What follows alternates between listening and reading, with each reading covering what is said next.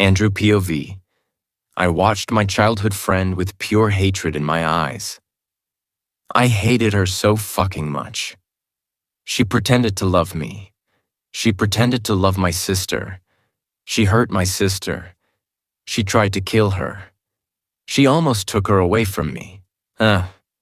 Seeing her lying on the floor, chained, beaten, and bloody, made me so fucking happy. "Are you here to torture me again, Andrew?"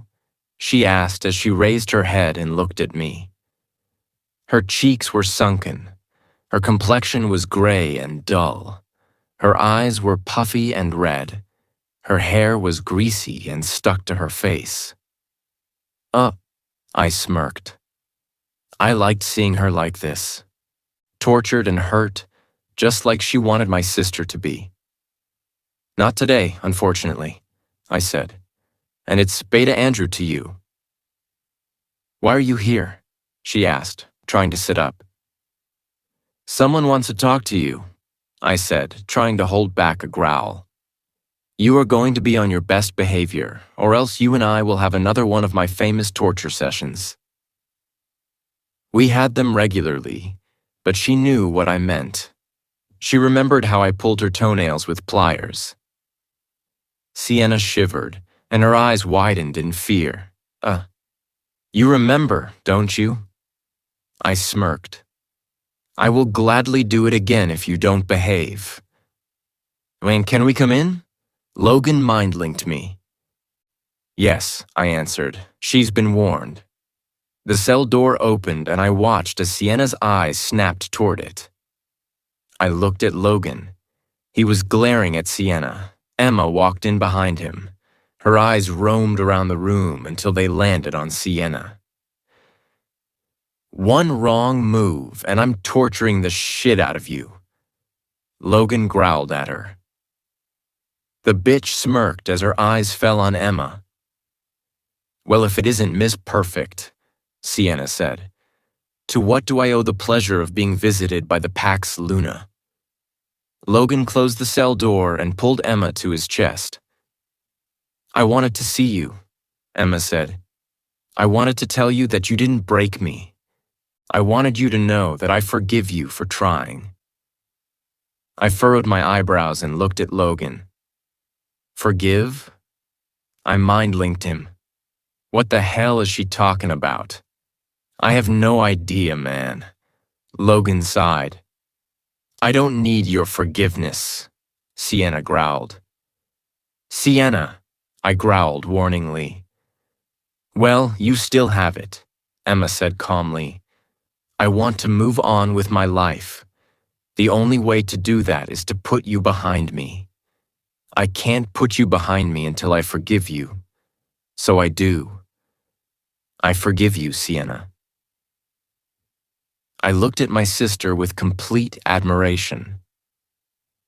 "I wish that you hadn't done it," Emma continued, not giving Sienna a chance to speak. "You had two wonderful men by your side. You had me.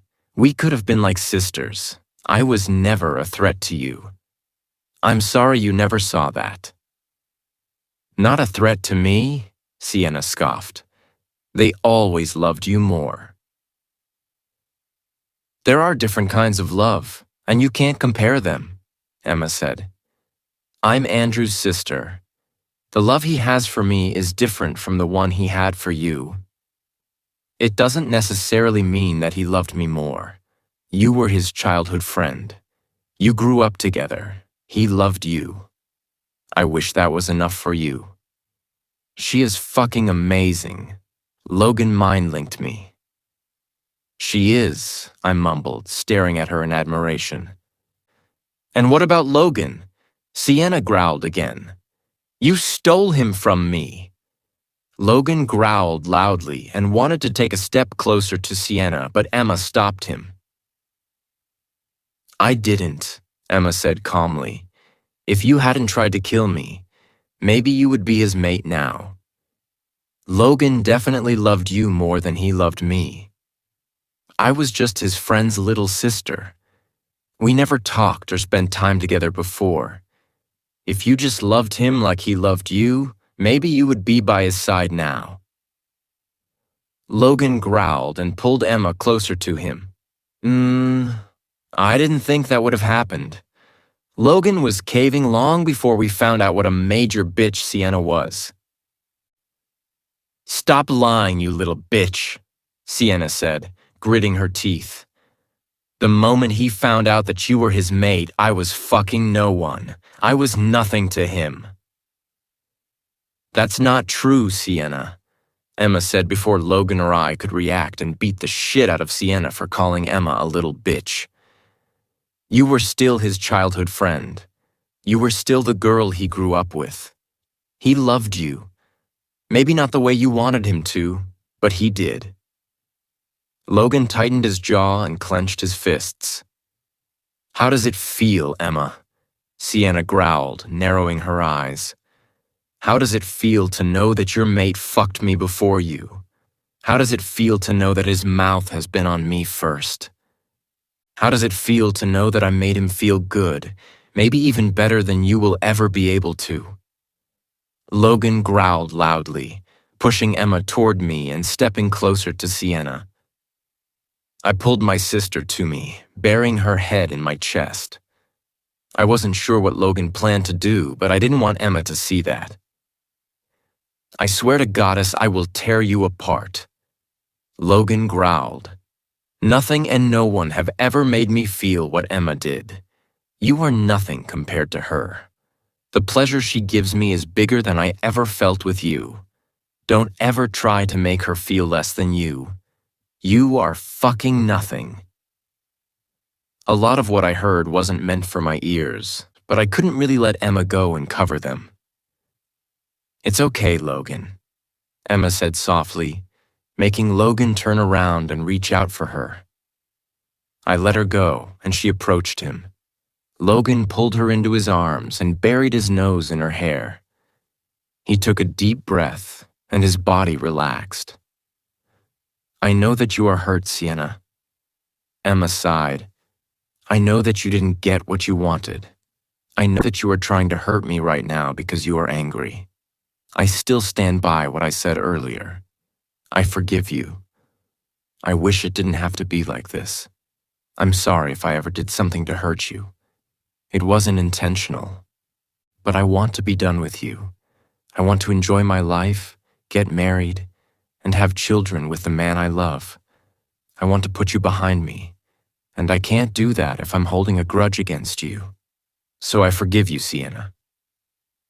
Sienna was staring at my sister with a murderous look on her face. Emma turned around to look at me.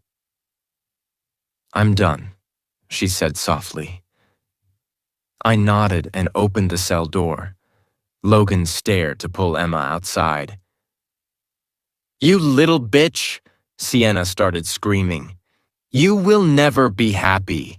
I will never let you be happy. I will get out of here and I will fucking kill you. Logan and I both growled loudly. I slammed the door shut before Logan could come back inside. He needed to be with Emma now, not here. You forgot what I promised you, bitch, I growled, clenching my fists. You haven't behaved nicely. Sienna's murderous eyes landed on me and she growled. She just gave me another reason to torture the living shit out of her. I will be back later, I said as I approached the door. Say goodbye to your nails. I opened the door and stepped back into the hallway. Logan was kissing Emma fiercely.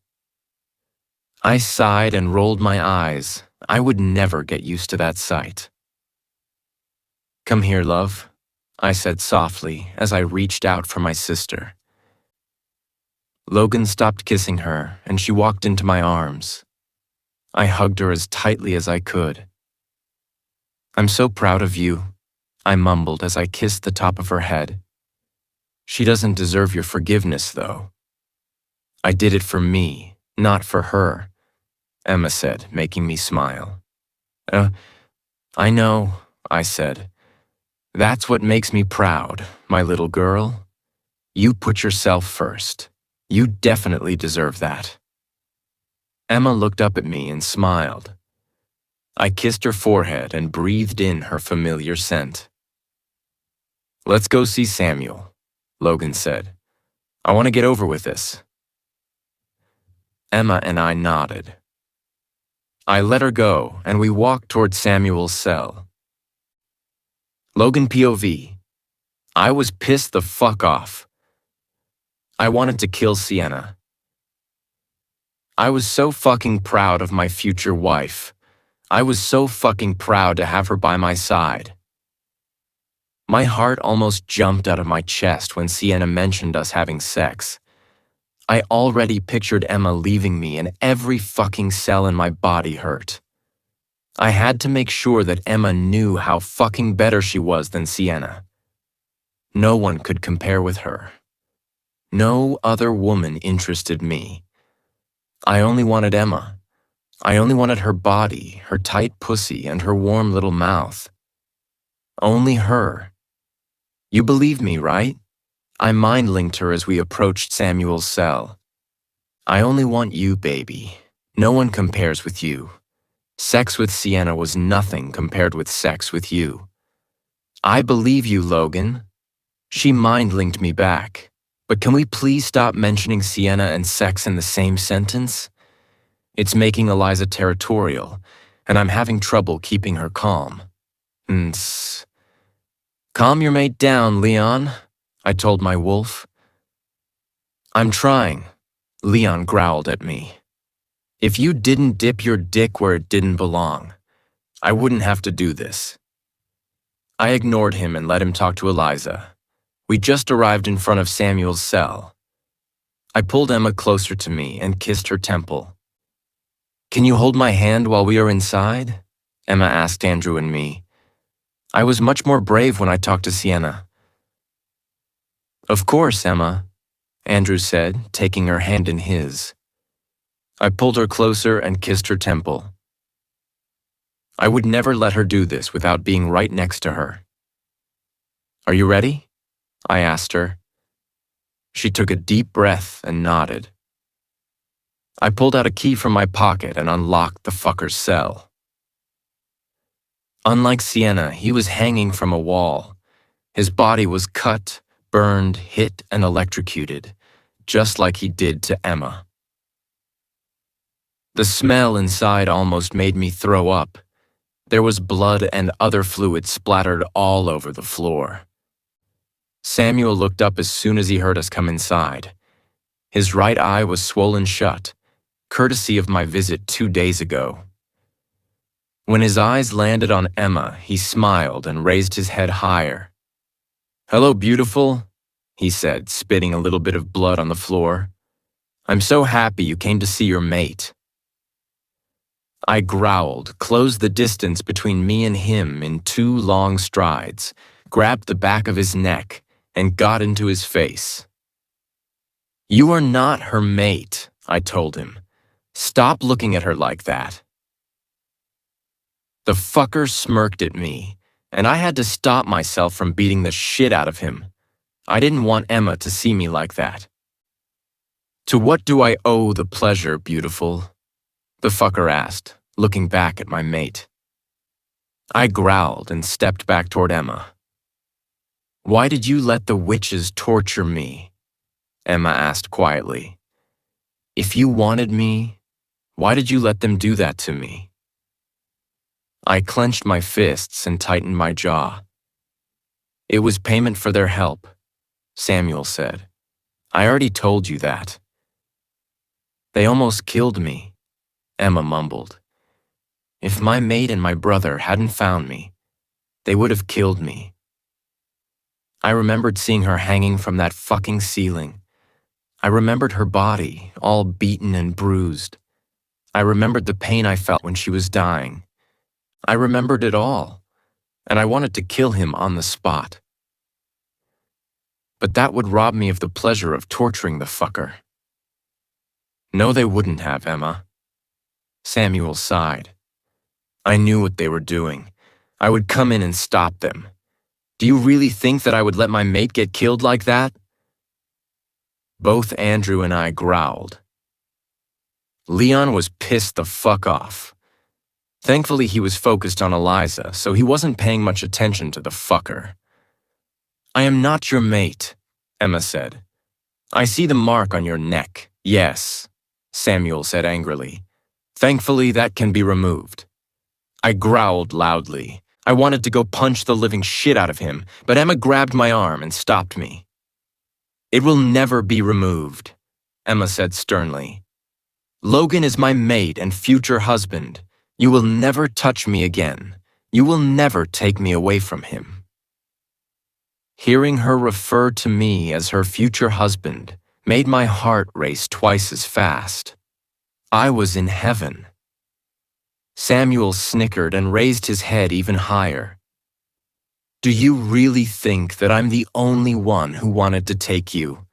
Samuel said, making my heart stop beating. Do you really think that there aren't others out there who know about you and want to use you? Andrew growled loudly and pulled Emma to him. What the fuck are you talking about? I yelled. Samuel looked at me and his smirk grew. You are a naive little man if you think that no one else would want her. She is a fucking once-in-a-lifetime find.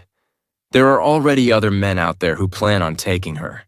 You got rid of me, but will you be able to get rid of them? My heart was going to break through my ribcage. I wanted to fucking kill him, but I could feel Emma's fear, and I needed to be with her now. She came first. She was my priority. Stay here and torture the answers out of him, I told Andrew through the mind link. Of course, he growled back. I turned around, picked Emma up, and took her out of the cell. I heard Andrew's menacing growl as he closed the cell door behind us. I hurried toward the exit. I needed to get her out of here. As soon as I stepped foot in my room at the pack house, I sat us down and cupped her cheeks.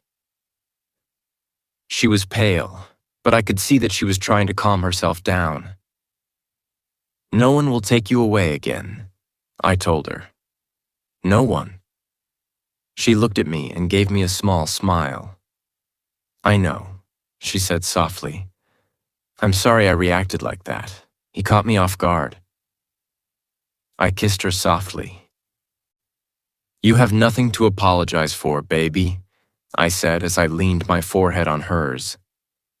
I am so fucking proud of you. You know that, right? I do, she said, smiling. I kissed her again and savored the taste of her on my lips. And I was hoping that Andrew would be able to get some information out of the fucker. If he was telling the truth, I needed to get ready. I would fucking kill anyone who tried to take her away from me again. I had other plans right now, though. You need to get ready, baby, I said as I reluctantly stopped kissing her. Emma furrowed her eyebrows. For what? Amy bugged the hell out of me and your brother until we agreed to let her throw you a party tonight, I said, rolling my eyes playfully. Amy really was a handful. Emma's eyes widened and she laughed. A party? She asked. Seriously? Why? Amy said something about you being a badass and that we needed to celebrate that, I said, grinning. Well, she is not wrong. Emma chuckled. I smiled at her and pulled her in for another kiss. I wanted more, but we didn't have time. I would just have to wait until tonight to bury myself in her again. Emma POV. Emma! Amy screamed as soon as Logan and I arrived at the party. Logan sighed and kissed the top of my head. I already miss you, baby, Logan said, making me furrow my eyebrows and look up at him. Why would he miss me? I was right here. Amy grabbed me and pulled me into a tight hug. Oh, I missed you so much, Amy screamed. Come on, we need to get this party started. She started pulling me away from Logan. I turned around and he shook his head. I knew that she would drag you away from me. Logan said, chuckling. No. I smiled at him and followed Amy toward the rest of the guests. The party was held in the pack house garden, and almost the entire pack was there. I saw a lot of my classmates and people I used to train with. Everybody was smiling at me, wanting to say hi and shake my hand. It was very weird, but very nice at the same time. I stopped to speak to a few of my classmates before Amy dragged me away again. She pulled me toward Jake, who had a huge smile on his face. "Emma," Jake exclaimed as he pulled me into a tight hug. "You look amazing, beautiful. I missed you." "I missed you too, Jake," I said as I hugged him back. I heard a growl behind me and I let go of Jake. "So he is jealous even after he marked you?" Jake sighed, glancing at the mark on my neck. I sighed and smiled. Logan had nothing to be jealous about. "Don't forget that gorgeous engagement ring," Amy said as she lifted my hand to get a better look at the ring. "You are marrying him?" Jake asked quietly. "Yes," I said as a small smile spread across my face. Jake frowned and tightened his jaw. "Take this," Amy said as she handed me a drink. I took a small sip of some clear liquid. "What's this?" I asked, frowning. "Gin tonic." Amy grinned before rolling her eyes and looking behind me. "I'm not going to get her drunk," she shouted, making me raise my eyebrows at her. She sighed and looked back at me. "Your maid and brother are worried that I'm going to get you drunk," Amy said, shaking her head. "Do they know that werewolves can't get drunk that easily?" I looked behind me and saw Logan and Andrew frowning. I smiled at them and looked back at my friends. "So, what's new with you guys?" I asked as I took another sip of my drink. "I feel like I haven't seen you in ages." "That's because you haven't," Amy said. "That man of yours is holding a monopole over you." I chuckled and shook my head. "It's not his fault." "Yeah, right." Amy rolled her eyes playfully, making me chuckle. "So, anything new?" I repeated my earlier question. "Not really," Amy said, looking at Jake. "We've been working and hanging out like usual." "I miss hanging out with you at the diner," I said, smiling. "Oh, we are definitely doing that tomorrow," Amy said, grinning. "If your mate lets you." Jake added with a hint of annoyance in his voice. "He will," I said, giving him a small smile. I didn't know what else to do. I understood that Jake was jealous, but I didn't know how to deal with it. The best I could do is be understanding and not give him a reason to attack Logan all the time. "Amy, Jake," I heard Aunt Gloria's voice behind me. "Do you mind if I take my daughter-in-law away for a second?" I turned around and saw Logan's mom smiling at me. I smiled back and hugged her tightly. "Of course, Luna," Jake said politely. "Just bring her back once you are done talking to her. We missed her." Aunt Gloria smiled at Jake and took my hand in hers. I handed my drink to Amy and followed behind Aunt Gloria. She started taking me a little further away from the crowd, but we had to keep stopping so I could say hi to the members of our pack. We finally made it to a bench and sat down. "How are you, honey?" Aunt Gloria asked me softly. "Much better," I said, smiling. "I can't even begin to explain to you how happy I am that you and Logan are together," she said, caressing my cheek. "He was never happier than he is with you." I smiled and looked at my mate. My core throbbed painfully. He was gorgeous. He was talking to my brother and smiling. The dress pants he was wearing made his legs and butt look amazing.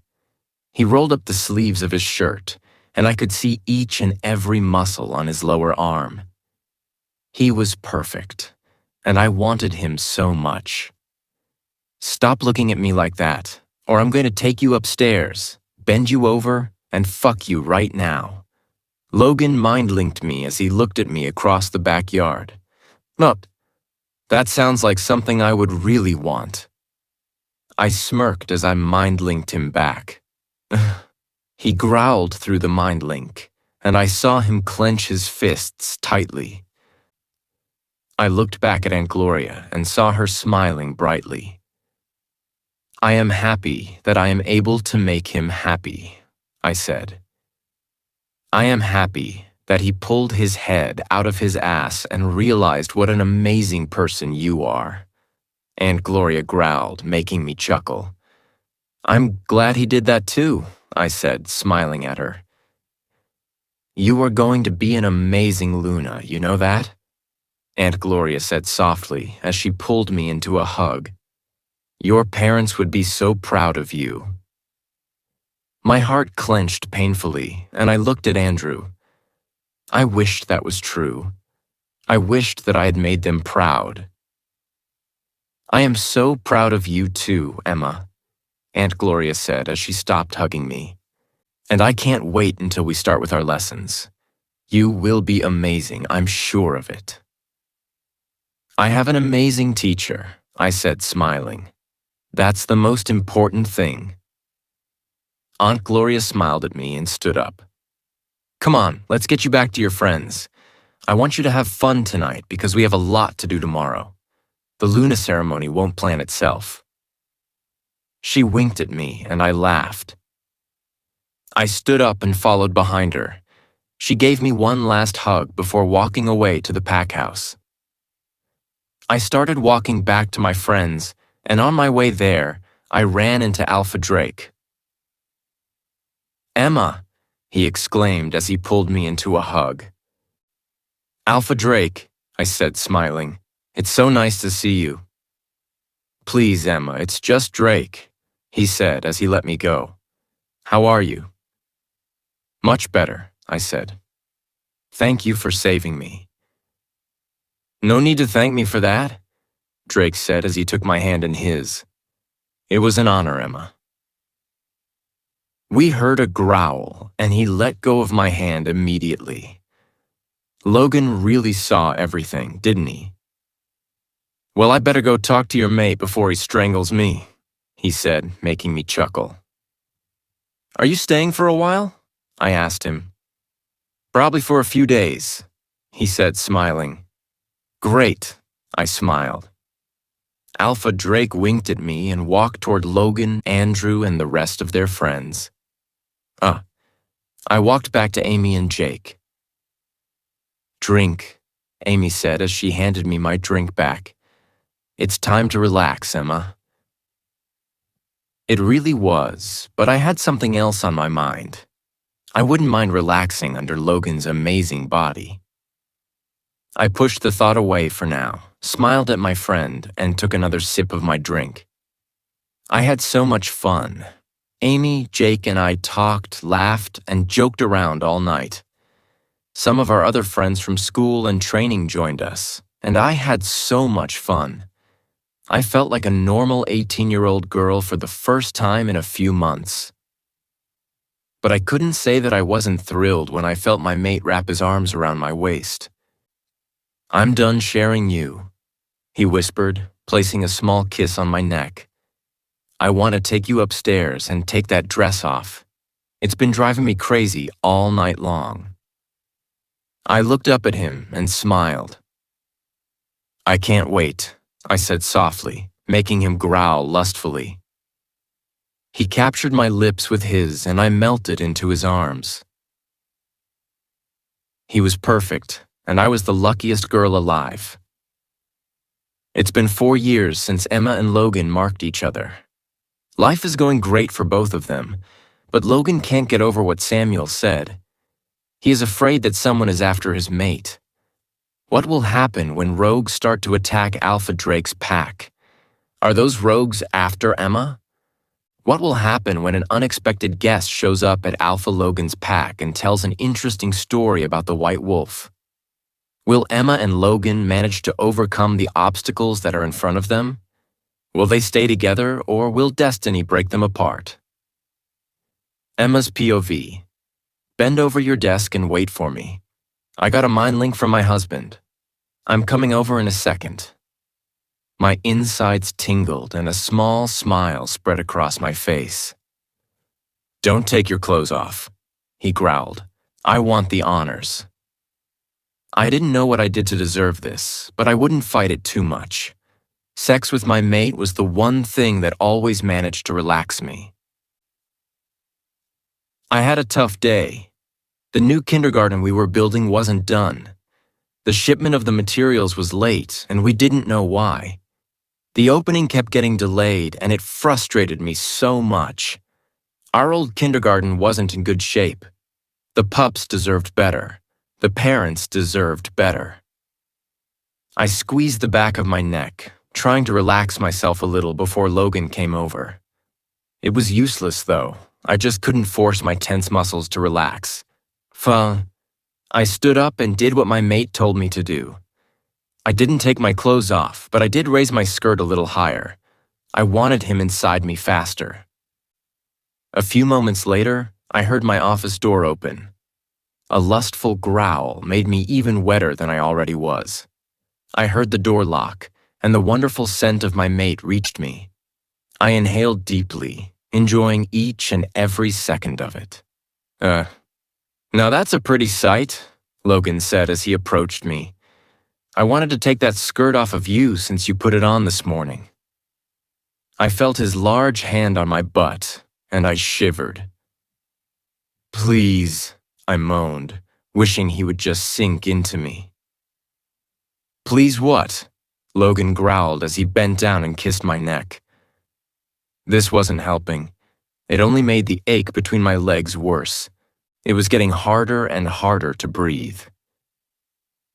Please fuck me, I said, trying to catch my breath. Why so impatient, my little mate? Logan growled as he placed his hand on my thigh and started lifting my skirt slowly. It was still too slow for my liking. I need you, I moaned. Logan growled as his hand finally reached my pussy. Yeah. Fuck, you are so wet, he mumbled as he kneeled. He lifted my skirt higher, and I felt his lips on my butt. He kissed it tenderly as he moved my panties to the side. He spread my legs wider and ran a finger through my folds. I moaned and squirmed. I needed him. Now. I felt his cold tongue as he licked my opening. How the fuck do you taste better each time I do this? He growled as he stood back up. I pushed myself back, trying to make him hurry up. I felt his hard dick pressing on my butt. You greedy little thing, Logan growled as he slapped my butt. I chuckled and pushed again, making him groan. He took a step back so he could pull his pants down. A second later, I felt him push inside me. I moaned and he grunted. Fuck, baby, he growled as he started pumping in and out of me. You feel so fucking good. He placed a hand on my back, pinning me down on the desk. I couldn't move. I couldn't do anything except enjoy his thrusts. And I did enjoy them. I felt my body relax completely. The only thing on my mind was my mate. His hands on my body, his cock inside of me, his scent all around me, the sound of his grunts as he fucked me at a steady pace. I was close to my orgasm, but I needed more. I needed him to touch me more. I whimpered, and he understood what I wanted immediately. He reached down and started rubbing my clit. Come for me, baby, Logan growled. I felt my body heat up. I felt the start of a sweet explosion in my belly. I clenched my fists tightly. My toes curled inside my heels. Gee, Logan's thrusts became faster and harder. I could feel him tense up. He growled again, and I moaned loudly. The explosion inside me reached its peak. Logan's thrust stopped, and I felt him pulsate inside of me. "Fuck, Emma," Logan said, panting hard. My heart was racing. My breaths were short and fast. I was floating on a cloud, and I enjoyed every second of it. Logan pulled out of me and adjusted my panties. He moved his hand from my back and pulled my skirt back down. I stood up and turned around. Logan was staring at me with so much love in his eyes that it made me shiver. He cupped my cheeks and kissed me tenderly. "Did I ever tell you how fucking perfect you are?" Logan mumbled as he traced my bottom lip with his tongue. I smiled. He told me that every day. "You tell me all the time," I said as I wrapped my arms around his waist. Logan smiled and kissed me again. He wrapped his arms around me and pulled me closer. His touch was the only thing I needed. I stopped kissing him and smiled. "I need to go clean up," I said as I placed a small kiss on his lips. "No," Logan growled quietly. "You will leave it like that. I want to see my seed on you when we come home tonight." Logan kissed me again, and I tangled my fingers into his hair, pulling him closer to me. Logan picked me up and walked toward the couch in my office. He sat us down, never moving his lips away from mine. I wanted him again. Logan stopped kissing me and smirked. "You will need to wait until we come home for me to fuck you again, baby." I sighed and rolled my eyes playfully. "Don't make me bend you over and slap your butt again," Logan said, reaching down and squeezing my butt. "You are not helping," I whined as I placed a kiss on his neck. "Numb," Logan chuckled and kissed my temple. "I felt that you were stressed, baby," he said softly. "What's wrong?" I sighed and gave him a small smile. He really was perfect.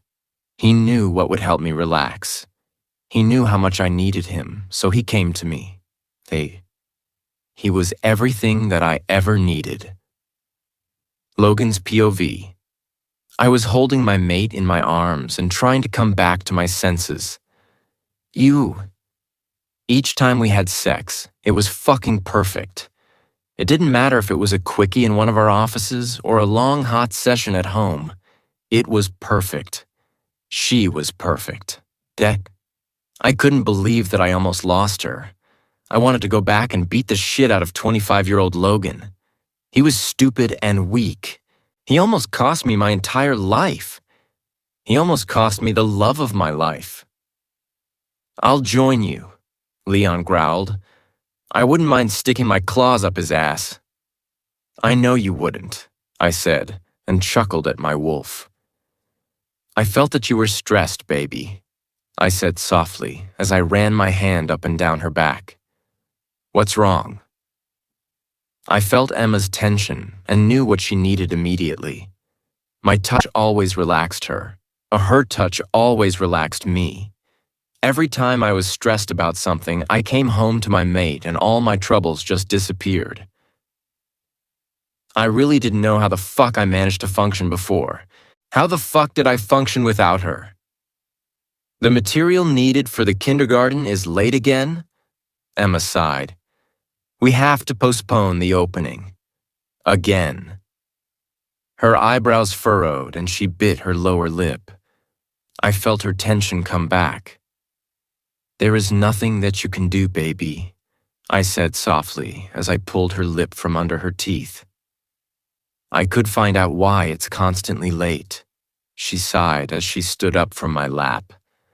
"I could go and see." "You are not going anywhere," I interrupted her. "It's not safe." It's been almost 4 years, Logan, Emma sighed. Samuel lied. Andrew didn't get anything out of him. Just because Andrew didn't get anything out of him doesn't mean that he lied, I growled as I stood up and approached her. He said that there are others after you. I am not letting you out of the pack. You are safest here. Just the thought of something happening to her had me ready to burn the fucking world down. I couldn't fucking lose her. But what about the kids? Emma argued. What about the parents? They deserve a new kindergarten. The kids deserve a nice place to play and learn. I am a Luna. I should do better. I stopped her from rambling by shutting her up with a kiss. You are an amazing Luna, I said as I leaned my forehead on hers. The people adore you. This isn't your fault, baby. I just wish that I could do more, Emma sighed. I caressed her cheek and kissed the tip of her nose. We were interrupted by a knock on the door. Emma? We heard Andrew's voice. Nah, I sighed, let my mate go and walked to the door. I unlocked it and let Andrew inside. As soon as he saw me, he rolled his eyes and sighed. I don't even want to know why this door was locked, Andrew mumbled as he walked past me. I grinned and closed the door behind him. What's wrong? Andrew asked Emma. The material for the kindergarten is late again, Emma sighed as she walked back to her desk. I watched her ass as she walked, and I got hard again. That tight skirt and those heels made her ass look fucking perfect.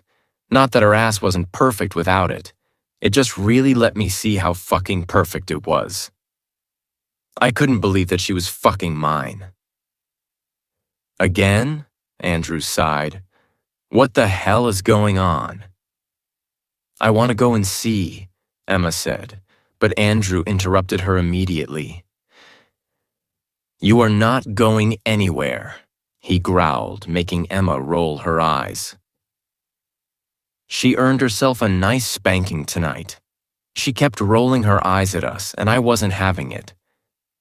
Well, maybe I just wanted an excuse to touch that perfect little round thing. Logan already said no, Emma said as she sat down at her desk. Good, Andrew said sternly. You are not leaving the pack. It's been 4 years, Emma said again as she looked down at the papers on her desk.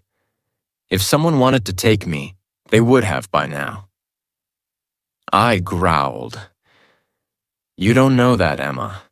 Andrew sighed as he sat on the couch. They could be waiting. For what? Emma asked, looking up at Andrew. We don't know, I answered instead of him. We still don't know much about you, Emma. We didn't know shit, really. We knew what Samuel told us. We found some old books and scrolls in his hideout, but all of them were written in an ancient language that we couldn't decipher. We needed a witch, but we couldn't find one. The ones whom we did manage to contact refused to help us. It was like they were afraid of something. Or someone. Don't make me worry even more than I already do, Em. Andrew sighed. I'm getting old, and I can't take the stress. You are 29, I sighed. You have a baby on the way, Emma said at the same time. You don't think that will be stressful? Emma raised her eyebrow and smirked. Also, you are basically calling me old as well, and I don't really like it, I said, crossing my arms over my chest. You two really are perfect for each other, Andrew mumbled. You always gang up on innocent people like me. Emma and I snorted, making Andrew roll his eyes. Come on, old man, I said, chuckling. We have work to do. Andrew stood up and waited while I approached my wife and gave her a kiss. I will see you tonight, baby, I said softly. I can't wait, Emma said, giving me a small smile. I walked out of my mate's office and back into mine. I couldn't wait to be alone with her tonight. Andrew's POV. Logan and I entered his office, and I sat down with a huff. How is Daisy? Logan asked me as he sat down at his desk. Daisy was my maid and Drake's younger sister. I met her 3 years ago when she and Drake visited our pack. I couldn't fucking believe that I finally found her. I adored her from the first moment I saw her, and I adored her even more now that she was carrying my pup. I was a little bit worried at the beginning. I was afraid that Daisy would hurt Emma. After what Sienna had done, I didn't really trust anyone. But I was so fucking wrong because Daisy adored Emma. Drake told his sister so much about Emma that it felt like Daisy already knew her. They became friends fast, and they were inseparable. I was so fucking happy. I didn't know what I would have done if Daisy had been a threat to my sister. She is very pregnant, I said with a small smile on my face. I really can't wait until my pup is born. Her hormones are all over the place. It's nice to see what awaits me, Logan chuckled, making me raise an eyebrow at him. Emma decided to have pups? I asked. We haven't talked about it lately, Logan said. But I'm thinking about bringing it up. I don't want to pressure her, but I would like to knock her up, you know? I can already imagine her walking around with a round belly carrying my pups. Logan smiled brightly, and I chuckled. It's weird because she is my sister, but I know exactly what you mean, I said, smiling. It's really something special to see the love of your life carrying your pup. It really was. I couldn't keep my eyes off Daisy. She was perfect. If it was up to me, she would always be pregnant. I can't wait, Logan sighed longingly. I am ready to be a dad. That's one of us, I mumbled. I'm terrified. I really was. What if I hurt my pup? What if I screwed up? What if I was a terrible father? What are you talking about? Logan exclaimed. What do you have to be terrified of? Screwing up, I said. What if I mess up my kid? Logan looked at me in disbelief. Are you kidding me, man? Logan said. You are already a dad to Emma. You didn't mess her up. She is so fucking amazing, and you helped her become so fucking amazing. A small smile spread across my face. Emma really was my pup. I was so involved in her upbringing that it was sometimes hard for me to remember that I was her brother, not her dad. I didn't mind when people said that I was her dad. I was honored to have a pup like her. I was so fucking proud of her. You were raising her even before your parents died, Logan continued. You really are her dad in a lot of ways. I am proud to be her dad, I said, smiling. I am proud to be her brother. Hell, I would be proud if I was just her friend. She is amazing. She is, Logan said softly. You helped her become amazing, so you don't have anything to worry about. Your son will be amazing as well. Logan was right. He would be amazing. I would love him endlessly, and I would make sure that he would be happy and safe. Drake called, Logan said, changing the subject. He has some trouble with the rogues. My heart raced. Rogues? The same ones who were working for that fucker? The same ones who helped Samuel? I can already tell what you are thinking, Logan sighed. Drake doesn't think that they are Samuel's men. They don't seem to be working as a group. They seem to be individuals. I let out a relieved breath. What kind of trouble is he having? I asked, feeling the rock fall off my chest. I kept waiting for something to go wrong. 4 years had passed, but I still waited for someone to come and try to take my sister away from me. I still waited for Samuel's words to come true. There are a lot of break-ins into the houses closer to the border, Logan said. Drake is increasing the patrol, but the rogues keep slipping past them. Fuckers, I mumbled. Did they hurt anyone? No, Logan said, shaking his head. They just steal. I nodded and furrowed my eyebrows. Drake asked if we could send some of our wolves to help guard the border. Logan continued. Of course, I agreed. I will talk to Lewis about sending some of our wolves. Lewis will know whom to send. Logan nodded and pulled out a bunch of papers from his desk drawer. That's my cue to leave, I said, making Logan roll his eyes. Being alpha isn't that glamorous, Logan mumbled. It's mostly just paperwork. That's why I enjoy being beta, I smirked. I get to go talk to Lewis while you drown in paperwork. Logan rolled his eyes at me again and I chuckled. I will see you later, man, I said as I stood up and walked to the door.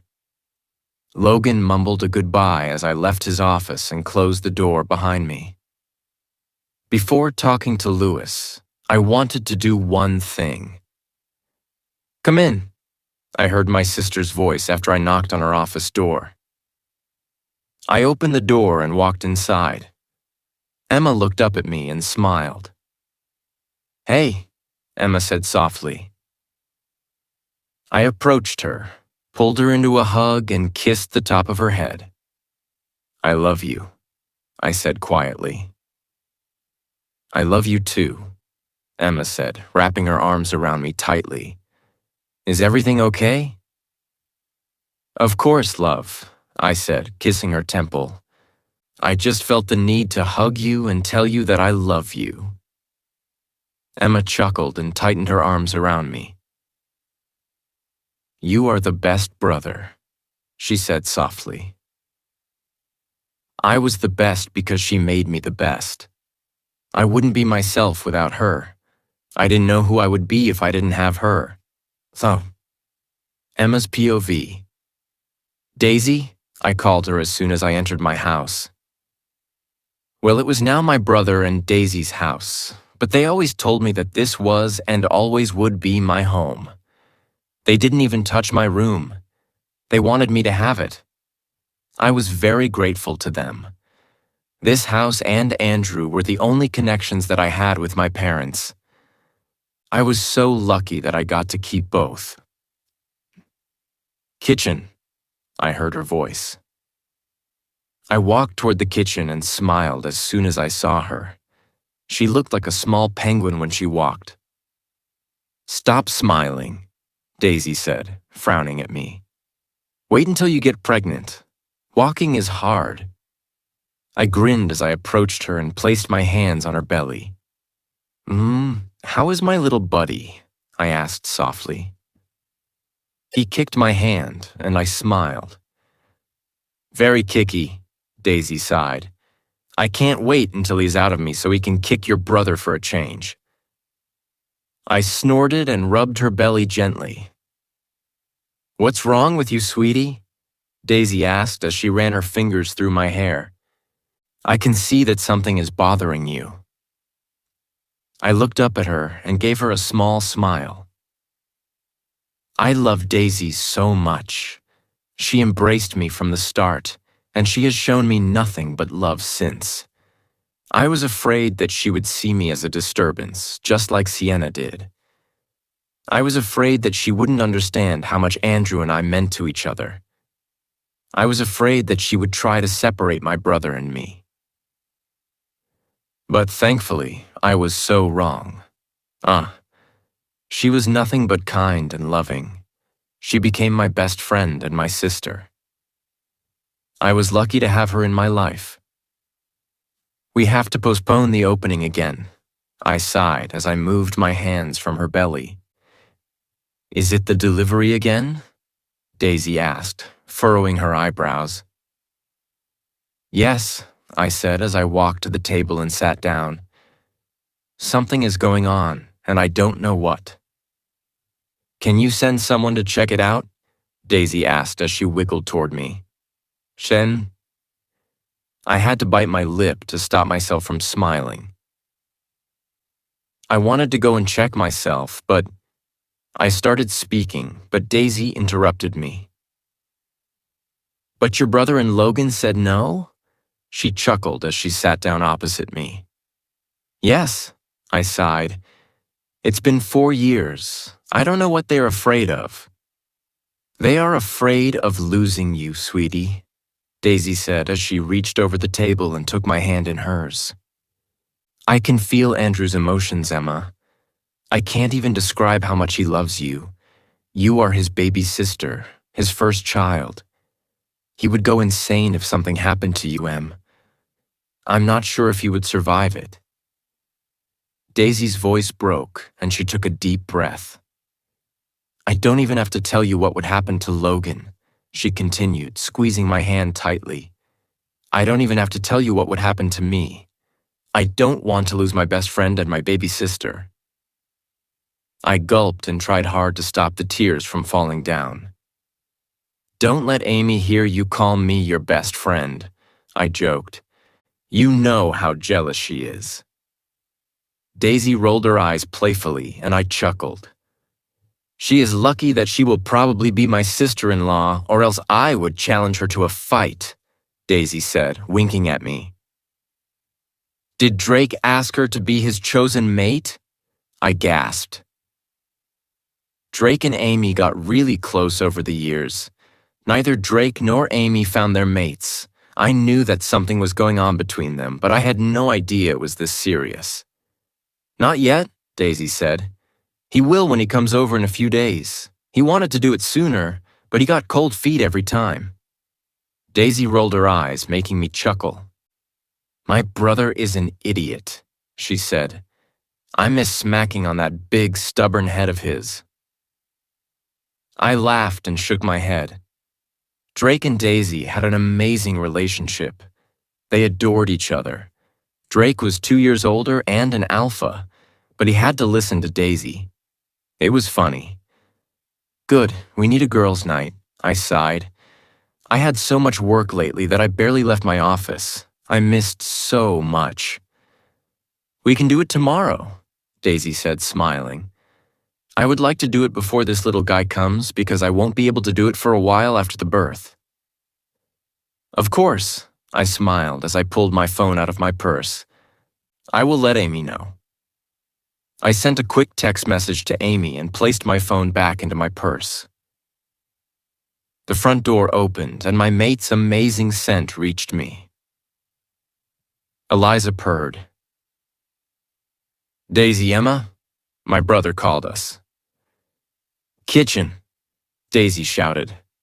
A few moments later, my brother and Logan walked inside. Logan smiled at me and approached me quickly.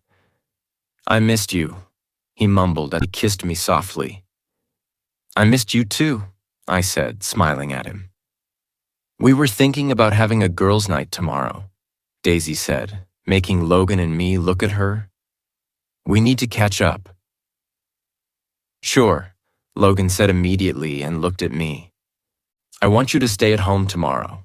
Don't go to work. I furrowed my eyebrows. Why? I have so much to do. I have to. I can feel how tense you are, Emma, Logan interrupted me. You are staying home. Nothing bad will happen if you don't go to the office for a day. Logan is right, love, Andrew added. You will get sick if you continue like this. I sighed and bit my lip. We can turn the girls' night into a girls' day and go do something relaxing, Daisy said, smiling at me. I took a deep breath and nodded. Awesome, Daisy grinned. I can't wait. My brother chuckled and kissed the top of her head. Are you ready to go home, baby? Logan asked me. I looked up at him and nodded. Good. He mind-linked me. Because I really need to fuck you. My smile turned into a smirk, and I could tell that Logan had to hold back a lustful growl. Emma's POV. So, what's sex with Logan like? Amy asked me as we were sunbathing on the lakeshore. I got up on one elbow and lifted my sunglasses to look at her questionably. Seriously? I asked, surprised. Amy looked at me like I was the crazy one. What? She said. I can't talk about sex with Drake because Daisy is going to throw up. Daisy can't talk about sex with Andrew because you are going to throw up. You are all we have. She's got a point, Daisy chuckled. You two are crazy, I mumbled as I laid back down. I wasn't going to talk to them about Logan and his skills. Oh, come on, Emma, Amy sighed. I'm not telling you anything, I said, smirking because I'd just gotten an idea. You might get jealous. Amy and Daisy gasped, making me laugh. Okay, now I need to know, Amy said, grabbing my arm. Not a chance, I said, laughing. So, are you and my stupid brother finally admitting that you're in love? Daisy asked Amy, changing the subject. Thank you, Daisy, I said, chuckling. Oh, don't thank me, Daisy said, lifting her sunglasses and smirking at me. If Andrew wasn't your brother, I would tell you exactly how amazing he is in bed. I placed my hands over my ears immediately. I don't need to know that, I said, making Daisy and Amy laugh at me. So Drake, I changed the subject, looking at Amy. Amy sighed and lifted her sunglasses on the top of her head. He is amazing, Amy said. Not just in bed, but in every other way as well. Daisy gagged, making me smirk at her. If he asked you to be his mate, would you say yes? Daisy asked, smiling. Amy sighed and bit her lower lip. Goddess, I would like to spend the rest of my life with him, Amy said as a small, loving smile spread across her face. But me, Luna? She furrowed her eyebrows and looked at me worriedly. I don't know if I could do it, Amy said quietly. What if he found his mate? What if I took someone's place? What if I were a terrible Luna? I reached out and took her hand in mine. You would be an amazing Luna, Amy, I said softly. You are kind and loving, and that's the most important thing. My brother is almost 30, Daisy added. I don't think that he will ever find his mate. We talked about it a lot, and he thinks that she died before they met. My heart clenched painfully. Just thinking about never finding Logan made me want to scream in pain. Well, either that or she lives on Mars, Daisy sighed. My brother traveled a lot, but he never found her. She doesn't exist. I looked at Amy, who was biting her lip nervously. What about you? I asked her. Do you want to wait for your true mate? Amy looked at me and sighed. I don't think that he exists either, she said. I am 23 years old, and I still haven't found him. I probably never will. That saddened me a lot. Not finding your true mate must be so painful. But Amy and Drake found each other, and that's all that mattered. My brother is an amazing guy, Daisy said, smiling. And he loves you so much. I love him too, Amy said softly. You shouldn't have any doubts then, Daisy said. Being true mates with an alpha doesn't mean that you would be a great Luna. I've seen so many women who were true mates with an alpha, but they were terrible Lunas. I snorted, making Daisy look at me. Where did you see these women? I asked. You barely left your pack before you came here. Seen, heard, Daisy said, waving her hand. That's all the same. Amy and I chuckled, making Daisy roll her eyes at us. Maybe we should head home, Daisy sighed. Emma's nephew is jumping on my bladder. He is Emma's nephew, or Andrew's son, when he is doing something that Daisy doesn't like, I said, looking at Amy and raising an eyebrow. He is Mom's perfect little pup when he is behaving. Amy laughed as she started picking up her stuff. Well, that's just the truth, Daisy said, making me roll my eyes playfully. We gathered our things and walked back to our houses. Baby, Logan called me as soon as I opened the front door. Hey, I said, walking toward the sound of his voice. What are you doing home so early? I walked into the kitchen and saw my handsome mate cooking. He wasn't wearing a shirt, and I could see his muscled back perfectly. I drooled a little. I decided to come home and spend some time with my little mate, he said, turning around and giving me a smile that made my knees weak. There wasn't much to do at the office today. His eyes roamed up and down my body, and he smirked. Are you wearing my favorite bikini? He asked lustfully. I felt the wetness between my legs. I am, I said, placing my bag on the floor. Do you want me to show you? Logan turned around completely. He leaned on the kitchen counter and crossed his arms over his chest. I took that as a yes. I smiled and lifted my dress over my head. I threw it on the floor, and Logan growled. He closed the distance between us in 2 long strides. He untied the top piece of my swimsuit and let it fall on the floor. His mouth was on my nipple a second later, sucking and biting it gently. I moaned loudly and arched my back. Logan used his hand to start playing with my other breast. Fuck Emma, he growled. You taste so fucking amazing.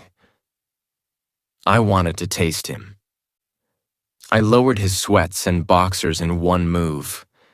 I got down on my knees and looked up at him. He grabbed a fistful of my hair so he could hold me in place. He grabbed his dick with the other hand and placed it in front of my mouth. Open, baby, he said, and I did as I was told. Logan's POV. Why are you so happy? Andrew asked as he was looking through the papers on his desk. Well, I was happy because I fucked my mate a couple of times last night. It was amazing as always. She was so fucking perfect, and I just couldn't get enough of her. My dick throbbed again, just remembering how fucking amazing her pussy and that little mouth felt. I couldn't tell that to her brother, though. You don't want to know, I smirked, making Andrew look up at me. He rolled his eyes and sighed. I will never get used to this, Andrew mumbled, looking back down at the papers. She is 22, Andrew, I said. She is an adult. Well, in my eyes, she is still that little girl who made me clean her nose because the boogies were tickling her, Andrew said, making me chuckle. She made you clean her nose? I asked, trying to stop myself from laughing. Yes, Andrew nodded. She would make me look inside to see where bogies were. I couldn't hold back my laugh anymore. Oh, I am so going to tease her for that, I said, shaking my head. Andrew snorted, not looking up at me. So Drake is coming tomorrow? I asked Andrew. Yes, he nodded. He wants to see Daisy and talk to Amy about something important. Emma told me that Drake was going to ask Amy to be his chosen mate. I was happy for them. Amy was a nice girl, and she deserved a good mate who would take care of her. Drake was definitely that. Drake is going to ask Amy to be his chosen mate, I said, making Andrew look back up at me. Really? He asked. It's about time. I agree, I nodded. I'm happy for them. You are happy because he backed off of Emma, Andrew said, smirking. He wasn't wrong. Drake was in love with my mate, and it pissed me off so fucking much. I wanted to kill him. I wanted to rip his eyes out because he just wouldn't stop looking at her. He didn't stop even after I marked her. Emma had to stop me from killing him a few times. She was fucking mine, and no other male would ever come close to her. So when Drake started hanging out with Amy, I was the happiest man ever. You were right, I nodded. I almost killed him a couple of times. So no shit, Andrew chuckled. But you know that you didn't have to? Emma would never choose him. I know, I sighed, but I was so fucking scared that she would leave me. Even after I marked her, I still thought that maybe she would change her mind. I still thought that she would somehow remove my mark and leave me. It wasn't until I saw her walking down the aisle that I knew that she was really mine. I remembered how fucking beautiful she looked that day, and my heart raced. She was extraordinary, and I couldn't look away from her. Her beauty captured my mind and my soul. I was like a lost little puppy that day. The only thing I did was look at her and follow her around. I couldn't wait to fuck her that day. I didn't even wait for her to take her dress off. I just sank into her and enjoyed her whole body. That was just one of the times we had sex that night. And it was fucking amazing. Just like every time before and after that. She is, Logan, Andrew said, giving me a small smile. You don't have to worry about that. I know, I said, smiling. I'm not worried. I know that she loves me as much as I love her. It seemed impossible, though, because my love for her was fucking endless. There was nothing I wouldn't do for her. Did Drake say anything about the rogues? I asked Andrew, changing the subject. No, Andrew said, shaking his head. I've sent out warriors. I don't think that there will be any news for a few days. What about our borders? I asked. Any unusual rogue activity? I had to keep my eye on them. After we captured Samuel, there weren't any rogue groups anymore. That was more like them. They were lone wolves, and working together or being part of a group was unusual for them. What was going on at Drake's borders worried me. Too many rogue wolves demonstrated the same behavior. Were they part of some group again, or did the word just travel around about Drake's border not being guarded properly? And a few rogues decided to take the opportunity to gain something from it. If they were a part of some group, what was the plan? What were they after? What did they want? Were they working for someone? Was it the one Samuel warned us about? If they were after my mate, I would kill them all. No, Andrew said. Nothing suspicious. I nodded. Tell our warriors to capture one of the rogues, I said. I don't like that there are so many of them acting similarly. Already done, Andrew said. I was worried about that too. If they are after Emma again. We will fucking kill them, I finished the sentence for him. Andrew nodded and tightened his jaw. No one will hurt her ever again, Andrew, I said. I promise you that. I will kill them all. I will burn down the whole fucking world for her. I know, Andrew said quietly. I will do the same. Did you tell our warriors to bring the captured rogue here? I asked. I did, Andrew nodded. I already have a cell for him. I smirked. That rogue better speak. Andrew could be an insane motherfucker, especially if you touched his family. Logan, my mate mind-linked me. Yes, baby, I answered immediately. Can you come to my office for a second? She asked, and I could hear the sadness in her voice. I was on my feet in a second. What's wrong? Andrew asked worriedly. Emma needs me, I said as I ran out of his office. Tessa, Emma's POV. I was sitting in my office stressing about the late shipment when a knock on the door made me put the papers down. Come in, I said, running my fingers through my hair. The door opened and Jake walked inside. Hey Jake, I said, giving him a small smile. What can I do for you? I'm not here on official business, beautiful, he said as he sat down on the couch with a huff. Is something wrong? I asked as I stood up and approached him. He looked up at me and furrowed his eyebrows. Why haven't I found my mate yet, beautiful? He mumbled as he took my hand in his. Tessa. I sat down next to him and took a deep breath. This was a question that had bugged him for a while now. He was scared that she died. He was sure that he would never find her. On the other hand, he didn't want to take a chosen mate. He didn't want to look at other girls. I admired it, but I was also worried about him. I didn't want him to spend his life alone. He was a great guy and he deserved the best. It saddened me that the goddess hadn't given him a mate yet. I don't know, Jake, I said softly. I wish that I could tell you that you will find her soon, but I don't know that. I want you to be happy. I really do. Jake kept his eyes on my hand. He played with my fingers absent-mindedly. Jake, I called him softly, and he looked up at me. Then, are you happy with Logan, Emma? Jake asked, making me tense up. My heart raced. Where was he going with this?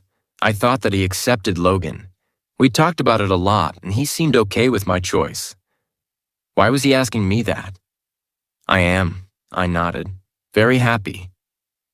Jake studied my face for a few moments. I saw his jaw clench, and he took a deep breath.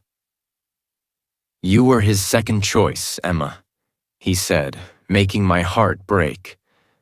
You know that, right? My heart was breaking inside my chest. Jake was wrong. I wasn't his second choice. He loved me. He wanted me. He wanted me even before Sienna kidnapped me. He wanted me before he knew about my powers. He wanted me. If Sienna had never kidnapped you, he would have taken her as his chosen mate, Jake said. He wouldn't have changed his mind, Emma. I let go of his hand.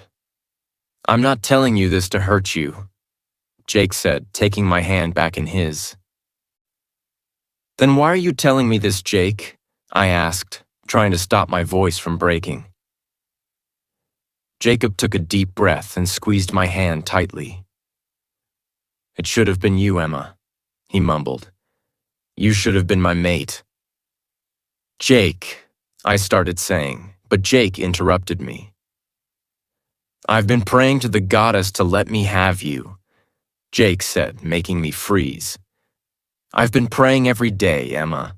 There was a mistake. I am sure of it. A man like Logan couldn't get a mate like you, beautiful. You deserve so much better. He's been praying to the goddess to take me away from Logan? You are my best friend, Jake, I mumbled. Why would you want to hurt me like that? What? Jake asked as he raised his eyebrows abruptly. I don't want to hurt you, Emma. Why would you say that? You want to take my mate from me, I said. That would hurt me. No, beautiful, you don't understand, Jake said, wrapping his arm around my shoulders and pulling me closer to him. I would be your mate then. There would be no pain, beautiful, only love. I love you so fucking much. I love you more than my life, Emma. My heart clenched painfully. I knew I had to choose my words carefully. Jake was hurt and vulnerable right now. I had to make sure not to hurt his feelings. I love you too, Jake, I said softly. and I am sorry that you still haven't found your mate. If I were yours, I am sure that you would love me endlessly. But I am not your mate, Jake. You could be, Jake mumbled. Shivers went up and down my spine. I knew that he was hurt. I knew that he wouldn't be saying this if he wasn't. But it was so hard for me not to pull away from him. No, Jake, I couldn't, I said softly. I am Logan's mate. I am his wife. I couldn't be yours. Jake looked up at me, and the pain I saw in his eyes made my heart hurt. You will find a girl who will love you so much because you are an amazing person, I said, giving him a small smile. You will love her so much more than you love me. I am sure of it. It's hard to see past you, Jake mumbled, looking down at his hands. I didn't know what to say, so I just stayed silent. I am sorry for bothering you, beautiful, Jake said, looking up at me. I really needed to see you. You could never bother me, I said, smiling. I will always be there for you. Jake pulled me into a hug and kissed the top of my head. I hugged him back tightly. I should go, Jake said as he let me go and stood up. How about a milkshake at the diner tonight? Sure, I nodded, smiling at him. Jake bent down to kiss the top of my head again before he turned around and left my office. I took a deep breath and tried to stop the pain in my heart. I needed to see my mate. Logan. I mind-linked him. Yes, baby? He responded immediately. Can you come to my office for a second? I asked. A few moments later, I heard Logan's footsteps approaching my office at a fast pace. Logan's POV. What's wrong? I asked as I barged into my mate's office. She was sitting on the couch, and I could see the sadness in her eyes. I was so distracted that I almost missed the scent of the person I hated. Jacob. Leon got nervous immediately. I saw fucking red. If he hurt her, what did Jacob do to you? I asked as I approached her. He didn't do anything, Emma sighed. He was sad, so he made me a little sad as well. I sat down next to her and pulled her onto my lap. She straddled me and placed her hands on my shoulders. What did he say, baby? I asked her softly. He did do something. He made my mate sad. I wanted to punch the living shit out of him because of that. It's not important, Emma said, giving me a small smile. I just wanted to see you. I clenched my fists and tried to keep my anger under control. It was important. He fucking made her sad. Emma leaned in and kissed me before I could protest and argue with her.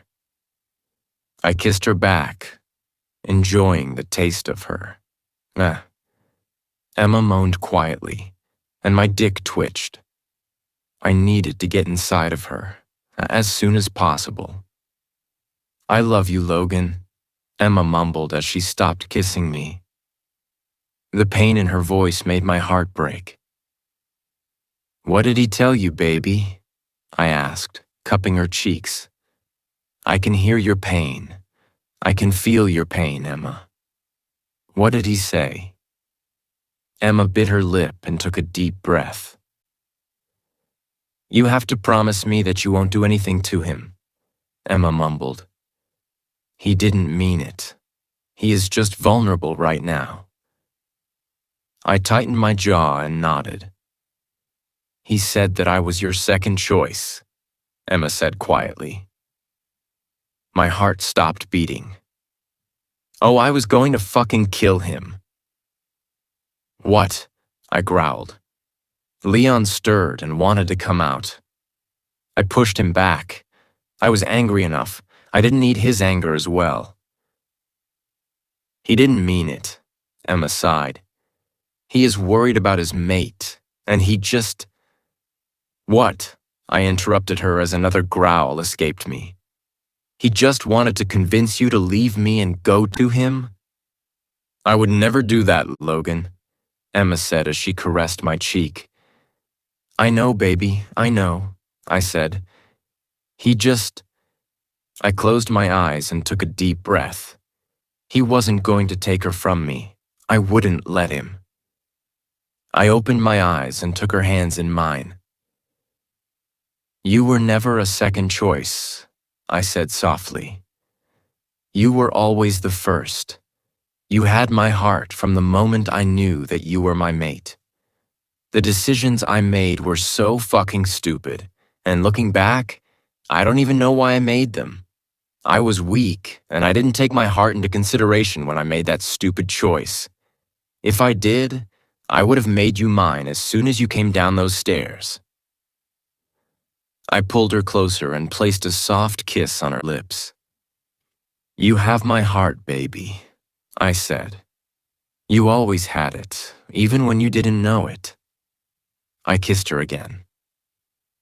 I can feel your soul in mine, I said as I caressed her cheek softly. They are intertwined. I would be nothing without your soul in mine, Emma. I would be nothing. A tear fell on Emma's cheek, and I wiped it away. She leaned in and kissed me hard. I love you, Emma said. I love you too, baby, I mumbled as I started sucking on my mark on her neck. She moaned and arched her back, pressing herself against my already hard dick. My body was burning with the need to be inside of her. Stand up, lock the door, and sit on your desk, I told her, growling. She did as she was told. Thence, I watched her ass as she walked away, and I almost came into my pants. I watched as she sat down on her desk and looked at me. I stood up and approached her, keeping my eyes on hers the entire time. I could see the lust in her eyes growing by the second. I kissed her, keeping my eyes open. She did the same. I stared into her beautiful soul, and my body shivered. I traced my hand down her body, reaching the hem of her skirt and pulling it up. I lifted her so I could pull her skirt up high. I needed it out of the way right the fuck now. I kneeled in front of her, opened her legs, and looked up at her. Her breathing was hard and fast. Her chest was falling up and down rapidly. I could see her hard nipples straining against her blouse. She kept those beautiful blue eyes on me the entire time. I placed one of her legs on my shoulder and looked down at the thing I wanted most. I moved her panties aside and looked up at her as I started sucking on her clit gently. She threw her head back and moaned. Eyes on me, I growled, making her look back down at me. I wanted to look at her as I sucked and licked her. I wanted to see her as she reached her orgasm. I got my wish soon. Her breathing picked up. She tensed up. Her moans got even louder. One more lick, and she would be coming. She was so close. So I stopped. Emma's eyes widened and she whined. I want you coming on my dick, I growled as I stood up and pulled my pants down. My dick was painfully hard. Lay down and lift your hips for me, baby, I ordered, running my fingers up and down her folds. She was so fucking wet. She did as she was told, and a few seconds later, I was pushing into her. Oh, fuck, I growled as she threw her head back and moaned. Eyes on me, I reminded her as I started thrusting into her. Hey. She looked at me and I smirked at her. Good girl, I said, growling. My thrusts became harder. I reached down and started to rub her clit. Oh, Logan, she moaned. Fuck, I wasn't going to last long. Come for me, baby, I told her, and she did. I felt her walls tighten around me. She cried out and wrapped her legs around my waist, pulling me even more into her. My vision blackened, and I saw fucking stars as I exploded inside of her. Emma's POV. The door to my office burst open. I almost had a heart attack. I was so focused on work that I didn't even hear anyone approaching my office. Goddess Amy, I said, placing my hand over my heart. You are going to give me a heart attack. Emma, baby, what's wrong? I heard Logan's panicked voice in my head. I am okay. I mind-linked him back. Amy burst into my office. I was focused on work and I didn't hear her coming. Goddess, baby, Logan mumbled. I got so freaked out. I am sorry, I said. I am okay, don't worry.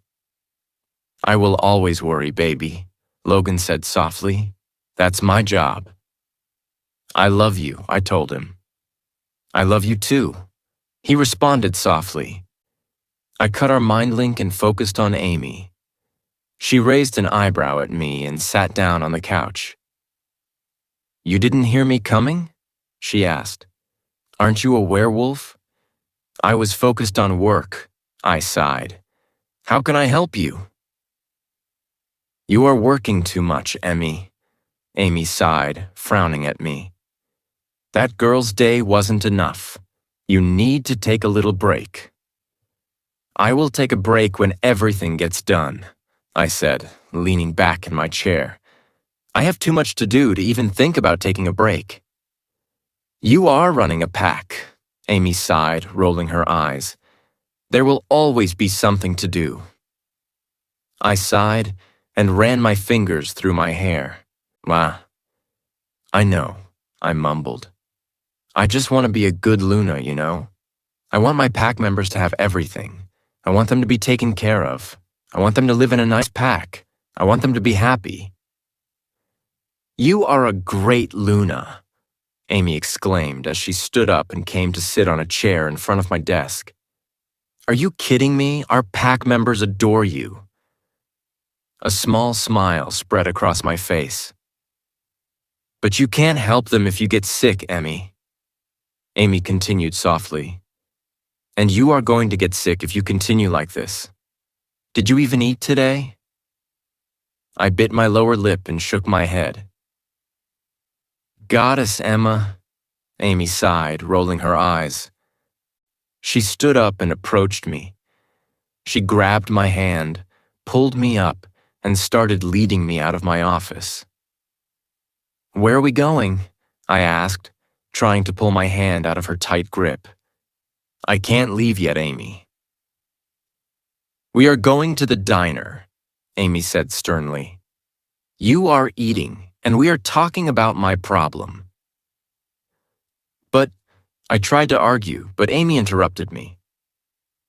No buts, she said as she stopped in front of Logan's office. She opened the door and walked inside, pulling me behind her. Logan was sitting at his desk with a bunch of papers in front of him. He was already looking at us. Unlike me, he heard us coming. One of his eyebrows was raised, and his eyes were focused on Amy's hand on my arm. I could feel him tense up. I could tell that he wasn't sure if he should react or not. Hello, Alpha, Amy said. I just wanted to let you know that I'm taking your mate for lunch. She hasn't eaten anything today. Logan's eyes snapped to me. You haven't eaten? He growled. I didn't have time to eat, I defended myself. I had too much work to do. Logan sighed and looked at Amy. Take her, he ordered. After you finish lunch, take her home. But I tried arguing, but Logan interrupted me. It can wait, Emma, Logan said, looking back down at the papers in front of him. Go eat and wait for me at home. I won't be long. Amy grinned and pulled me out of Logan's office. I resisted the urge to sigh and roll my eyes. So what did you want to talk to me about? I asked as Amy and I were walking to the diner. Amy sighed and glanced at me. Drake is coming tomorrow, she mumbled. I furrowed my eyebrows. Wasn't that a good thing? I am nervous, Amy said after she saw my confused expression. Oh, right, Drake was probably going to ask her to be his chosen mate. I smiled and bumped my shoulder against hers. Someone is getting a mate, I said happily. We reached the diner and Amy opened the door for me. I saw her roll her eyes and it made me chuckle. Our usual table wasn't occupied, so we sat down and waited for the waitress. I'm so happy, Amy said. But I'm also very nervous. What should I wear? I laughed and shook my head. Is he taking you somewhere? I asked, leaning toward her.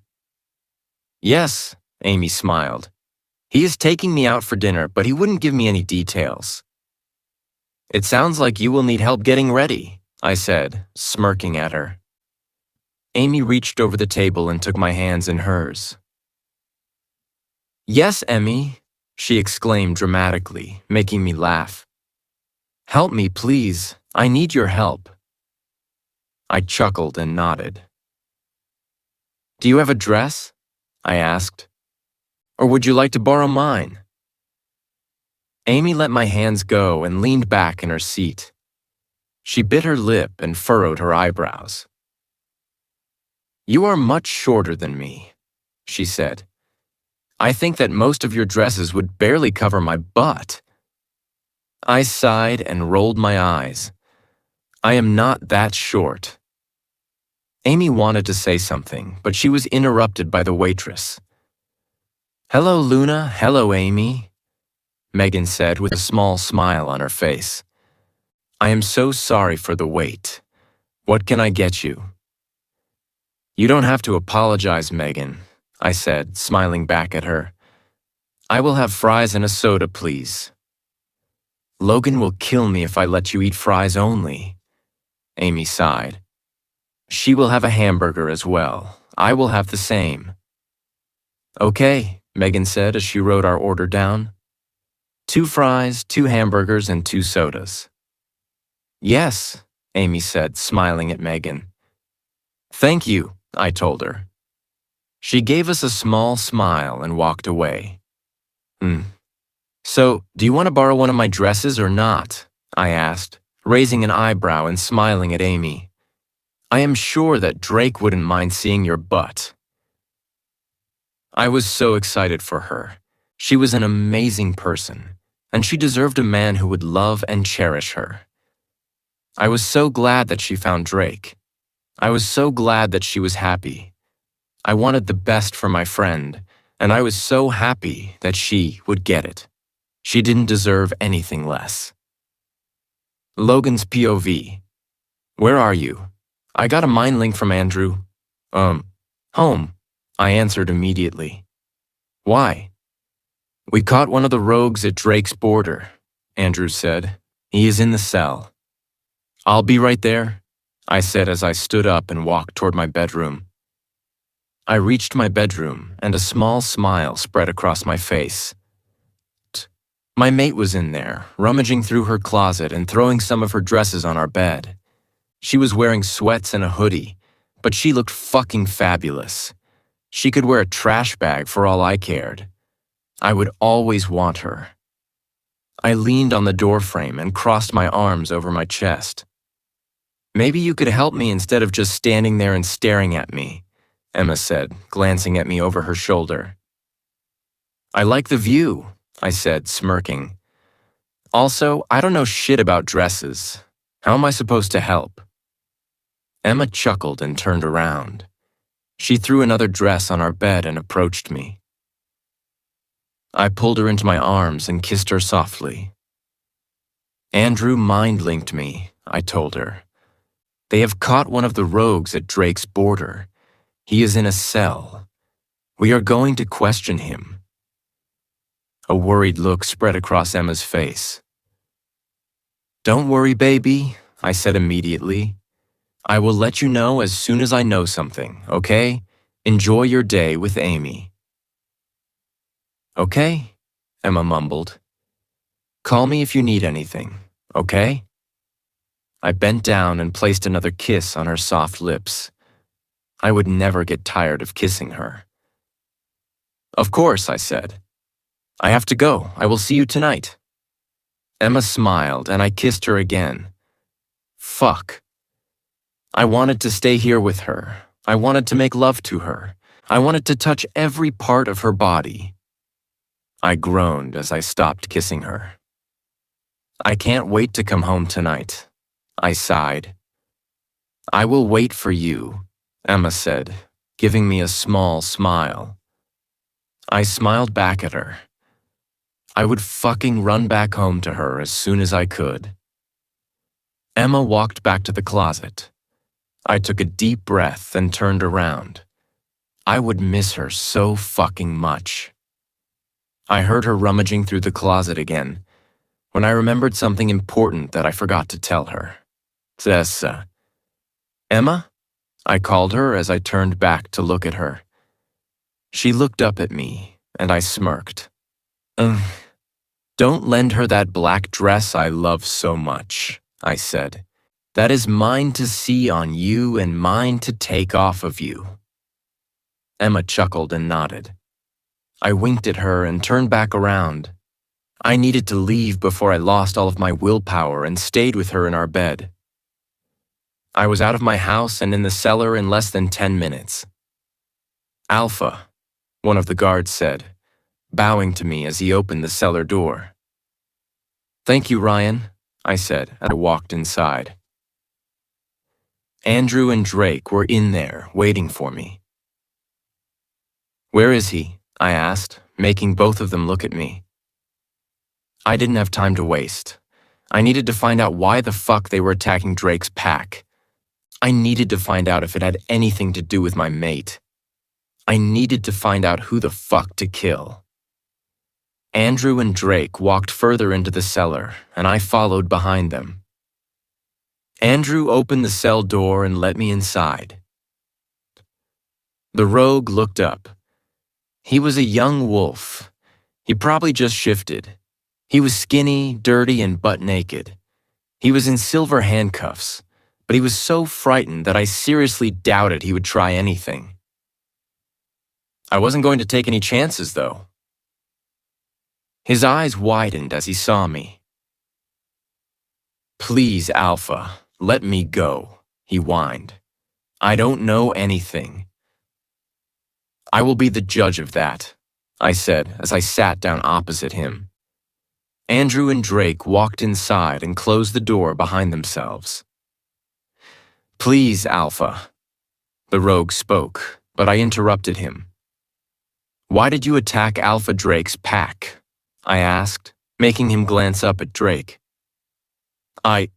He started speaking, but stopped and looked down at his hands. Did someone order you to do it? I growled. The rogue looked up at me, and I knew the answer even before he fucking spoke.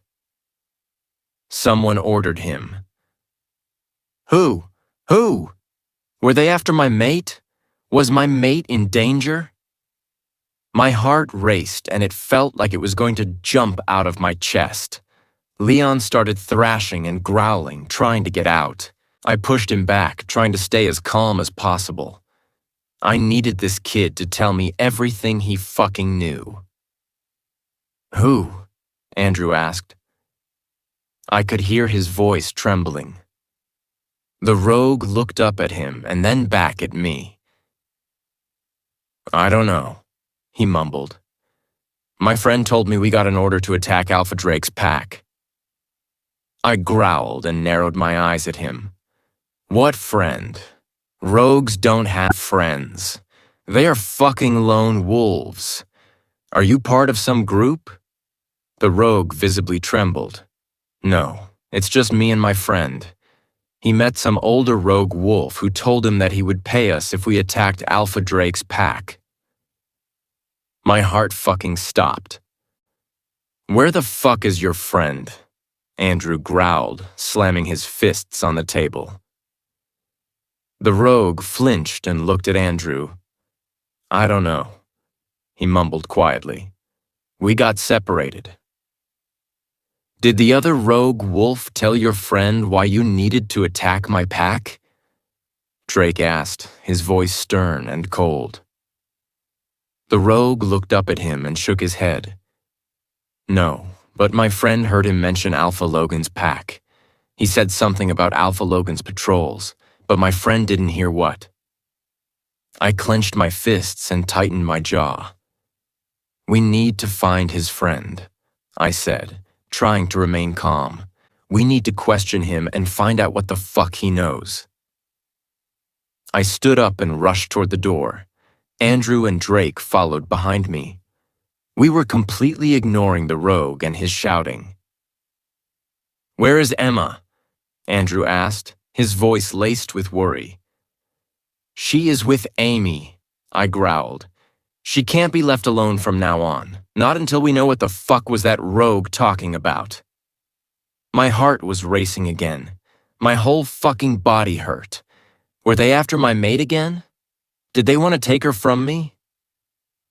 I wouldn't let them. We wouldn't let them. Emma was the strongest wolf. Wolfsbane and Silver couldn't hurt her. Wolfsbane and Silver couldn't hurt me. Her magic was running through my veins from the moment she marked me. We were strong, and no one could fucking hurt us. No one could take her away from me. Not again. Emma's POV. You should go with the red one, I said, as I looked Amy up and down. Amy turned around and took another look in the mirror. Are you sure? She asked. This one is pretty good too. Your boobs look better in the red one, I said, making Amy look at me with a smirk. Are you sure? She asked. Yes, I nodded, chuckling. I am sure. Amy smiled and walked away to remove the dress she was wearing. I heard footsteps approaching her room at a fast pace. I knew it was my mate, Andrew, and Drake. But why were they in such a rush? Did the rogue tell them something important? I stood up just as they barged into the room. Emma! Logan sighed in relief. He closed the distance between us and pulled me into his arms. What's wrong? I asked as I hugged him back. What did the rogue say? Drake, I heard Amy's voice behind me. What happened? They've been told by someone to attack Drake's pack, Andrew answered, and I could hear the anger in his voice. The rogue said that his friend was told by some older man to attack Drake's pack. The man mentioned our pack as well, but the rogue's friend didn't hear what he said. Oh, we are trying to find the rogue's friend so we can ask him ourselves, Logan growled, holding on to me as tightly as he could. I glanced at Andrew. He was staring at me with a worried look on his face. You can't be alone from now on, love, Andrew told me. One of us has to be with you at all times. I took a deep breath and looked up at my mate. The worry in his eyes made my heart hurt. Maybe this isn't about me at all, I said, as I lifted my hand and caressed his cheek. There is probably nothing to worry about. I am not taking any chances, Logan growled. I am not letting them take you from me again. Logan is right, Em, my brother sighed, making me look at him. We can't take any chances. I really hope that you are right and this isn't about you. But if it is, and we take it lightly. Andrew stopped talking and I could see him shiver. Logan rubbed my back softly and kissed the top of my head. Nothing will happen to her, Andrew, Logan said, looking at my brother. We aren't taking it lightly. I will do everything I have to do to keep her safe. I could feel the tension coming off of Logan, and it made me so sad. I wished that he didn't have to worry so much. I wished that there was something that I could do to make it easier on him. I wished that I could just solve this rogue problem in the blink of an eye. I wished that Logan didn't have to worry about it. I turned around and looked at my friend, who was now wearing her sweats and a hoodie. She was in Drake's arms, and she was looking at me with a worried expression on her face. I needed them to stop worrying. I let Logan go and smiled. I need you three to leave, I said, pointing at the guys. Amy and I aren't done here. Emma, Logan spoke, but I interrupted him. I am safe here, Logan, I said, walking toward Amy's closet. You can even wait outside if you want, but Amy and I need more time. She is right, Logan, Andrew said.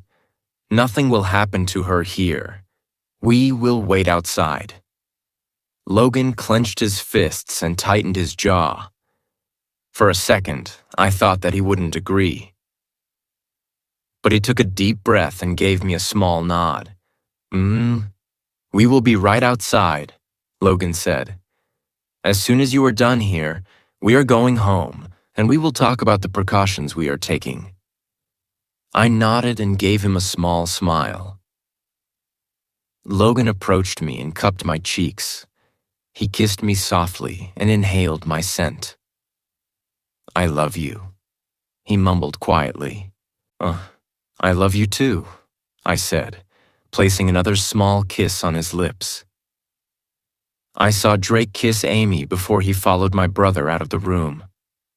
Logan, my brother called him, making him sigh and walk out. He glanced at me one more time before he closed the door behind himself. Amy looked at me and raised an eyebrow. Technically, we are done here. No, we are not, I said, turning around and grabbing another dress from Amy's closet. I want to see this one on you. What about the red one? Amy asked. The red one is the best, I said, turning around and handing her the dress. I just want to be sure. This is an important dinner. Amy took the dress from me and sighed. Emma, she started speaking, but I interrupted her. Put the dress on, Amy, I said, smiling at her. We are running out of time. Amy sighed again, but she walked to the bathroom to put the dress on. I sat on her bed and took a deep breath. Everything would be okay. The rogue issue at Drake's pack probably wasn't about me. It's been 4 years since Samuel took me. I was a lot stronger than I was when Samuel took me. No one could hurt me again. No one could take me away from my mate again. No one could hurt my family and my pack. I wouldn't let them. A mind link from one of our warriors interrupted my thoughts. Luna?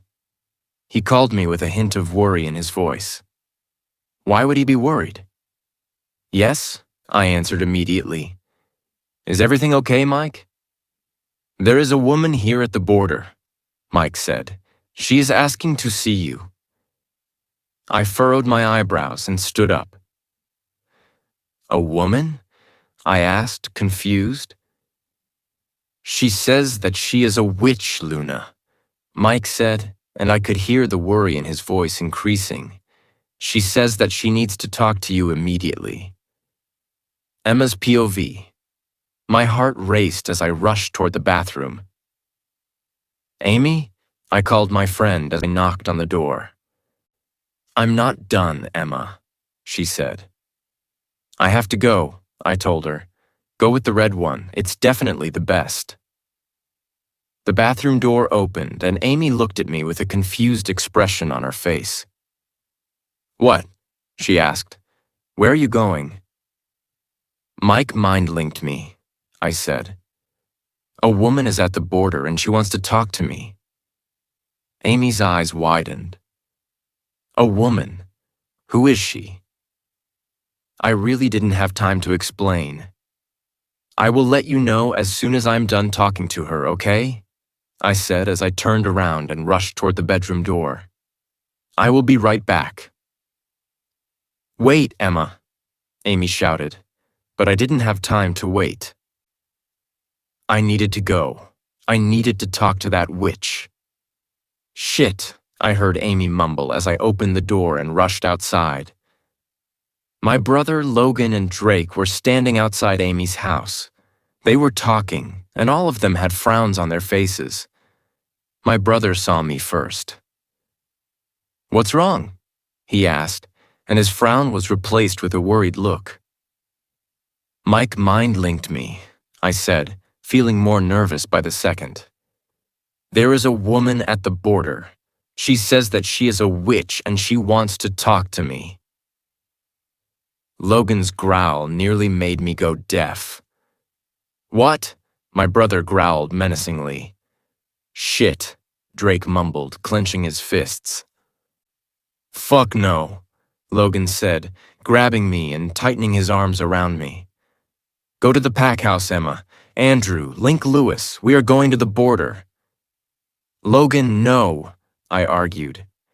She wanted to talk to me. She is alone.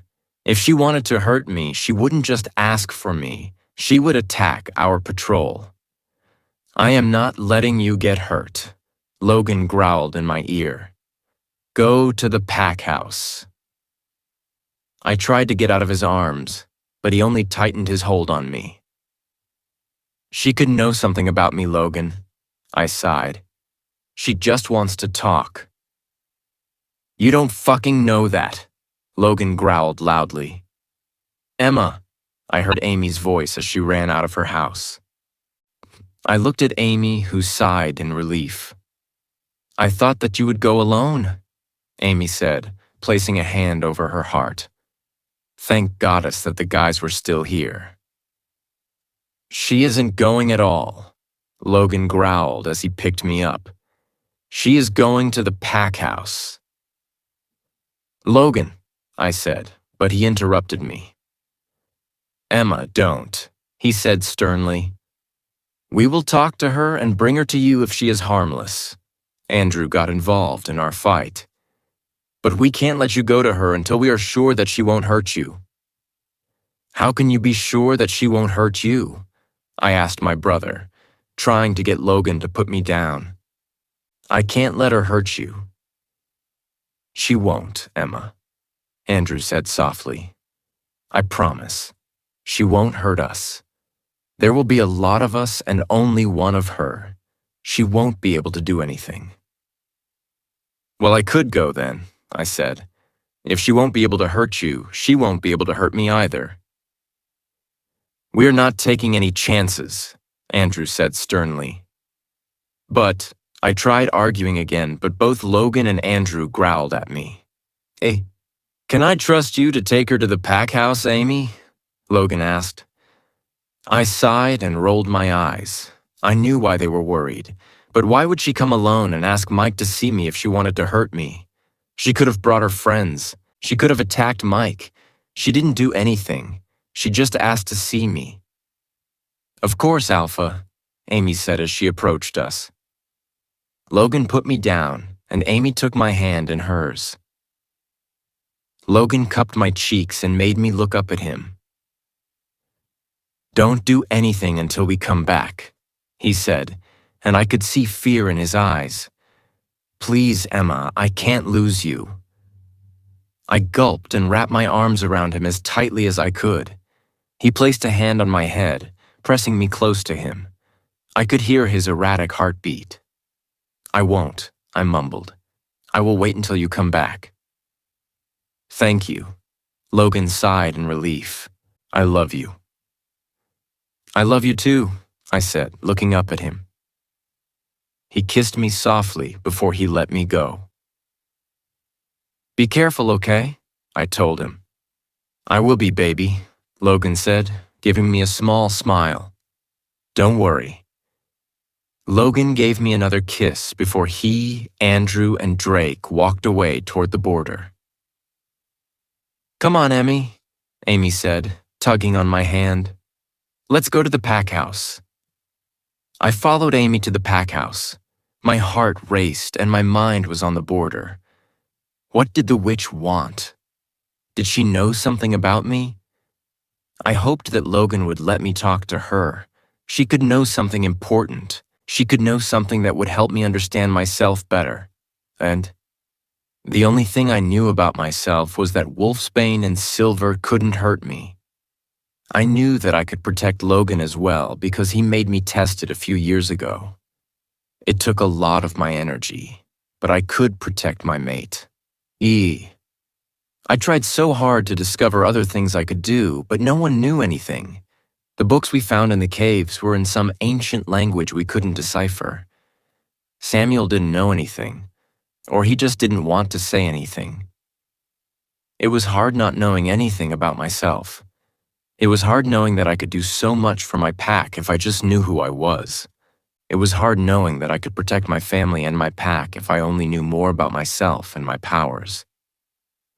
I was hoping that I would find out today. I was hoping that Logan would let me talk to the witch. I took a deep breath and tried to calm my erratic heartbeat. Logan, Drake, and my brother would be okay. They had to be okay.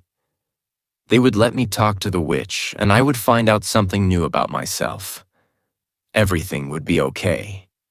Everything had to be okay. Logan's POV. My heart was going so fucking fast that I was sure it would jump out of my body. I was in my wolf form, racing toward the border. Andrew was on my right, and Drake was on my left.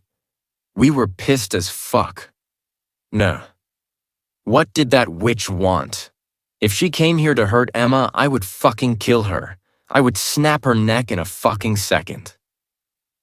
Let me sink my canines into her, Logan, Leon growled. Let me show her what happens when you touch my mate. Well, thankfully, she hadn't touched her. I would never let her touch her.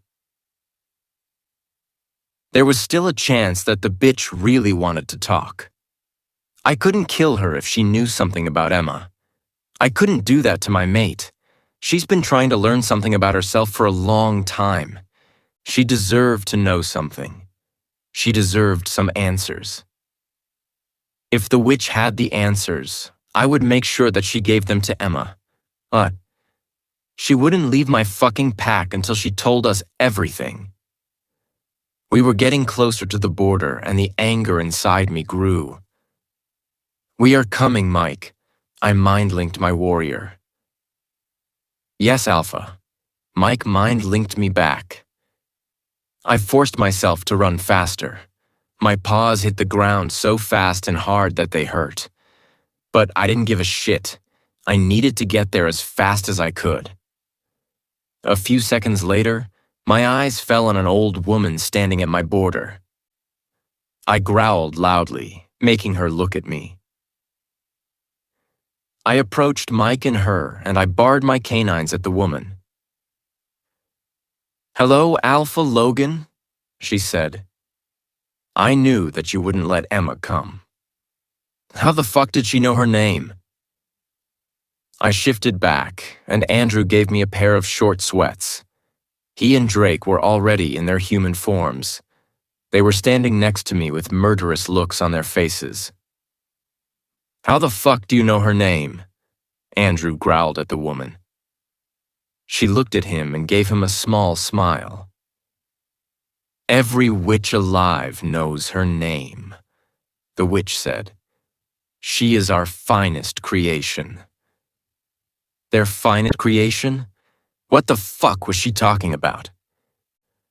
Why do you want to see my mate? I asked, clenching my fists and trying to keep Leon from coming out. I know everything there is to know about the White Wolf, the old woman said. I'm here to help. I tightened my jaw. Help with what? I growled. A war is coming, Alpha Logan, the woman said, making my heart stop. But not the kind you are thinking. For the war that is coming, you won't need your sharp canines or your long claws. You will need something else. I'm here to tell you what. I narrowed my eyes at the woman and my anger grew. What the fuck are you talking about? I growled. I glanced at Andrew. He was tense. His muscles were strained. I could tell that he was holding Asher back. I can't tell you until I explain the legend and the history of the White Wolf, or True Luna, whatever you want to call it, the woman said. Explain, Andrew said before I could. Don't you think that Emma should hear it too? The woman sighed. Besides, it's a long story. I am old, and I would really like to sit down. I chuckled darkly. I'm not letting you near her, I growled. I'm not letting you hurt her. The woman raised her eyebrows at me. Hurt her? I would never hurt her. She is a treasure. She is magical. She is one of a kind. I wouldn't hurt her, Alpha Logan. I didn't come here to hurt her. I came here to help her. I looked at Andrew. He didn't look convinced. I wasn't fucking convinced. You were searching for a witch to help you, weren't you? The woman asked. You have one now? I looked at her and narrowed my eyes. I was searching for a witch to translate the books we found, I said. I wasn't searching for a witch to let her near my mate. I don't need to translate the books, the woman said. I know what's written in them. My ancestors wrote those books. I know everything there is to know about the White Wolf. What do you think? Andrew mind-linked me. I'm not sure. I sighed. If she knows something and we don't hear her out, it would be a huge mistake. If she hurts her, Andrew growled. She can only try, Andrew, I said. I would fucking kill her before she could do anything. I took a deep breath and tightened my jaw. We could take her to one of the patrol cabins, I said to Andrew. We could bring Emma there. I don't want her to see our pack. I don't want her to know anything about our pack. I want to keep her close to the border. Okay, Andrew said, but I could still hear worry in his voice. I will go get Emma. I gave him a small nod and he shifted back into his wolf form. Shia. He started running back, and I looked at the witch. You will follow me to one of our patrol cabins, I said. Andrew will bring my mate there. One wrong move and I will snap your neck. The witch gave me a small smile. I believe you, Alpha Logan, she said, taking a step closer to me. That's why I am here. I want to help you. I want to help your mate. I hope that you are telling the truth because I will kill you if you try to hurt her, I said, clenching my fists. She means everything to me. She is my everything. I won't let you hurt her. The witch smiled and took another step closer, crossing over the border of my pack.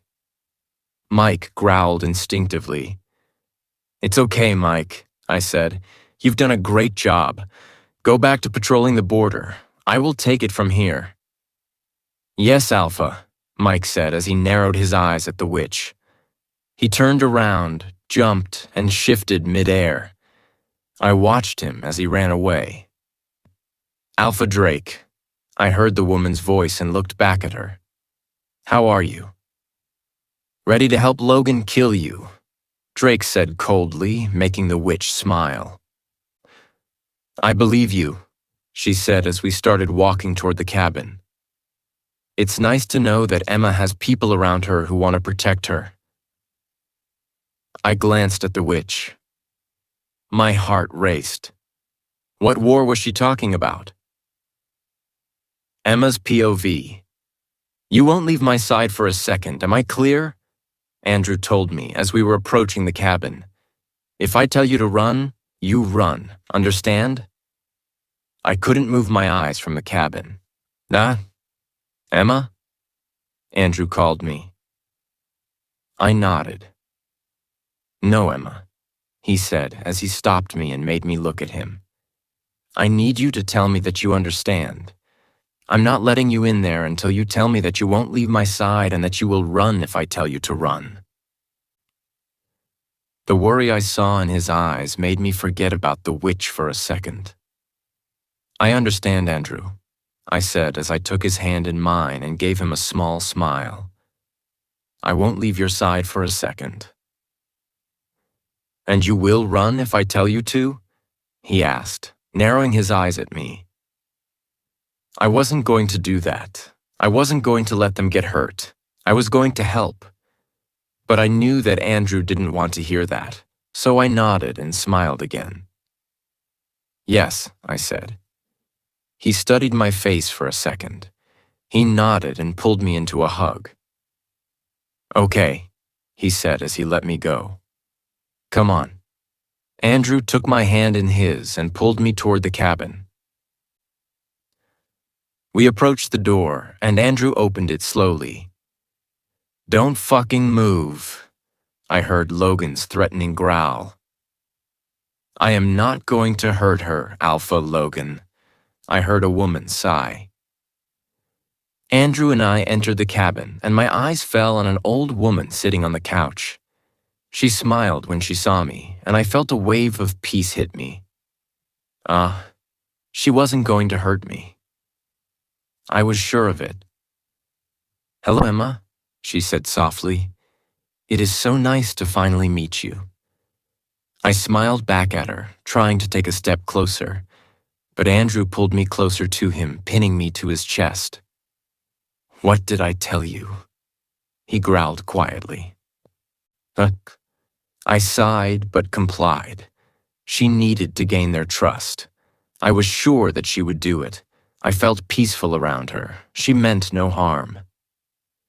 I felt Logan's eyes on me, and I felt his need to hold me.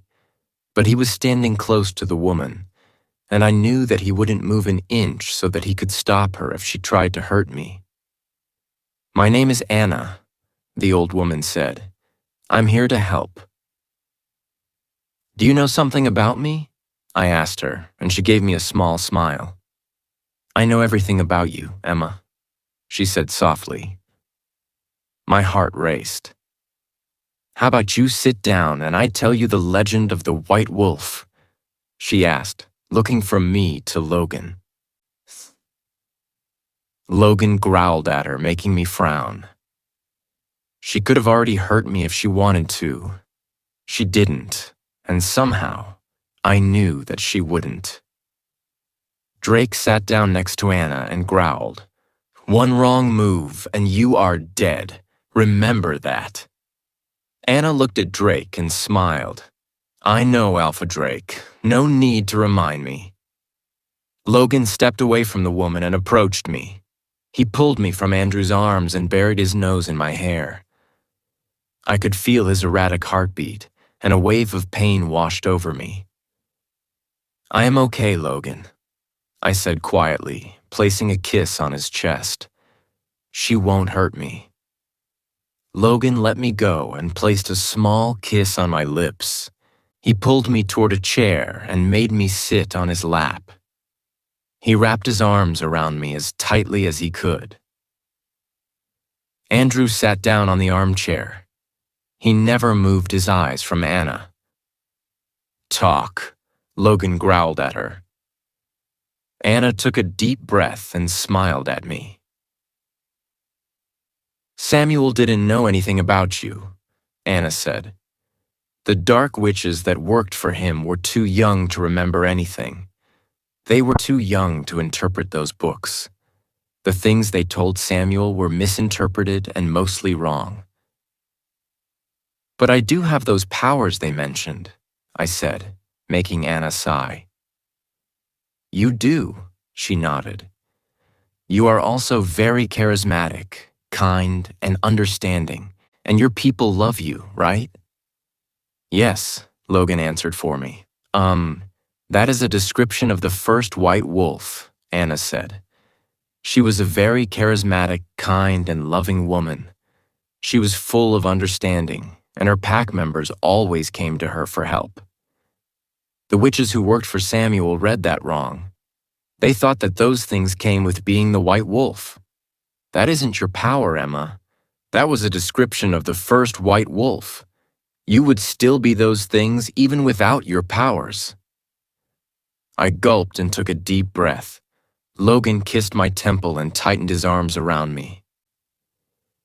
There was only one white wolf before you, Anna continued. She lived a long time ago, and we never thought that another would be born. We thought that the curse was broken when she died. The curse? My brother asked, his voice trembling. Anna looked at him and nodded. The existence of the first white wolf was really a curse made by a dark witch, Anna said, looking back at me. Back then, there were only 2 packs of werewolves, but they were getting stronger. They were expanding, and it was only a matter of time before a 3rd pack would form. The witches didn't like that. They wanted the shifters to stop expanding. They wanted them gone. I shivered, and Logan tensed up. Anna took a deep breath and leaned back on the couch. The witches thought long and hard about what to do, Anna said. They couldn't just kill the wolves because that would make the goddess angry. They didn't want her rage, so they decided to use the wolves' very own strength against them. Anna stopped talking and glanced at Logan. They decided to use the mate bond to create a war between the 2 packs, Anna said quietly, and I could see the sadness in her eyes. My heart raced, my body tensed up, my mind shut down. What did she mean by that? Why did she look so sad? How did the witches use the mate bond to inflict a war between the 2 first packs? Explain, Logan said, his voice trembling. I could feel his fear. It was burning him. It was drowning him. I was helpless. I couldn't do anything. I couldn't take away his fear. Anna took a deep breath and looked back at me. The witches cursed the white wolf with 2 true mates, she said, making my heart stop beating.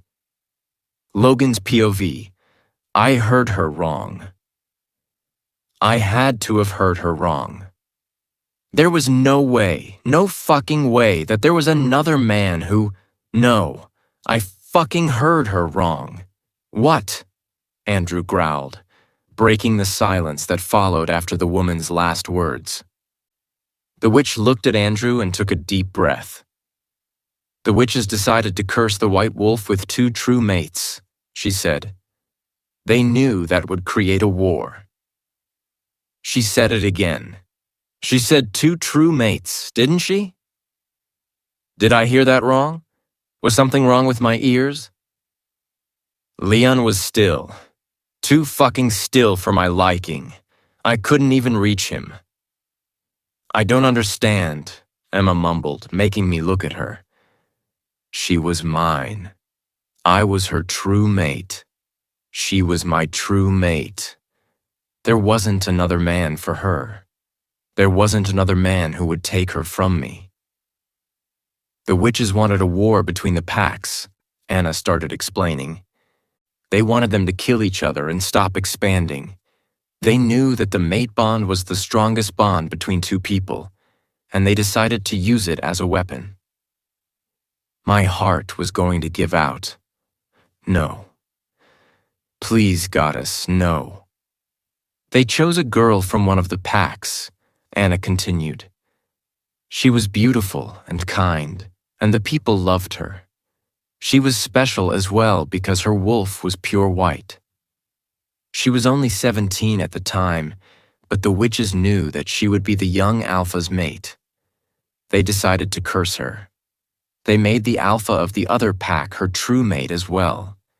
They knew that both of them would want her, not just because she was their true mate, but because she was all of those things I mentioned earlier. They knew that she would be a wonderful Luna. They knew that she would be a powerful wolf. I gulped and tightened my arms around Emma. I couldn't feel my body. I wanted to scream. I wanted to tear the cabin apart. But I couldn't move. I couldn't fucking move. The witch's plan backfired, Anna sighed. That young woman was so kind and wonderful that she managed to stop the war. She managed to convince the two alphas not to kill each other and innocent wolves in both packs. She kept the peace. Anna looked at me, and I saw sympathy in her eyes. But she couldn't keep the peace in her heart and soul, Anna said quietly. Both alphas wanted her. Of course they did. She was their true mate. She couldn't be with them both, and she couldn't choose. She loved them both. She wanted them both, but she couldn't have them. Anna looked back at Emma and took a deep breath. The young woman took her own life, she said quietly. The two alphas died in agonizing pain. The packs moved on from the tragedy. They continued expanding, and the witches didn't get their wish. They only managed to ruin 3 young lives. My heart was going to jump out of my body. I couldn't comprehend what Anna told us. My mind couldn't comprehend it. My heart and my soul didn't want to accept it. Are you saying that Emma spoke, her voice breaking. Yes, Emma, Anna nodded. You have 2 true mates. No, no, fuck no. A loud growl escaped my frozen lips. I wanted it to be louder. I wanted it to be stronger. But I couldn't get it out. I couldn't. I was fucking frozen. No. No! I don't want 2 mates, Emma cried out. I want Logan. I don't... She stopped talking, trying to take a deep breath. I could feel her panic increasing. My frozen body moved. I cupped her cheeks and made her look at me. Breathe, Emma, I said, trying to stop my voice from shaking. Breathe, baby. Come on. Her wide eyes were filled with tears. She placed her hands over mine and tried to take a deep breath again. Come on, my love, I said softly, leaning my forehead on hers. Breathe. What can I do? Emma mumbled, wrapping her hands around my neck. Can I reject him? Yes, Anna said, giving me hope. But it won't break the bond. You know that. My heart raced and my stomach turned. I still couldn't comprehend it. The only way to break the curse is to find out which one of your true mates was given to you by the goddess and which one he was given to you by the curse, Anna said. Emma let go of me and looked at Anna. What? The goddess gave you one of your mates, Anna explained. The curse gave you the other. You need to choose the right one to get rid of the curse. I felt the rage pulsing inside of me. It was growing by the second. I would tear the cabin apart. I have to choose? Emma asked quietly. I could hear the disbelief in her voice. I could hear the pain in her voice. Yes, Anna said. The true mate given to you by the goddess will have to mark you on the other side of your neck. That's the only way to lift the curse and break the bond with the other wolf. I looked at her neck, and my canines elongated. No, Alpha, Anna said with a hint of panic in her voice.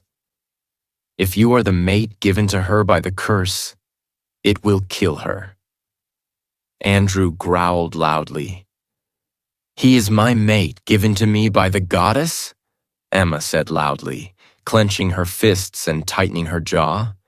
I don't want another mate. I don't need another mate. She looked at me, and I saw pure panic in her eyes. She grabbed my face with both of her hands and looked me in the eyes. You are my mate, she told me. I want you. I need you. I don't want anyone else. Mark me again. I won't die. The goddess gave me you, and I'm sure of it. I know it. I wanted to. Oh, goddess, how badly I wanted to. She was mine. She was fucking mine. But what if I killed her? What if I wasn't the one? What if I killed my mate? What if I killed my wife? I pulled her to me and kissed her as hard as I could. She was mine, and I was hers. The goddess gave her to me, and the goddess gave me to her. I knew it. My heart and my soul knew it. But the fear was stronger. The fear stopped me from sinking my canines into her again. Emma's POV. My body was in pain. My soul was tearing apart. My heart felt completely shattered. I didn't want another mate. I didn't need another mate. I had Logan. I wanted Logan. I needed Logan. I loved Logan. Only him, goddess. Only him. I wanted to scream and cry. I wanted to burn the world to the ground. The panic inside me was increasing. It was getting harder and harder to breathe. Something was stuck in my throat, and I couldn't even speak. Something was sitting on my chest. Something was holding my body in a vice-like grip. I knew that Logan wouldn't mark me again. I knew it. I saw it in his eyes. He was afraid that he wasn't the one. But he was. He was. I knew it. Emma, love, no. I heard my brother's voice. We need proof first. I didn't need proof. I knew that he was the one. I couldn't imagine loving someone as much as I loved Logan. I couldn't imagine wanting and needing someone as much as I wanted and needed Logan. I couldn't imagine anyone else touching me. I couldn't imagine anyone else kissing me.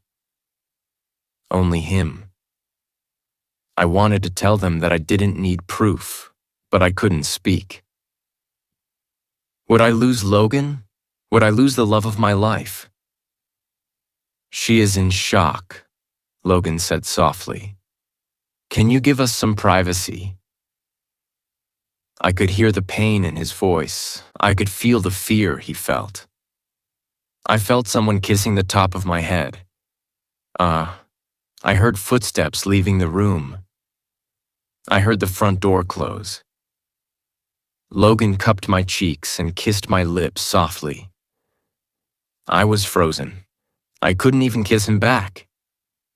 I am yours and you are mine, Logan said, leaning his forehead on mine. He never moved his hands away from my face.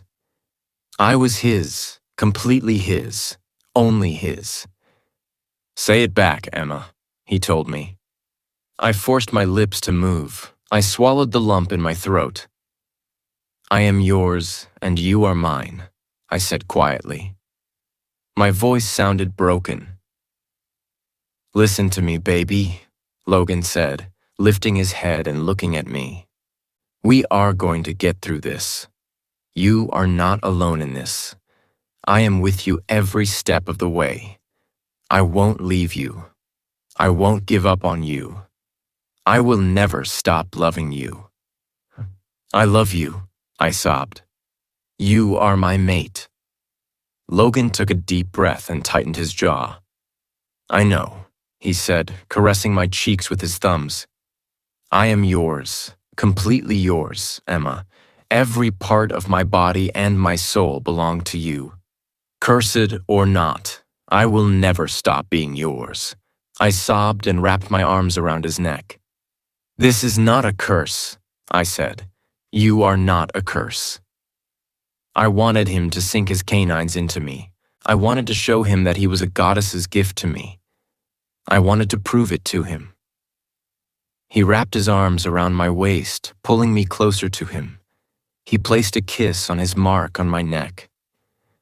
You may never even meet him, he told me, and I could hear the pain in his voice. You may never even have to make the choice. Something was telling me that I would meet him. Something was telling me that he was already looking for me. Mom. Anna wouldn't have shown up out of the blue. She had her reasons. Anna wouldn't have shown up if something hadn't happened, I said quietly, pressing myself closer to him. She waited for 4 years. She could have waited longer. Something happened, Logan. Logan tensed up, and a growl escaped him. I could feel his pain. I could taste it on my tongue. I let him go and looked up at him. I can't imagine loving someone the way I love you, I told him. I may feel a bond with him, but I will never love him. He will never have my heart, because it's yours.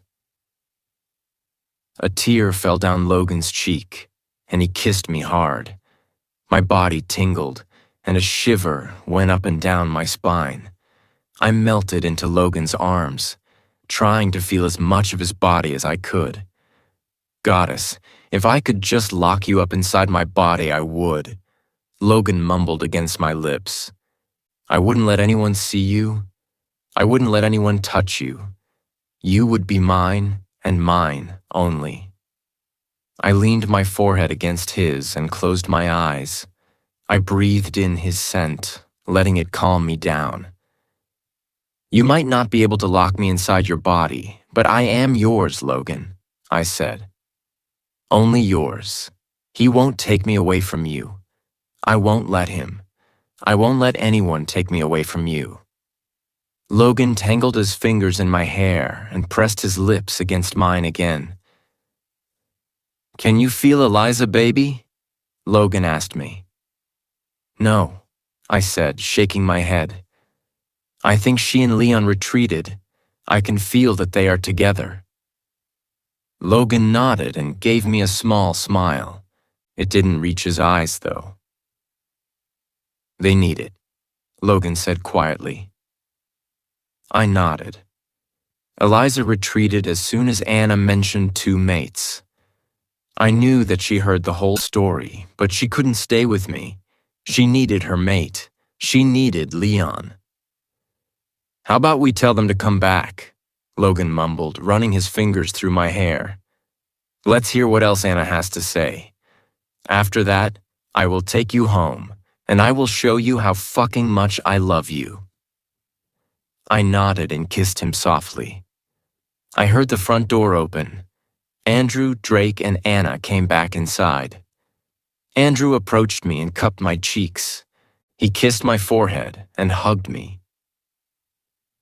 You are not alone in this, Emma, Andrew said, his voice raspy. You have me, love. I will help you as much as I can. I looked up at him and gave him something that resembled a smile.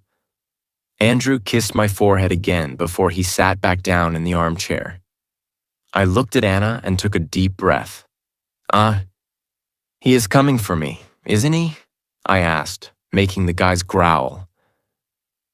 Yes, Anna nodded, confirming my suspicions. I can feel him coming. That's why I came here. I want to help you, Emma.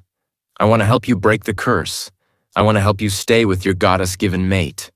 I want you to live, Emma. A shiver went down my spine. Would I really love that man so much that I wouldn't be able to choose? I couldn't imagine it. Logan was the love of my life. Logan was my goddess-given mate. I was sure of it. I would never love anyone as much as I loved Logan. It just wasn't possible. Logan's POV. Stay with her goddess-given mate? I repeated. You think it's me? Anna nodded and hope sparked inside my body. I can't be sure, of course, Anna sighed, but something tells me that Emma is right where she needs to be. Anna looked at Emma and smiled. In her mate's arms, Anna added. I tightened my arms around her, letting the spark of hope warm my insides. Emma leaned more into me and my skin tingled. I needed her so fucking much. I needed to bear myself inside her. I needed to show her how fucking much I loved her. I needed her to know that she was everything to me. What about her powers? Drake asked, making me look at him. The powers were a side effect of the curse, Anna sighed, looking at Drake. It wasn't in the witch's interests to create a being even more powerful than themselves. They screwed up, but we don't know much about her powers. The first White Wolf never explored hers. She didn't have time to. I believe that Emma's true powers will show once her goddess-given mate marks her. I don't want them, Emma said, taking a deep breath. I don't want any of this. I just want to live peacefully with my mate. I don't. Her voice broke, and I felt her panic increasing again. I cupped her cheeks and kissed her lips softly. We will live our lives peacefully, baby, I said, trying to keep my own panic at bay. This is just one obstacle. We will deal with it and we will move on, I promise. Emma took a deep breath and leaned her forehead on mine. That's it, baby, I mumbled. Breathe. It's going to be okay. Do you know who this second mate of hers is? Andrew asked, making me tense up. I do, Anna said.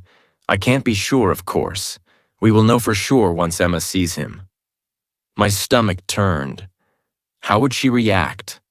Would she feel the need to touch him? Would she want him to touch her? Would she want him to kiss her and hold her? How the fuck was I supposed to survive that? How the fuck was I supposed to watch another man touch the love of my life? I couldn't kill him because that would kill her. I couldn't mark her because she could die. I couldn't do shit except wait. And I hated waiting. Both Emma and I looked up at her. It's young Alpha Nathan of the Blood Moon Pack, Anna said. That's one of the oldest packs in existence, I mumbled as the spark of hope slowly shut down inside me. If he was the alpha of one of the oldest packs, maybe he really was her goddess-given mate. He could be the direct descendant of the first White Wolf's goddess-given mate, yeah. My stomach turned again. Was I the cursed one? Was our bond created by the curse? Goddess, please no. It would kill me. It would destroy me. She wasn't just my mate. She was my best friend. She was my wife. She was the love of my life. I couldn't lose her. Yes, Anna confirmed. His father believes that his son is the White Wolf's goddess-given mate. He wants his son to come and get his mate. How the fuck do they even know about the legend? Andrew asked angrily. I thought that no one knew. I thought that no one was able to read the fucking books. I looked at Andrew. He wasn't sitting down anymore. He was pacing around the cabin with a murderous look on his face. They are descendants of the first packs, Anna explained. The legend of the White Wolf is a story they tell to their pups at bedtime. Why did they wait for 4 years? Drake asked. Why didn't they come for her immediately?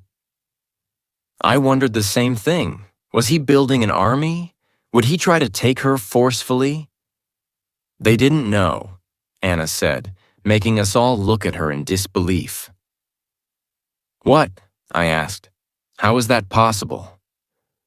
Yours and Drake's pack were the only ones involved when Samuel took Emma, Anna said, making the rage inside me explode when she mentioned the fucker's name. You didn't ask any other alpha for help. It didn't turn into news among the packs. You dealt with it by yourself. So how the fuck did they find out now? Andrew growled, clenching his fists. One of the rogues that was apparently a part of Samuel's group started talking, Anna explained. The news got around and it reached the Blood Moon Pack. That's fucking impossible, I growled. We killed them all. He could have gotten away before you entered the caves, Anna sighed. I saw fucking red. I would find that fucker, and I would rip his insides out. Is he a nice man? Emma mumbled, looking at Anna. Alpha Nathan. Is he nice? I felt her fear. I could hear her heartbeat increasing. He won't hurt you, baby, I told her, making her look at me. If you are his mate, He won't be able to hurt you. He will love you immediately. It hurt to say those words, but it was the truth. He would love her with every piece of his body and soul. Just like I did. Would she love him just like she loved me? He is kind, but a little bit cocky, Anna said, making us look back at her. He gets it after his father. I wouldn't be surprised if his father told the rogues to get into Drake's territory. He knew that the rogues wouldn't be able to get into yours, so he went after your biggest ally. Why would he do that? Emma asked, her voice trembling. Is he trying to start a war? I don't think so, Anna said, shaking her head. He is probably just trying to get your attention. I tightened my jaw. I really, really wanted to rip the fucker to pieces. How the fuck do you know so much about them? Drake asked her. I'm a witch, Anna said. I can see some things, and it's my job to know the rest. Also, I am invested in helping Emma as much as I can, so I investigated a little bit more. Why do you want to help me? Emma asked quietly. Anna looked at her and took a deep breath. I feel guilty because my kind was responsible for this, Anna said. I want to make amends. Also, I don't want what happened to the first White Wolf to happen to you. I don't want you to take your own life because of some witch's greed. I want to help, Emma. You can count on me. A shiver went down my spine. Just thinking about her taking her own life had me ready to scream and tear myself apart. I would never let that happen. I would give her up before I ever let her do that. I would let her go if it meant that she would live. Logan's POV. I was done listening to Anna. I didn't want to hear anything else. Not right now. I just couldn't. I needed to be alone with my mate. I needed to tell her how fucking much I loved her. I needed to show her how much she meant to me. I needed to taste every fucking part of her body. I needed it as much as I needed my next breath. Andrew, please show Anna to her room in the pack house, I told him, keeping my eyes on my mate. We are done for today. I would like to have a word with Emma in private, Anna said, making me look at her. I still didn't trust her enough to let her be alone with Emma. You can't talk to her without me there, I said, and I'm done listening for today. So, unless it's an emergency, it can wait until tomorrow. Anna glanced at Emma and nodded. Okay, Alpha, she said, looking back at me. It can wait until tomorrow. Good, I said as I stood up and placed Emma on her feet. Come here, love, Andrew said, reaching out for her. She walked into his arms, and he hugged her tightly. It's going to be okay, Em, he said as he kissed the top of her head. I love you so much. I love you too, Emma mumbled as she let him go. Andrew looked up at me and took a deep breath. She is yours, Logan. He mind-linked me. I can feel it. He won't take her from you. I hope that you are right about that. I mind-linked him back. I won't survive if he does. Andrew tightened his jaw and took another deep breath. I meant what I said. I wouldn't be able to live without her. If he took her from me, I wouldn't be able to go on. It would kill me. I was sure of it. I will see you all tomorrow, I said as I took Emma's hand in mine and started pulling her away. Goodbye, Emma said quietly. Goodbye, Emma, Anna said softly. I opened the cabin door and stepped outside. I couldn't wait to reach home and be alone with her. I couldn't wait to bury myself inside of her and tell her how fucking much I love her. I started walking toward our home as fast as I could. I couldn't shift because I still couldn't feel Leon. Also, I had no idea what state of mind he was in. He needed his mate to calm down, and I wasn't going to disturb them. Emma and I didn't speak all the way to our home.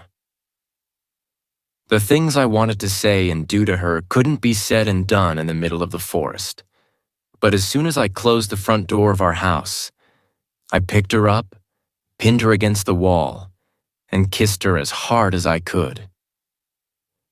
I finally let myself feel the pain I'd been pushing away since Anna told us that there was another man out there who wanted my mate. I felt the tears fall on my cheeks, and I sobbed against her lips. "I love you," Emma told me as she cupped my cheeks and leaned her forehead on mine. "I won't leave you, Logan. I wouldn't be able to live without you. I will reject him. I will do whatever I have to do to stay with you." She used her thumbs to wipe the tears off my cheeks. "You are not just my mate," she continued as she placed a soft kiss on my lips. "You are my best friend. You are the love of my life. You are my husband. You are the father of my future children. I am not going to throw all of that away for someone I don't even know and love." My heart clenched painfully. "You will feel the bond with him," I said quietly. "You will love him." "No," Emma said, shaking her head. "I don't love you because of a bond, Logan. I love you because you are an amazing person. I love you because of everything we've been through. I love you because you cared for me even before you knew we were mates. I love you because you screwed up and did everything to make up for it." I sobbed again and pressed my body closer to hers. I needed to feel her. I love you because of our inside jokes and how we always laugh about something before we go to sleep," Emma continued as she placed a small kiss on my jaw. "I love you because you snore so loud, and I sometimes can't sleep because of it. I love you because I am happiest when I wake up next to you in the morning. I love you because you make me feel like the luckiest girl on the planet." She placed another soft kiss on the corner of my mouth. "I love you because you always make me coffee in the morning," she said softly. "I love you because you always eat the pancakes I make, even though you and I both know that I suck at making them and that I always burn them." I chuckled through my tears. She really couldn't make the pancakes without burning one side. Emma placed a soft kiss on my lips and looked me in the eyes. "I love you, Logan," she said. "I love everything about you. I love the good and the bad because all of that is you. I wouldn't change a thing about you. I wouldn't trade you for anything or anyone else." I looked at the love of my life, and every ache I had in my body disappeared. I was in shock after I heard everything that Anna said. Emma sighed. "I'm still in shock, but I will sit down tomorrow and come up with a plan. I will reject him. I will tell him that I'm not interested in another mate. I will tell him that I want to stay with you. I will do whatever I have to do to stay here, Logan. I am not going anywhere." He wouldn't let her go that easily. He would want her. I knew that he would. He would fight for her. He wouldn't agree to let her stay with me. I knew it, but I didn't want to tell her that. Not right now. She was right. We could come up with a plan tomorrow. I don't need a second mark, Logan," Emma said as she caressed my cheeks. "I don't need powers. I need you." I leaned in and kissed her as hard as I could. "I love you, Emma," I whispered against her lips. "I love you so fucking much." I held her tighter and started walking toward our bedroom. I was so fucking done talking. I needed to be inside of her. Now. Emma's POV. Logan took me to our bedroom and gently placed me down on the bed. "I want to feel every part of your body tonight," he told me as he started kissing my neck. I need to feel you, Emma. My core clenched, and my heartbeat sped up. I am yours, I said, already panting hard. Every piece of my body and soul is yours, Logan. He looked up at me and gave me a small smile. He kissed me gently, never closing his eyes or looking away. Take my clothes off, he growled, making me even wetter than I already was. He sat up so I could lift his shirt over his head. I drooled when I saw the muscles on his arms and chest. No matter how many times I saw his body, I always admired him. I couldn't believe that this amazing man was mine. I didn't wait for him to tell me what to do next. I unbuttoned his jeans and pulled them down. His cock was already hard. I rubbed it over his boxers, making him groan. I couldn't wait to taste him, so I pulled his boxers down. Miuchi. I took his cock into my hand, and I looked up at him. I kept my eyes on his lust-filled ones as I started sucking on the tip gently. He tasted amazing. Oh fuck, Emma. Logan growled as he tangled his fingers into my hair. Just like that, baby. I took more of him into my mouth, sucking and twirling my tongue around his tip. Then Logan groaned, thrusting gently in and out of my mouth. You are amazing, baby, he mumbled, thrusting even more of his cock into my mouth. He hummed. I kept my eyes on him the whole time. I knew how much he liked that. I sucked even harder as I started playing with his balls gently. Oh fuck, Emma, he growled, closing his eyes and throwing his head back. I chuckled, making him twitch. Hey!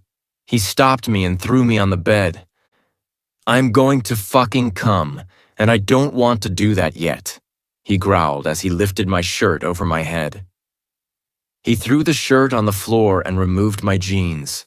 I was left in my bra and my panties. Logan removed his jeans and boxers, spread my legs apart, and kneeled between them. Seeing his perfect body over mine made me moan. I needed him. I wanted him. But he decided to take his time. I am not going to fuck you, Emma, he said as he started tracing a finger on my thigh. I am going to make love to you. I am going to show you how much I love you.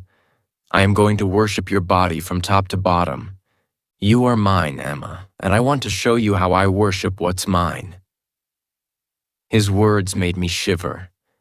His finger on my thing made me whimper. I wanted everything he just said. I wanted to feel him all over my body.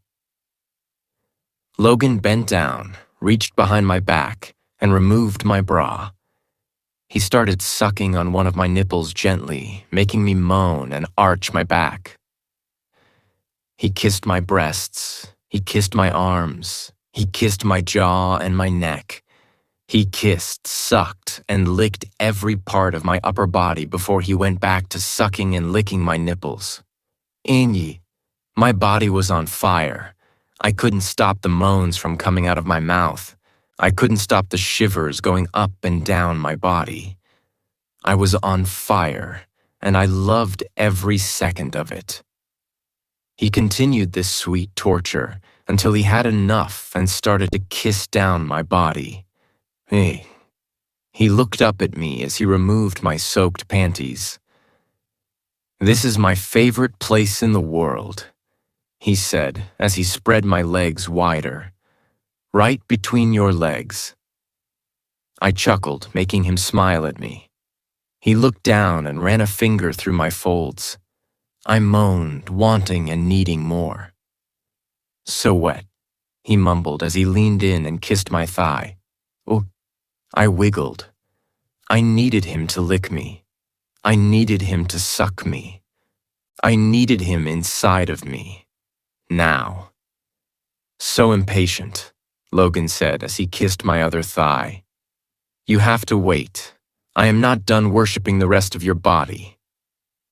Oh, please, I moaned, grabbing a fistful of the sheets beneath me. Logan smirked at me and continued kissing up and down my legs. He kept teasing me, touching my pussy lightly and running a finger up and down my folds. He even brushed his thumb over my clit a few times, but never hard enough to make me come. I needed to come. I needed him inside of me. Logan finally moved up my body and ran a tongue over my folds. Oh, fuck, I moaned, arching my back. My whole body was pulsating. You taste so fucking good, Logan growled as he sucked my clit gently. My eyes rolled to the back of my head. Logan continued to suck and lick me gently, but I knew that he wouldn't let me come. He wanted to be inside me as I came. He stopped his sweet torture and laid on top of me. I felt his tip on my entrance, and my heartbeat sped up. I love you, Logan said as he entered me gently. He kept his eyes on mine the entire time. I love you too, I said, as I lifted my legs and wrapped them around him. I love your smile. Thrust. I love the sound of your voice when you tell me that you love me. Thrust. I love your scent and your taste. Thrust. I love that little frown you have every morning because you would like to sleep in. Thrust. I love your burnt pancakes. Thrust. I love how kind and loving you are. Thrust. I love that you love me even though I am an idiot who almost let you go. Thrust. I fucking love every part of your body and your soul. Deeper and harder thrust. Oh, Logan, I moaned as I started clenching around him. Come with me, baby, he said as he captured my lips with his. I fell apart around him. I saw stars. I felt the fire inside me consume every part of me. I felt him pulsate inside of me and his thrusts stopped. I opened my eyes. He was already looking at me with so much love that I almost started crying. I love you, I told him, stopping the tears from falling down. I am completely yours, now and forever. His lips crashed against mine as he started moving in and out of me again. I tightened my legs around him, pushing him deeper inside me and making him groan. We weren't going to leave our bed anytime soon, and I was so ready to spend the night like this. I needed it. I needed him. I needed to show him how much I loved him. I needed to show him that nothing and no one would ever take me away from him. Andrew's POV. I wish I could do something to help, Daisy sighed as she massaged my neck. Her touch sent shivers down my spine. I looked up at her and smiled. Hey, your touch helps, honey, I told her. It did help. It helped a lot. But nothing could take away the ache in my heart. I was worried about my friend. What the hell would happen to Logan if he lost his mate? I couldn't even imagine what he was going through right now. I didn't want to imagine. I was in pain because my sister was in pain. I could see the panic in her eyes. I could feel the fear radiating off her. I could tell how confused and sad she was, and it made me want to burn the world down. I was also so fucking scared that this new mate would take Emma away from me. I knew how selfish that was, but I just couldn't stop thinking about it. What if he was her goddess-given mate? What if he took her to his pack? What if he took her away from me? Asher stirred and growled. She is my sister, he said as his anger grew. She is my pup. No one is taking her away. I took a deep breath and tried to ignore his anger. I had enough of my own. I didn't need to deal with him as well. Daisy bent down and placed a small kiss on my lips. I melted. I loved her so fucking much. I can't even imagine what Logan is going through, she mumbled as she sat down on my lap. I rubbed her belly and placed a kiss on her shoulder. I couldn't imagine it either. If someone tried to take Daisy from me, if there was another man who was her true mate, pain consumed my body and I growled. Mine, I said as I cupped her face and kissed her as hard as I could. She understood immediately. She wrapped her arms around my neck and deepened our kiss. I am yours, honey, she said softly as she stopped kissing me. No one is taking me from you. There is no other man who could call me his. Only you. The pain in my body lessened and I gave her a small smile. I love you, honey, I told her softly. I love you too, she said, smiling back at me. Andrew? Emma mind-linked me, and my heart skipped a beat. Yes, love, I answered immediately. Is everything okay?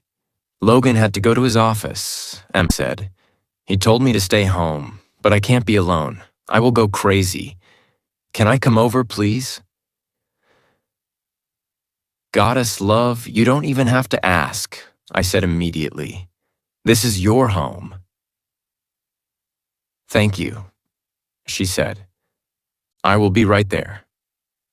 She cut our mind link and I focused on my mate. Was it Emma? She asked. Yes, I nodded. She is coming over. I'm going to make her some coffee, Daisy said as she stood up from my lap. Do you want some? Yes, honey, thank you, I said as I took a deep breath. Daisy gave me another kiss before she walked away and started making coffee. My heart clenched painfully. I couldn't wait to see Emma. I needed to know that she was here. I needed to know that no one had taken her from me. I breathed out in relief when I heard the front door open. Emma, Daisy exclaimed, rushing toward the living room. Goddess Daisy, I mumbled as I walked toward the stove, keeping my eye on the boiling water.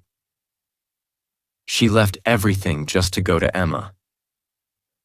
Oh, sweetie, I am so sorry, I heard Daisy's voice. How are you? Did you even sleep? You don't look well. Emma answered, but I couldn't hear what she said. My heart raced as I looked toward the kitchen door. Was everything okay with Emma? They walked into the kitchen, and my eyes went to Emma's face immediately. She looked so sad and worried. My heart broke. Emma looked at me, and I knew that she needed me. I could tell. I raised her. I knew her. I approached her and pulled her into a hug. She wrapped her arms around me as tightly as she could. It's going to be okay, love, I said as I kissed the top of her head. Everything is going to be okay. She took a deep breath and let me go. I've been trying to come up with a plan, she said as she sat down at the table. I think I've figured something out, but I need your opinion. Of course, love, I said as I sat down next to her and pulled her closer to me. I kissed her temple and took a deep breath. It was okay. She was here. She would stay here. No one would take her from me. Did you tell Logan about the plan? Daisy asked her as she placed our mugs down at the table. Thank you, Emma said, smiling up at her. And no, I want to think of something before I tell him. This is stressful enough for him. This was stressful for her, too. So what's the plan? I asked her as I took a small sip of my coffee. Are you going to stay with Logan? Daisy asked before Emma could answer. Of course, Emma said immediately. I don't care about all that goddess-given and cursed stuff. I will stay with him even if he isn't my goddess-given mate. I don't need a second Mark. I don't need any powers. I need him. I was so fucking proud of her. What are you going to do about the other mate? Daisy asked her quietly. Emma took a sip of her coffee and sighed. I will have to be careful, she said as she looked up at us. I don't want him to start a war. I don't want to hurt any of our pack members because of this. I don't want his pack members to get hurt because of this. My heart burst with pride, and I pulled her to my chest. I am so proud of you, I told her softly. So fucking proud. Emma looked up at me and smiled. We heard a sniffle and looked at Daisy. I am so sorry, Daisy mumbled, wiping the tears from her cheeks. It's the hormones. Andrew's son is making me cry. Emma snorted and shook her head. Did you notice that he is your son or my nephew when he is doing something she doesn't like, and that he is Mom's little golden boy when he is behaving? Emma asked, raising an eyebrow at me.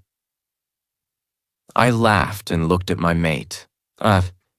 Emma's got a point, I said, shaking my head. That's because he got all the mischievous genes from you too, Daisy said, rubbing her belly. I chuckled and looked back at my sister. She was smiling and shaking her head at my mate. Enough about me and your mischievous nephew, Emma, Daisy said, smirking. Tell us what the plan is. Emma's POV. I was just about to start explaining my plan to Andrew and Daisy when the front door opened and my mate walked inside the house. Emma? He called me, and I could hear a hint of worry in his voice. Kitchen, Andrew shouted. A second later, I saw my mate enter with a worried expression on his face. His eyes found me, and he breathed out in relief.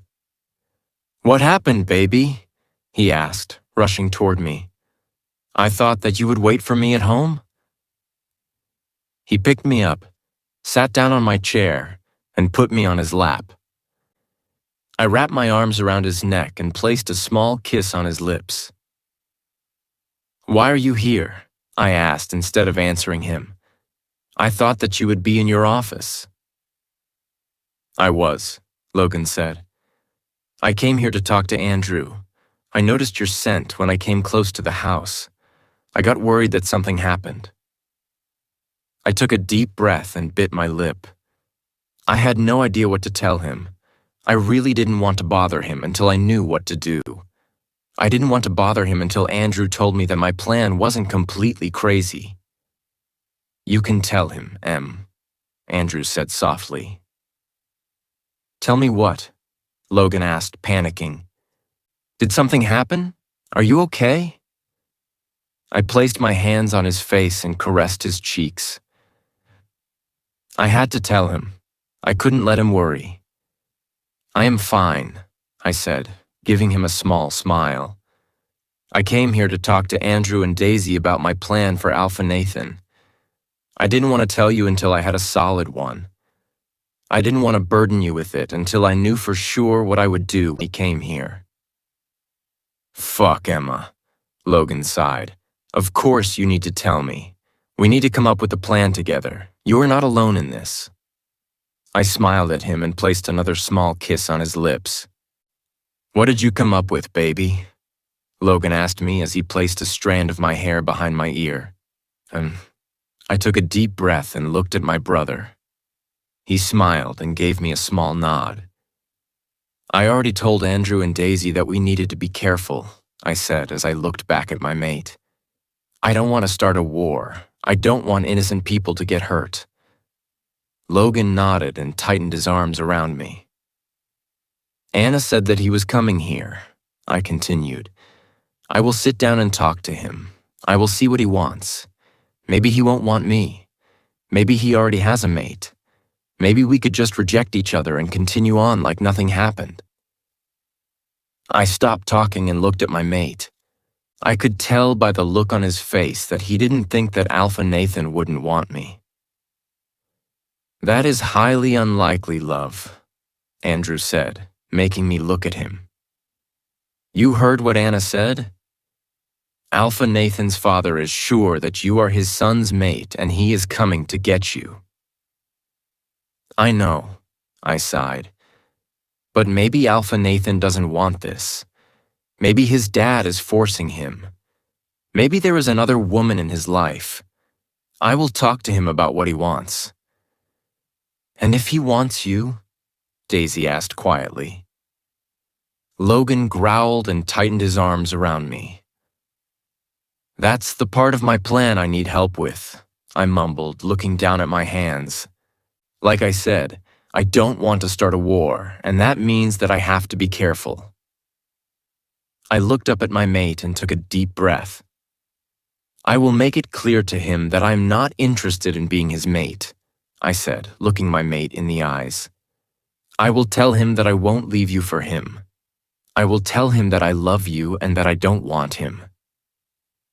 But he will want a chance, Andrew mumbled, making me look at him. I nodded and gulped. And you think that you should give him one? Daisy asked quietly. Logan tensed up. Andrew growled. I looked at Daisy and gulped. I think I should give him a chance to get to know me, I said, tightening my arms around Logan. If he wants to be my friend, he can. I don't think I should give him a chance to date me or come near me in any kind of physical sense. Logan growled, making me look at him. Mine, he said, pressing his lips against mine. Eh? I kissed him back and ran my fingers through his hair. Yours, I mumbled against his lips. You don't seem sure, Daisy said, making me look back at her. Logan buried his head into my neck, and I continued running my fingers through his hair. I'm not, I said. It could seem like I'm leading him on, even though I plan to tell him loud and clear that I don't want him. It could lead us to war, and that is the last thing I want. Daisy looked at my brother. What do you think, honey? She asked him. I looked at Andrew. He was staring in front of himself. His eyebrows were furrowed, and he was biting his lower lip. He looked deep in thought. Andrew took a deep breath and looked up at Logan. I saw the pain in his eyes as he looked at his best friend. I don't know, Andrew mumbled. I think we should start with the first part of your plan. Andrew looked at me and sighed. We will talk to him when he gets here, Andrew said. You will tell him that you don't want him. We will go on from there. We will talk to him about what he wants, and we will try to find a solution. He probably doesn't want a war either. Our pack is the strongest, and he knows that. I nodded and took a deep breath. I felt better after sharing my plan with my family. I felt stronger. I felt more at peace. Logan lifted his head and kissed my cheek. Andrew is right, he said, his voice raspy. Let's start with a talk. I hope that we will never have to use the rest of your plan.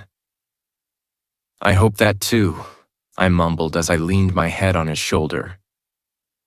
Logan tightened his arms around me, and for a second, I forgot about everything. For a second, it was just me and him. For a second, nothing scared me. For a second, I forgot about the other man. I just wished that the peace I felt could last more than a second. I wished it could last forever. Logan's POV. I walked into my office and sat down at my desk. How the fuck was I supposed to focus on my job? How the fuck was I supposed to do something when I knew that another man was coming for my mate? I wondered where he was. Was he close? Would he come to my pack today? Would he come tomorrow? Would it be in a week or in a month? What would I do when I saw him? How the fuck would I stop myself from killing him? How the fuck would I survive if he took my mate from me? I wouldn't. It would kill me. I buried my face in my hands and groaned. I would ask how you are, but that seems like a stupid question, Drake mumbled as he sat down on one of the chairs opposite me. I moved my hands from my face and sighed. No. I wouldn't know the answer to that question anyway, I mumbled. I'm barely holding it together. I ran my fingers through my hair and took a deep breath.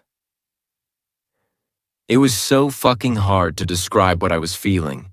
I was angry. I was in pain. I was terrified. I was so fucking terrified. I was sick to my stomach. My body was in pain. I was incredibly sad. I wanted to scream. I wanted to sob. I wanted to explode and burn the fucking world down. But I couldn't.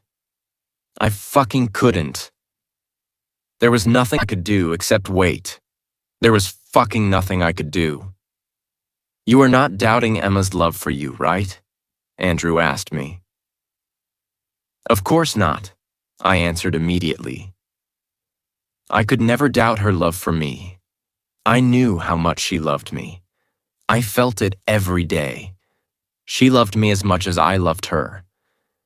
I tightened my jaw and took another deep breath. It felt like something was sitting on my lungs.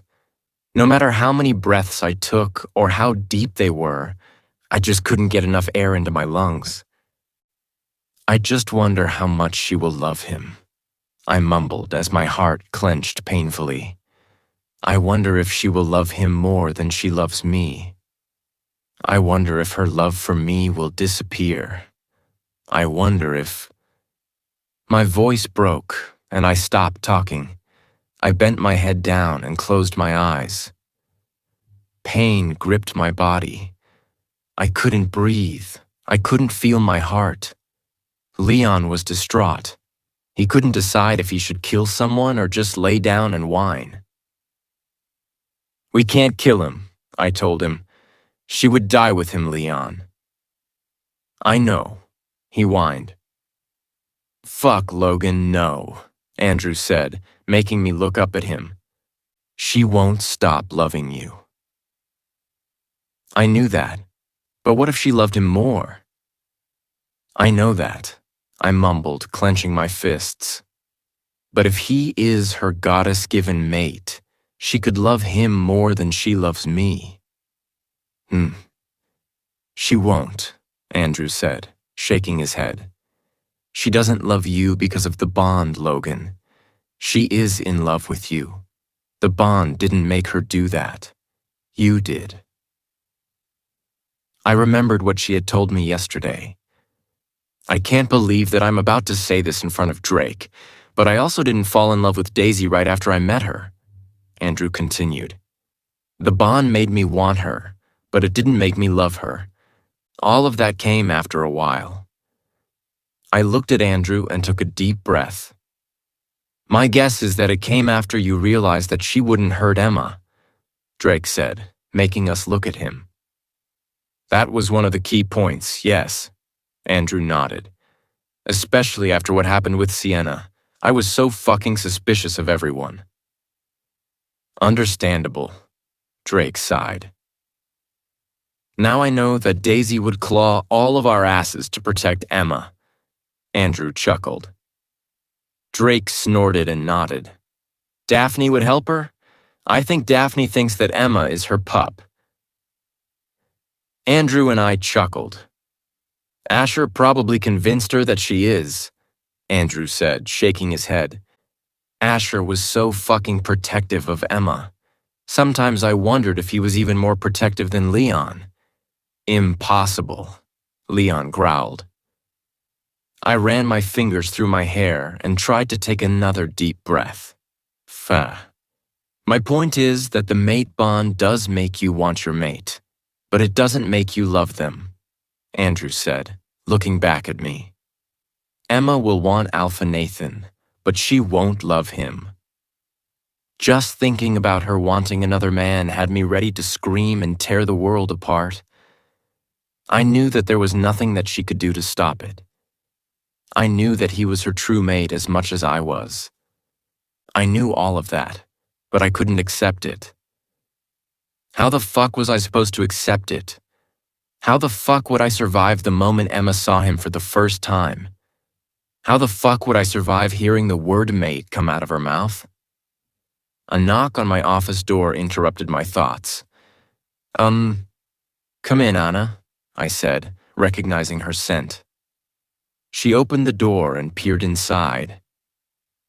Is this a bad time? She asked.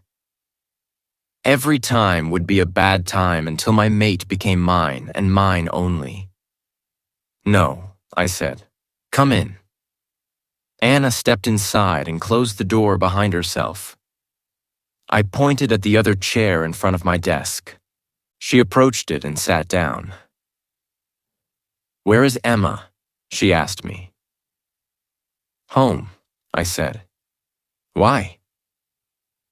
We need to finish our conversation from yesterday, Anna said, looking at Andrew and Drake. I sighed and ran my fingers through my messy hair. What is it about? I asked. Can it wait? I wanted Emma to rest today. I didn't want to burden her with anything else right now. No, Anna said, shaking her head. I need to have this talk with her before Alpha Nathan gets here. What is it about? Andrew asked, making Anna look at him. It's about her heat, Anna said, making me freeze. Her heat? She never went into heat because I marked her before it happened. So, female wolves usually went into heat every few months if they weren't marked after they met their mate. She didn't have to go through that because I marked her before it happened. She is marked, I mumbled, making Anna look back at me. Not twice, Anna said, making my heart stop beating. It's Emma's POV. I wish I could do something to help you, sweetie. Daisy sighed as she ran her fingers through my hair. I leaned my head on her shoulder and closed my eyes. Daisy kissed my forehead, and a small smile spread across my face. I was so thankful to have her in my life. She was like a sister to me. When Andrew first met her, I was a little scared that she wouldn't accept me. I was afraid that she wouldn't like me. I was afraid that she would hate me just like Sienna did. It was hard to trust someone new after what happened with Sienna. It was especially hard for Andrew. It took him even longer to trust Daisy. He was very careful and suspicious. I was the one who convinced him that Daisy was nothing like Sienna. I was the one who told him to trust her, and it was the best thing I could have done. Daisy was a wonderful woman who adored my brother. She was the best thing that happened to my brother. I love you, Daisy, I mumbled, wrapping my arms around her round belly. Oh, sweetie, she said as she hugged me back. I love you too. I smiled and rubbed her belly. I love you too, my little pup, I said softly. I can't wait to meet you. I can't wait to spoil you. I'm not sure I agree with that, Daisy mumbled, making me look up at her and chuckle. Tough, I shrugged. It's my job to spoil him. No, it's not, Daisy said. Yes, it is, I smiled. Look it up. Daisy said something else, but I got distracted by a mind link from Logan. Oh, baby, can you come to my office, please? He asked. I tensed up. I could hear the nervousness in his voice. Is everything okay? I mind linked him back. Anna is here, he said. She would like to continue the conversation from yesterday. My stomach turned and my heart clenched. I completely forgot that there was something else she wanted to talk about. But what was it? I'll be right there? I mind-linked him as I stood up. What's wrong? Daisy asked, looking up at me. Anna wants to talk to me about something else, I mumbled. I'm coming with you? Daisy said as she stood up as well. No, stay here, I said. You need to rest. I rest all the freaking time, she said, rolling her eyes. I'm coming with you. I wanted to argue, but I kind of wanted her to come with me. I felt better when she was around. Let me just put my shoes on, Daisy said as she rushed toward the living room. I followed her, trying to stop my brain from overthinking. It was hard, though. I kept wondering what else Anna had to tell me. There wasn't a third mate, was there? Eliza growled, but I ignored her. I was having a hard time getting her to calm down. She didn't even talk to me much, but I could still feel her nervousness and fear. Ahoo! Come on, Daisy said as she took my hand and started pulling me toward the pack house. I didn't even see her put on her shoes. I was completely lost in thought. I could feel Logan's nervousness as well, and it didn't help at all. Did Anna already tell him something? Or was he nervous because he also didn't know what else she needed to talk about? We were in front of Logan's office in a second. Well, it just seemed like a second to me. Daisy opened the door and walked inside, pulling me behind her. My mate, Andrew, Drake, and Anna were inside. Hey, baby sis, Drake said as he stood up and hugged Daisy. How's my little guy doing? I watched as he smiled and rubbed her belly. Daisy answered, but I didn't hear her. I looked at my mate, and my heart sped up. He reached out for me, and I walked into his arms. I sat down on his lap, and he wrapped his arms around me. He inhaled my scent and kissed my temple. I looked at Anna and took a deep breath. Hi, Emma, she said softly. How are you? Nervous, I said. Anna nodded and leaned forward. I want to talk to you about your heat, she said, making me furrow my eyebrows. Should we talk in private, or is it okay to talk about it in front of your brother and Alpha Drake? My heat, I asked, ignoring the second part of her question. I'm marked. I never went into heat. Logan marked me before it happened. You never went into heat because you haven't met your second true mate, Anna said, making me freeze. Even if Logan didn't mark you, you wouldn't go into heat until you meet your second true mate. I gulped down the lump in my throat. But Logan did mark me, so I won't go into heat when I meet Alpha Nathan? I asked, trying to stop my voice from trembling. You will, Anna said, and my stomach turned. I would want to mate with both Logan and Alpha Nathan? I would want to mate with Alpha Nathan? My heartbeat picked up. My palms started sweating. I was going to pass out. No, I wouldn't want that. I wouldn't want him. I would only need Logan. It wasn't a problem. It wasn't an issue. Logan was so tense. I could feel the anger radiating off of him.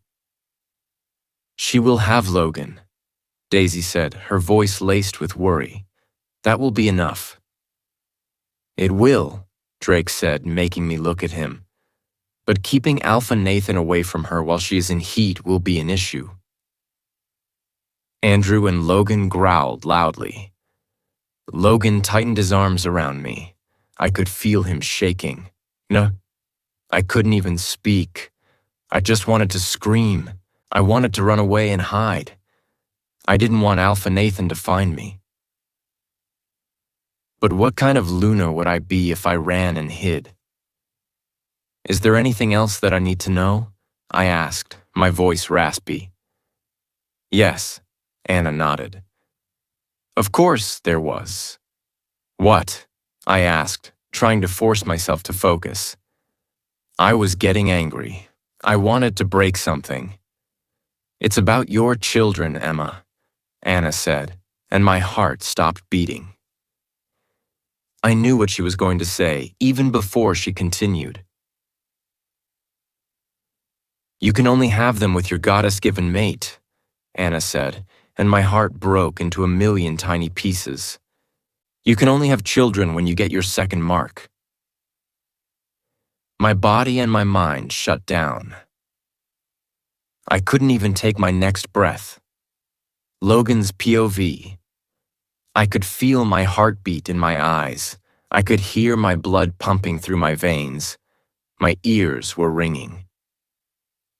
So, if I wasn't her goddess-given mate, what the fuck did you just say?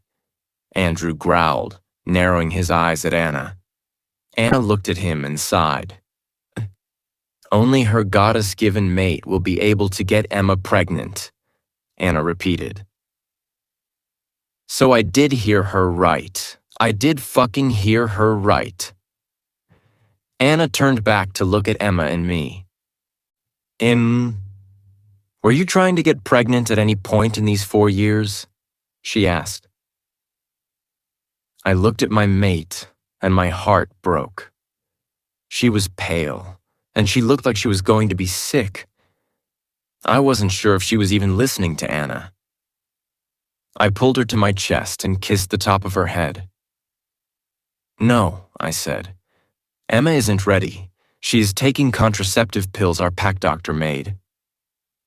Human contraception wouldn't work on a she-wolf, so Ren and some of his other colleagues made a contraceptive for she-wolves. It was similar to human contraception, but a bit stronger. She can stop taking it, Anna said. She doesn't need them. She can't get pregnant until she is marked for the second time. My heart clenched painfully. I pressed her closer to me. She was so tense. I felt like I was holding a rock. What would happen to Logan's mark if Alpha Nathan gave her the other? Drake asked, making me growl loudly. It was an instinct. I couldn't control it. It will disappear, Anna said. If Logan will be the one who will mark her again, his first mark will also disappear. She will have only one mark on the other side of her neck. No. I buried my nose in her hair and took a deep breath of her scent. It calmed me down a little. She was here. She was in my arms. She was mine. The witches who worked for Samuel got that wrong too, Anna continued. The mark can't be removed by a spell. Her mark will be removed when her goddess-given mate marks her. Did they get anything right? Andrew growled. Not really, Anna sighed. I kissed the top of Emma's head. Emma, baby, talk to me. I mind-linked her. She didn't respond. I lifted her head and looked at her face. She was in shock. I wasn't sure if she was still here. She looked completely lost in her thoughts, and based on what I could feel, her thoughts weren't good. I needed to get her out of her head. I tightened my jaw and gulped down the lump in my throat. Anna, is that all? I asked, keeping my eyes on my mate. I will get her out, my love. I'm mind-linked, Emma. Breathe, baby. Yes, Anna said. Give us some privacy, please, I said. I wondered if I should tell Andrew, Daisy, and Drake to leave as well. But maybe having them here would help her. Having her brother here could help her. Of course, Anna said as she stood up. I heard her walking away. I heard the door open and close. Emma? Andrew called her as he approached us. She didn't respond. Emma, love. Andrew called her again as he kneeled in front of us and cupped her cheeks. Talk to us, come on. Tears fell down Emma's cheeks, and she took a deep breath. Come on, baby. I mind-linked her. Breathe. Emma closed her eyes, took another deep breath, and released it slowly. I am sorry, she mumbled. I just need a second. It's okay. I told her as I kissed her temple. Take as much time as you need. I needed to know what she was thinking. I needed her to talk to me, but I knew that I shouldn't rush her. Andrew pulled up a chair, sat next to us, and took her hand in his. She looked at him and gave him a small smile. It was a sad one. It didn't reach her eyes. I ran my fingers through her hair and breathed in her scent again. I told you that I don't care about powers or the second mark. Emma finally spoke. She looked up at me and I gave her a little nod. I could go on with my life with your mark on my neck, she continued. I don't even need to know who my goddess-given mate is. I know, baby, I told her as I placed a small kiss on her lips. She took a deep breath, and her eyes filled with tears.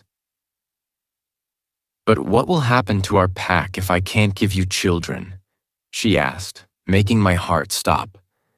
You are an alpha. You need an heir. If you don't mark me the second time, I won't be able to give you children, and I won't. She stopped talking and looked down at her lap. I couldn't move. I couldn't feel my body. I didn't even think about that. All I wanted was her. All I needed was her. The room was silent. No one spoke after Emma stopped talking. Andrew moved first. He cupped Emma's cheeks and looked into her eyes. Don't go there, he told her. Not yet. We aren't there yet, Emma. Take it one step at a time. We aren't there yet. Andrew was right. Of course, he was right. I wanted children. Of course I did. I wanted them with her. I wanted to have a little mini me and a little mini Emma running around. I wanted to leave my pack to my child.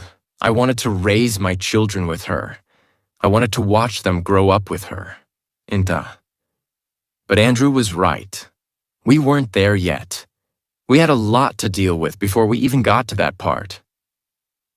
Your brother is right, I said, pulling her into a hug.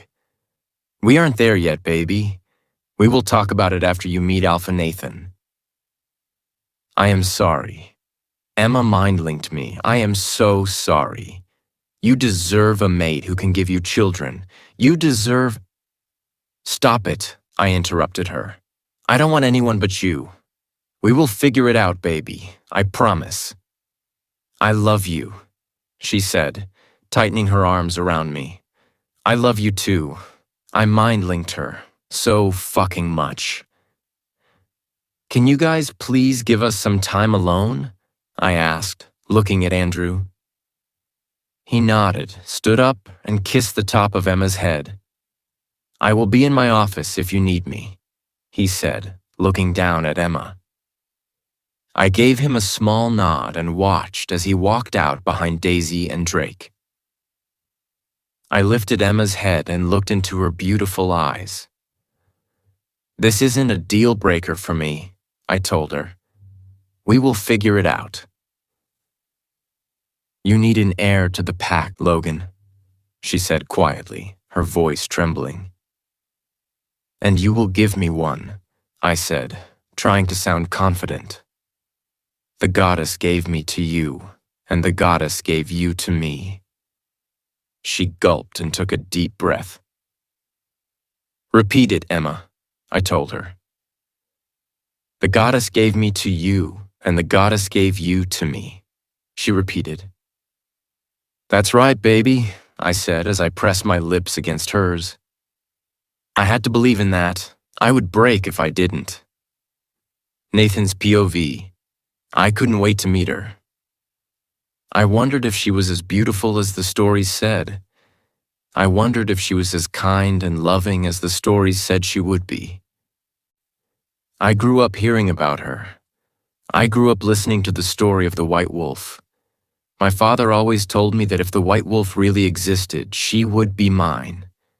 He told me that I am her rightful mate. He told me that I was the descendant of the first Alpha, and that I was the White Wolf's goddess-given mate.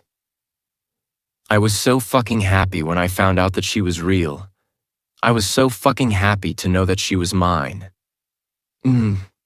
I wasn't happy to know that she already had a mate. I knew about the curse. It was in the stories I was told. I knew that the White Wolf had 2 true mates, but only one of them was the goddess-given one. I knew that there would eventually be another man that I would have to deal with, but I wasn't expecting that she would meet him before she met me. I was furious. Just thinking about another man touching what was mine had me seeing red. I didn't know much, but I knew that she was already married to him. I knew that she was marked, and that meant that she had already had sex with him. Noel growled loudly. "Mine," he screamed. "She is fucking mine." "She is, Noel," I told him, trying to contain his anger. "We will bring her home, don't worry." "He touched her." Noel growled again. I tightened my jaw and closed my eyes. "He did," I told him. "But she didn't know that he was her cursed mate. He won't touch her again after she meets me, I promise." Noel growled again, but I ignored him. It was hard for me to deal with my own anger. I didn't need his as well. Did she love her cursed mate? Well, even if she did, she wouldn't love him anymore after she met me. The goddess gave her to me. She would love me and stop loving him. Do I really have to leave? Janet sighed as she walked out of the bathroom. We could have fun. She leaned on the doorframe and gave me a small, seductive smirk. It didn't work on me. The only one who could really seduce me was my mate. I fucked Janet because I wanted to, not because she seduced me. No, Janet, I said as I stood up and pulled my boxers on. I need to start getting ready. Why are you leaving anyway? She sighed. Why can't you tell me? I resisted the urge to roll my eyes. It's pack business, I said, pulling my shirt over my head. I can't talk to you about that. Why not? Janet sighed. I didn't respond. I didn't need to tell her anything. She wasn't going to be my Luna no matter how much she wanted it. Can you at least tell me where you are going? She asked after a few silent moments. Crescent Moon Pack, I said, looking up at her. Her eyes widened. She raised her eyebrows at me. Alpha Logan's pack? She asked. Why are you going there? Stop asking me that, Janet, I sighed. I can't tell you. She frowned and crossed her arms over her chest, pushing her boobs up. I hear that he has a beautiful Luna, she said with a hint of jealousy in her voice. The anger started rising, but I pushed it back. She wasn't fucking his. She was mine. I smirked. If Janet only knew that Alpha Logan's Luna was actually my Luna and that she would soon be following her orders. I heard, I said, keeping a smirk on my face. Get dressed and leave, Janet. I have to go. When will you come back? She asked, not moving an inch. She was really getting on my fucking nerves. I didn't want to order her, but it looked like I would have to. As soon as possible, I said, growling. Now go.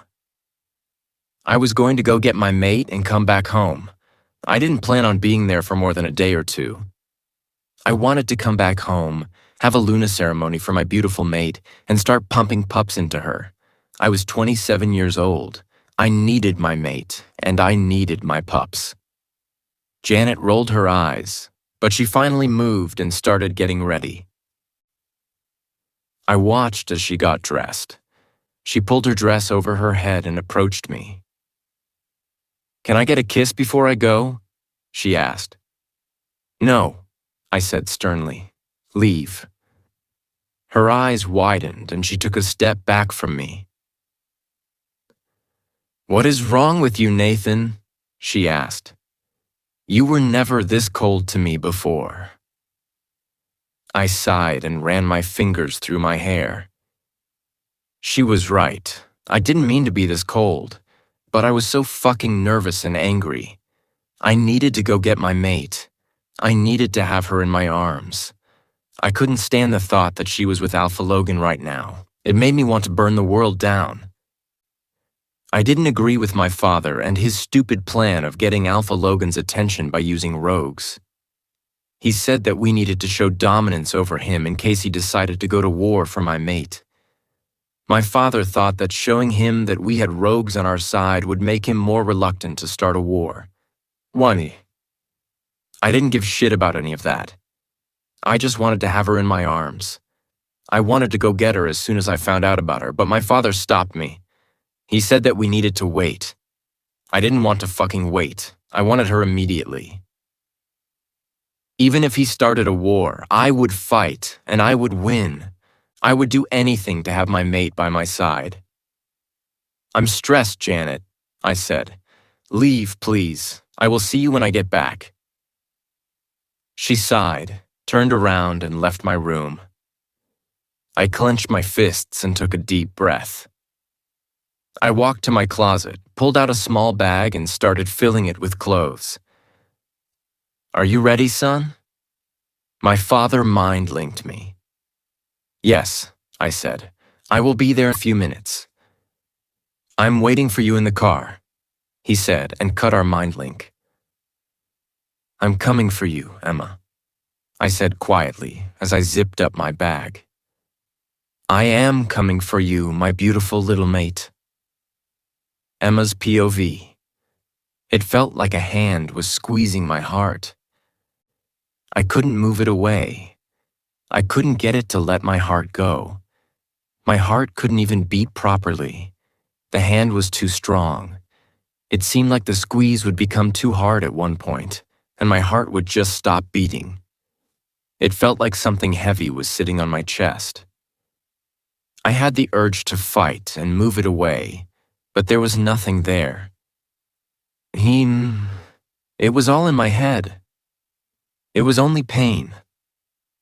A knock on the door made me look up from the papers on my desk. I insisted on coming to my office today. Logan wanted me to stay home, but I couldn't. My thoughts would drive me crazy, and I would only feel worse. Come in, I said, already knowing it was my brother. Andrew opened the door and stepped inside. He had a worried look on his face. You should be home, he said as he approached my desk. And do what? I sighed as I put the pen down and leaned back in my chair. Go crazy? Rest, Andrew said as he sat down on one of the two chairs in front of my desk. I sighed and shook my head. I wouldn't be able to rest, I said. I would just feel worse. At least here, I feel like I'm doing something useful. Andrew furrowed his eyebrows and took a deep breath. I'm worried, love, Andrew said. I sighed and gave him a small smile.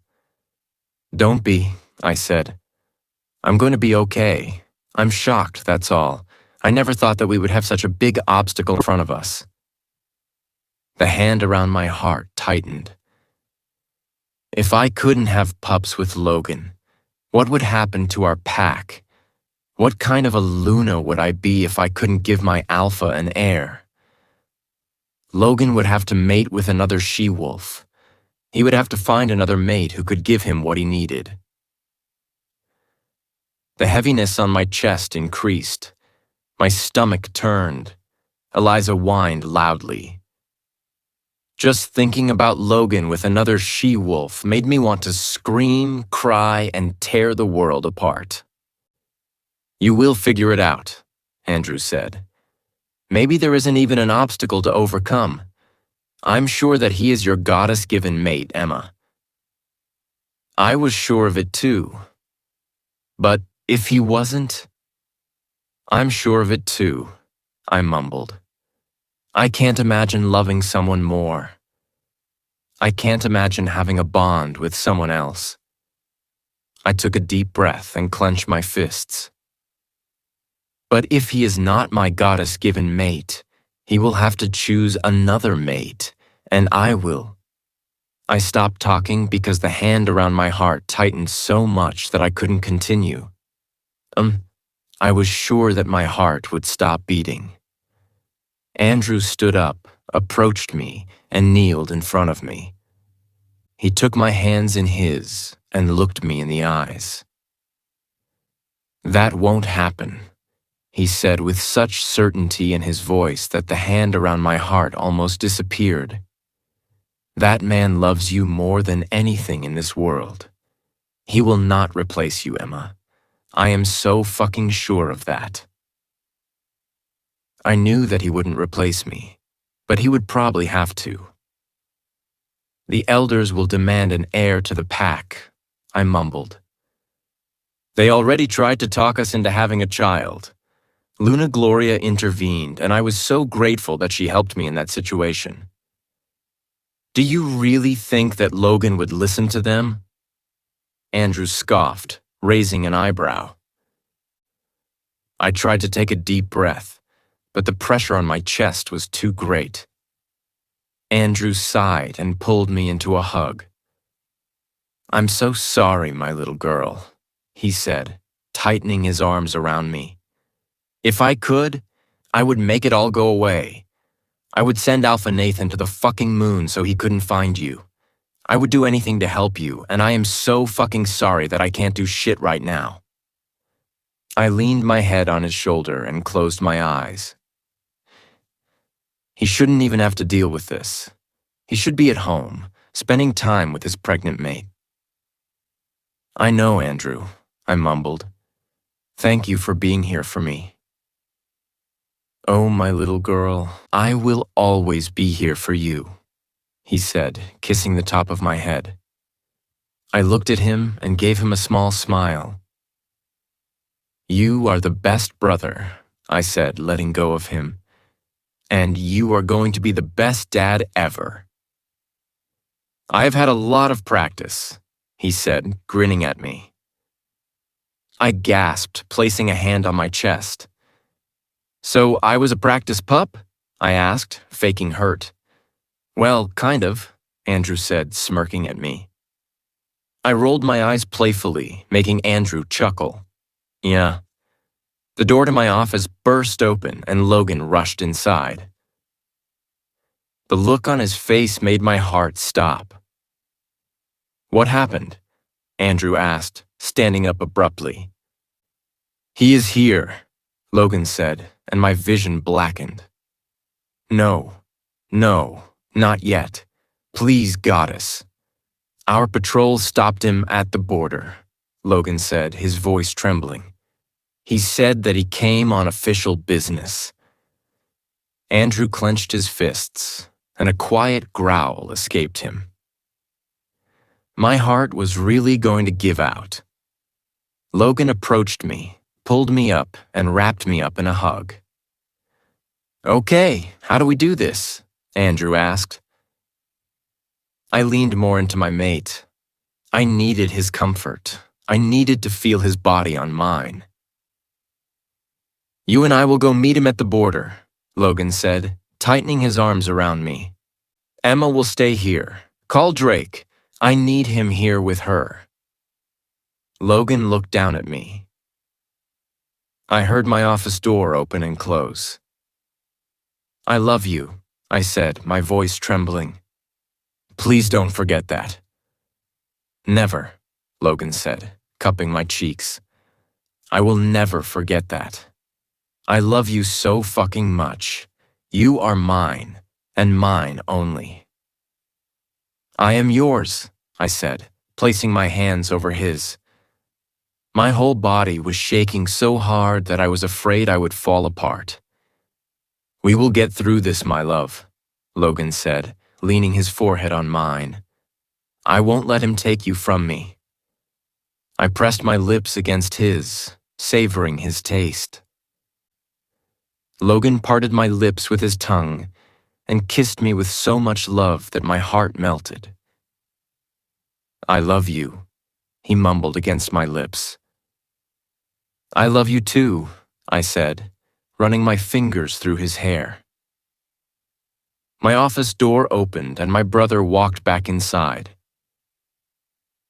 Drake will be here in a few minutes, Andrew said. Logan looked up at him and took a deep breath.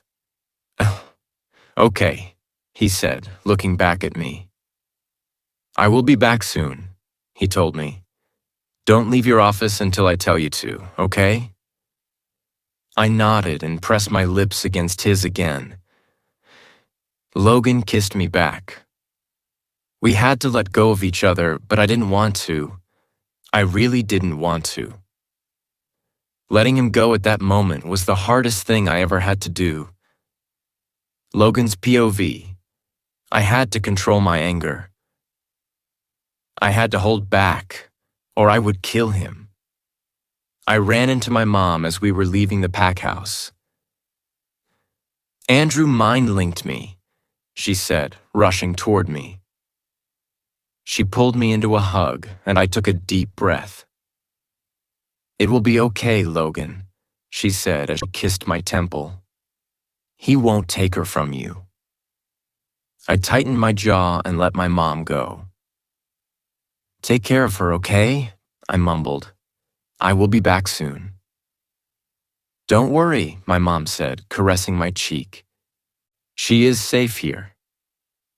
I kissed my mom's forehead and rushed toward my car. How the fuck should we stop ourselves from killing him? Andrew mumbled as he entered the car. Let me know when you find out, I growled as I started driving. I could feel my heartbeat in my throat. I could hear my blood pumping through my veins. The closer we were to the border, the more pissed off I was. Did he really think that he would take her from me? Did he really think that she would become his? No! No fucking way! She was mine! Mine! I growled loudly and tightened my grip on the steering wheel. Breathe, Logan, Andrew said. We need to stay calm. I knew that he was right, but I wanted to bite his head off. I wonder how the fuck you would stay calm if another man was after Daisy, I growled at him. Andrew growled back at me, making me glare at him. I have no fucking idea, Andrew said, tightening his jaw. But you know that I am right, Logan. You need to find a way to stay calm. I took a deep breath and nodded. I know, I mumbled just as my eyes landed on the man I hated the most. Alpha Nathan. He was leaning on the hood of his car with his arms crossed over his chest. He was talking to one of my warriors, and he was smiling. His father was standing next to him, looking around with curiosity written all over his face. I didn't know much about his father, but I knew that he was an impulsive man. He wasn't a bad alpha, but he wasn't a good one either. He made a lot of stupid decisions that eventually cost him a lot. His pack went from the third strongest to one of the weaker packs. Alpha Nathan was trying to fix the damage, but he had limited resources thanks to his father. I was sure that he saw Emma as a way to strengthen his pack. As if I would let that happen. I stepped out of my car, and Alpha Nathan looked at me. He tightened his jaw, and his body tensed up. He forced himself to smile. Alpha Logan, he said, stepping away from his car. It's nice to meet you. I can't really say the same, Alpha Nathan, I said as I approached him. He chuckled and nodded. I believe you, he said, looking from me to Andrew. This must be your beta. Yes, I nodded, forcing myself to remain calm. This is Andrew. My mate's brother, Alpha Nathan said, making the anger inside me boil.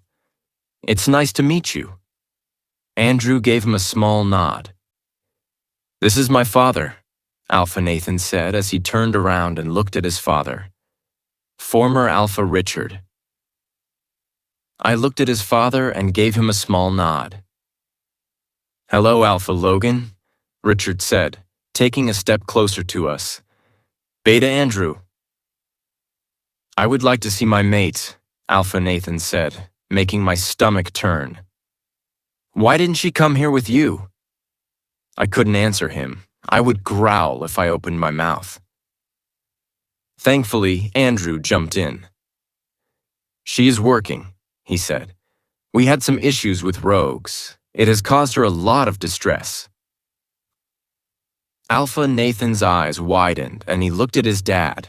I saw so much annoyance in his eyes and it made me so fucking happy. Goddess, you are the best fucking beta and the best fucking friend I could have. I mind-linked Andrew. Alpha Nathan looked so fucking nervous. He fucked up, and he knew it. I'm sorry to hear that, Richard said, making me clench my fists. Thank you, I said, deciding to dig the fucker's grave a little bit more. She has a rough past with rogues, and this has been really hard on her. Alpha Nathan's eyes widened even more. What are you talking about? He asked, and I had to hold back a smirk. That isn't our story to tell, Andrew said calmly. So you would like to speak to my Luna? I spoke before Alpha Nathan could ask any more questions. Anger flashed in Alpha Nathan's eyes. I know this is a peculiar situation, Alpha Logan, but let's not pretend, Alpha Nathan said, clenching his fists. She is my mate, and I am here to take her back home with me. My vision blackened. The strength I needed to keep myself from killing him was immense. You are right, Alpha Nathan, I said, trying to remain calm. This is a peculiar situation. I tightened my jaw and took a deep breath. I will let you speak to my Luna, I said. You can follow me to the pack house. I turned around and walked back to my car, not giving him a chance to say anything else. My body was trembling. I needed to get away from him. Andrew and I sat down in my car. I gripped the steering wheel so tightly that I almost broke it. I don't like them, Andrew growled. His father is an idiot. He is, I agreed as I started my car. He destroyed his pack. I know, Andrew mumbled. They probably see Emma as an opportunity to strengthen his pack. I was thinking the same thing, I mumbled as I looked at the rearview mirror. The fucker was following me. Emma, baby, we are coming back. I mind-linked my mate. I will take him to my office. Don't come until I tell you to, okay? Oh, thank goddess. Emma mind-linked me back immediately. I was so worried about you. I didn't want to disturb you, but I was just about to mind-link you. I couldn't wait anymore. I am okay, baby, I said as my heart clenched painfully. Don't come into my office until I tell you to, okay? Yes, she answered. I love you so much. I love you too, baby, I said, taking a deep breath. I am yours and you are mine, she said, making my body shiver. I am yours and you are mine, I responded, tightening my grip on the steering wheel. She was mine. She was mine, and I wouldn't let him take her. Nathan's POV. I could smell her sweet scent all around me. She smelled like vanilla. It was mouth-watering. I needed to see her. I needed to touch her. Where was she? I kept looking around, hoping to finally lay my eyes on her, but I couldn't find her anywhere. I didn't even pay attention to anything else. I didn't check out the pack house. I didn't check out the interior. I didn't even notice when we entered Alpha Logan's office. I wanted to see her. I needed to see her. Mate, Noel whined. She is here. I want mate. Soon, Noel, I told him, trying to remain still. I wanted to jump, growl, and find her. I fucking needed to find her. I sat down on the chair in front of Alpha Logan's desk. It was getting harder and harder to focus. I needed my mate. My whole body was buzzing with need. I had to clench my muscles to keep myself from jumping up. I knew that she was here somewhere, but the fact that I couldn't see her was driving me fucking crazy. "Where is she?" I asked, trying to hold back a growl. Alpha Logan frowned. He hated me as much as I hated him. I knew it. I could tell. I understood him completely. He was the one person I wanted fucking dead. It was worse for me, though. He already touched my mate. He marked her. He tasted her. I really wanted him dead.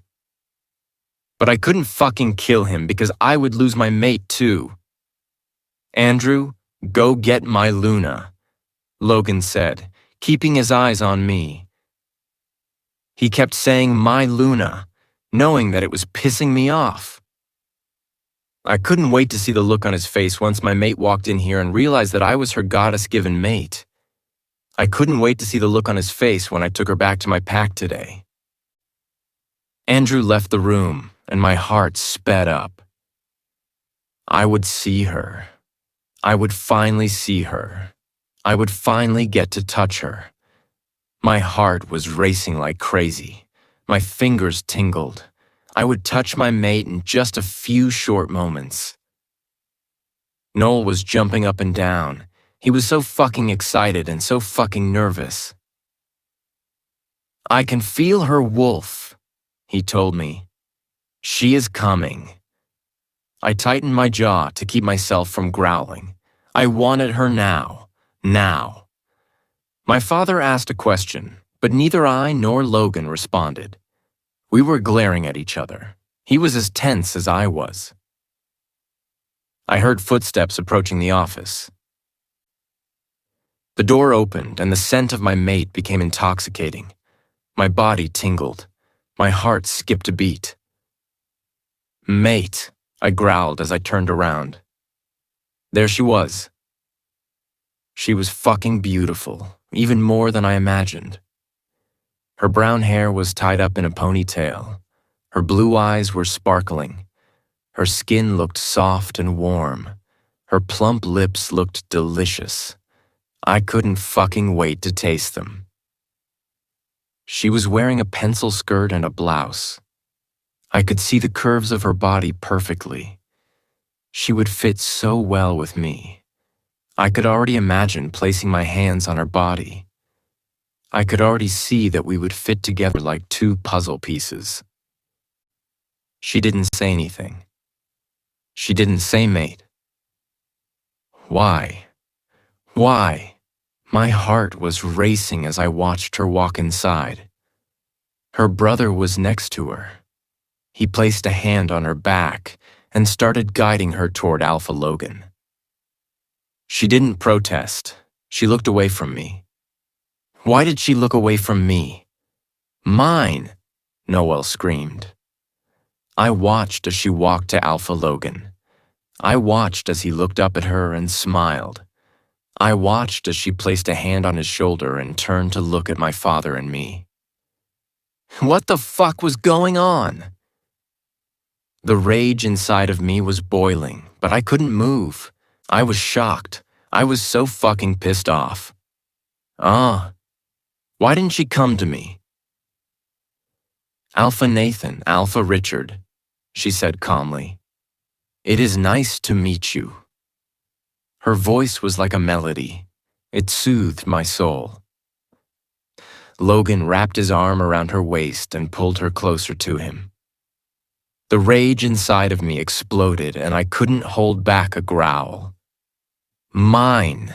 I screamed as I jumped up. My claws and my canines elongated. I was going to fucking kill him.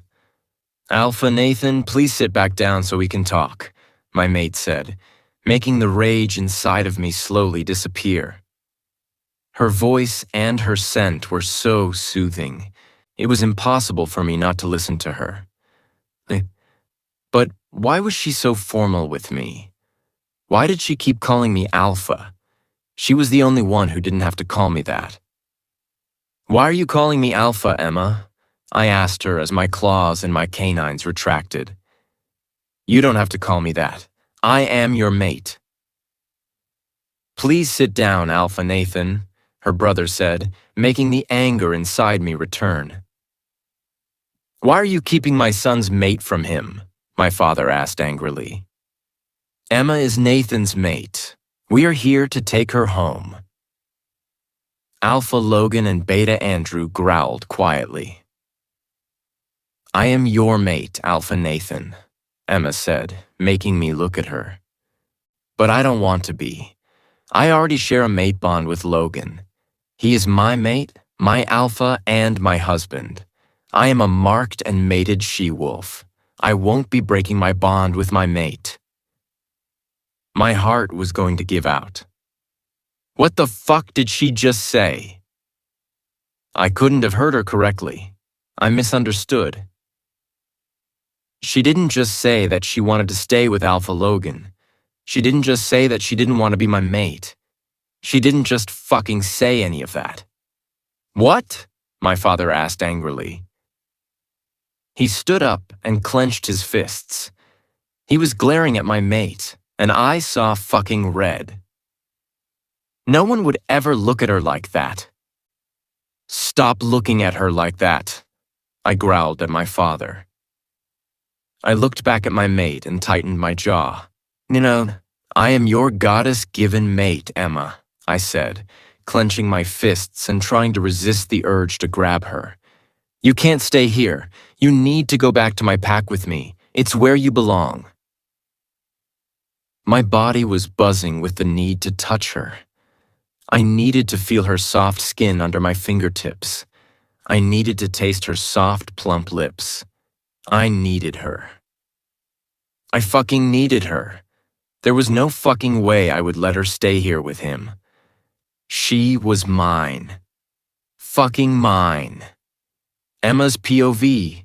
I wouldn't be surprised if my heart jumped out of my body. I wouldn't be surprised if I saw it on Logan's desk. My whole body was trembling. I felt the need to touch him, but my heart kept screaming at me. I didn't want to. But a part of me needed to touch him. A part of me needed to feel his hands on me. A part of me needed to touch his skin. He smelled like rain.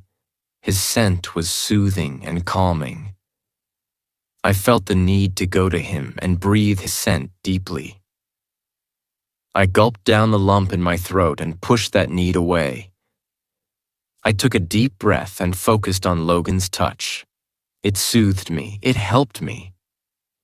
You are doing great, my love. Logan mind-linked me. I know it's hard. I am so sorry. I love you. I mind-linked him back. I love you too, baby, he said, rubbing my waist with his thumb. And Alpha Nathan's eyes snapped to Logan's hand on my waist, and I saw the rage inside him explode. My heart hurt for him. I didn't know him at all, but he didn't deserve this. No one deserved this. He deserved a mate who could love him back. He deserved a mate who would want him as much as he wanted her. If he was my cursed mate, and if our bond broke, would he find his true goddess-given mate? Did he have one? I am sorry, Alpha Nathan, I said, making him look back up at me. You don't deserve this. I wish that there was something I could do to make it easier. His eyes widened. Make what easier? You are not leaving me, Emma. I felt the pain in his heart, and I had to hold back a whimper. His wolf is calling me, Eliza whined in pain. It's okay, Eliza, I said softly. Talk to him. I didn't want her to suffer. I would deal with it all. I had to protect her. Alpha Nathan, I said, but he interrupted me. Stop being formal with me, he growled. I am your mate. Logan tensed up, and a growl escaped him. Don't growl at my mate, Logan said, gritting his teeth. I will have you removed, Alpha Nathan. I knew about the warriors around the pack house. Logan and Andrew worried that Alpha Drake and his father could get aggressive, so they had warriors all around and inside the pack house. Alpha Nathan looked at Logan in disbelief. You will have me removed? He asked. Are you fucking kidding me?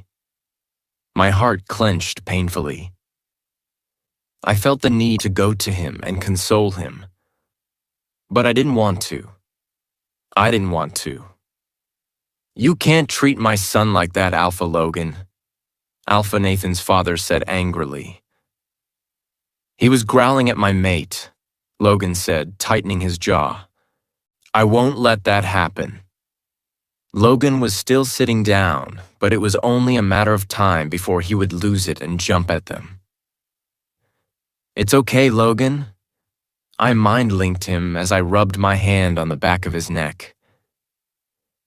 He relaxed under my touch a little. He looked up at me and gave me a small smile.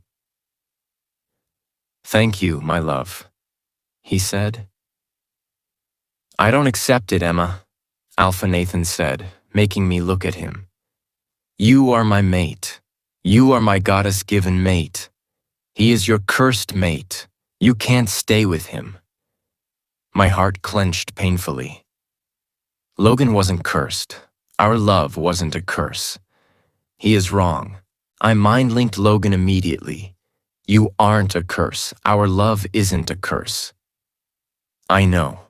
Logan mind-linked me back. I could hear pain in his voice. I could feel the pain in his body. It made me angry. It made me want to scream. I think that's enough, Logan said as he stood up and pulled me behind him. You are welcome to spend the night in our pack. If you don't want to, I will have my warriors escort you back to the border. I am not leaving without her, Alpha Nathan growled. Logan clenched his fists. Alpha Nathan, please, I said softly, stepping away from Logan. You can stay, and we can continue this conversation tomorrow. The tensions were too high. We needed to calm down. Nothing good would come out of this situation. His eyes softened. The pain I saw in them had me ready to scream. I didn't want to hurt him. I really didn't. He didn't deserve it. He took a deep breath and tightened his jaw. He never looked away from me. Let me hold you, Alpha Nathan said, making me tense up. Logan's arm around me tightened. I won't leave the pack, Alpha Nathan said, looking at Logan. I am not giving up on my mate. He looked back at me and gulped. I won't give up on you, Emma, he said. But I will leave the office, and I will go to my room if you let me hold you. I need to touch you. Please. The pain in his voice made my heart clench painfully. I felt the need to go to him, but I couldn't. I couldn't. Please, Emma, Alpha Nathan said softly. I could feel Logan's anger. I could feel his fear. If I let Alpha Nathan hold me, I would hurt Logan. If I didn't let Alpha Nathan hold me, I would hurt him. No matter what I did, one of my mates would get hurt. But I only loved one of them. Only one of them had my entire heart and soul. I am sorry, Alpha Nathan, I said softly. I can't do that to my mate. I could feel his heart break. He didn't even say anything. He just stared at me with a look that made me want to scream. Logan's office door opened and one of our warriors walked inside. Peter will show you to your rooms, Logan said. I will see you tomorrow, Alpha Nathan. Alpha Nathan's father approached his son and placed a hand on his shoulder. Come on, Nathan, he said. Alpha Nathan never looked away from me. He kept his eyes on mine as his father started pulling him out of the room. He kept his eyes on mine until Mike closed the door behind them. Tears fell on my cheeks as soon as the door closed. Logan sat back down and pulled me onto his lap. "I am so sorry, baby," he said, wrapping his arms around me. I pressed myself as close to him as possible and sobbed. "Andrew, can you give us a moment?" Logan mumbled as he rubbed my back gently. "Of course," my brother said as he approached Logan and me. I felt his lips on the top of my head. "I will go check on Alpha Nathan and his father," Andrew said, making Logan nod. I heard my brother walking away. I heard the office door open and close. "Look at me, baby," Logan said softly, making me look up at him. He wiped away the tears from my cheeks and kissed me softly. "I am so sorry," I said as my heart clenched painfully. "I shouldn't cry. I shouldn't." Logan pressed his lips against mine, stopping me from talking. "It's okay, Emma," he said as he stopped kissing me. "It hurts.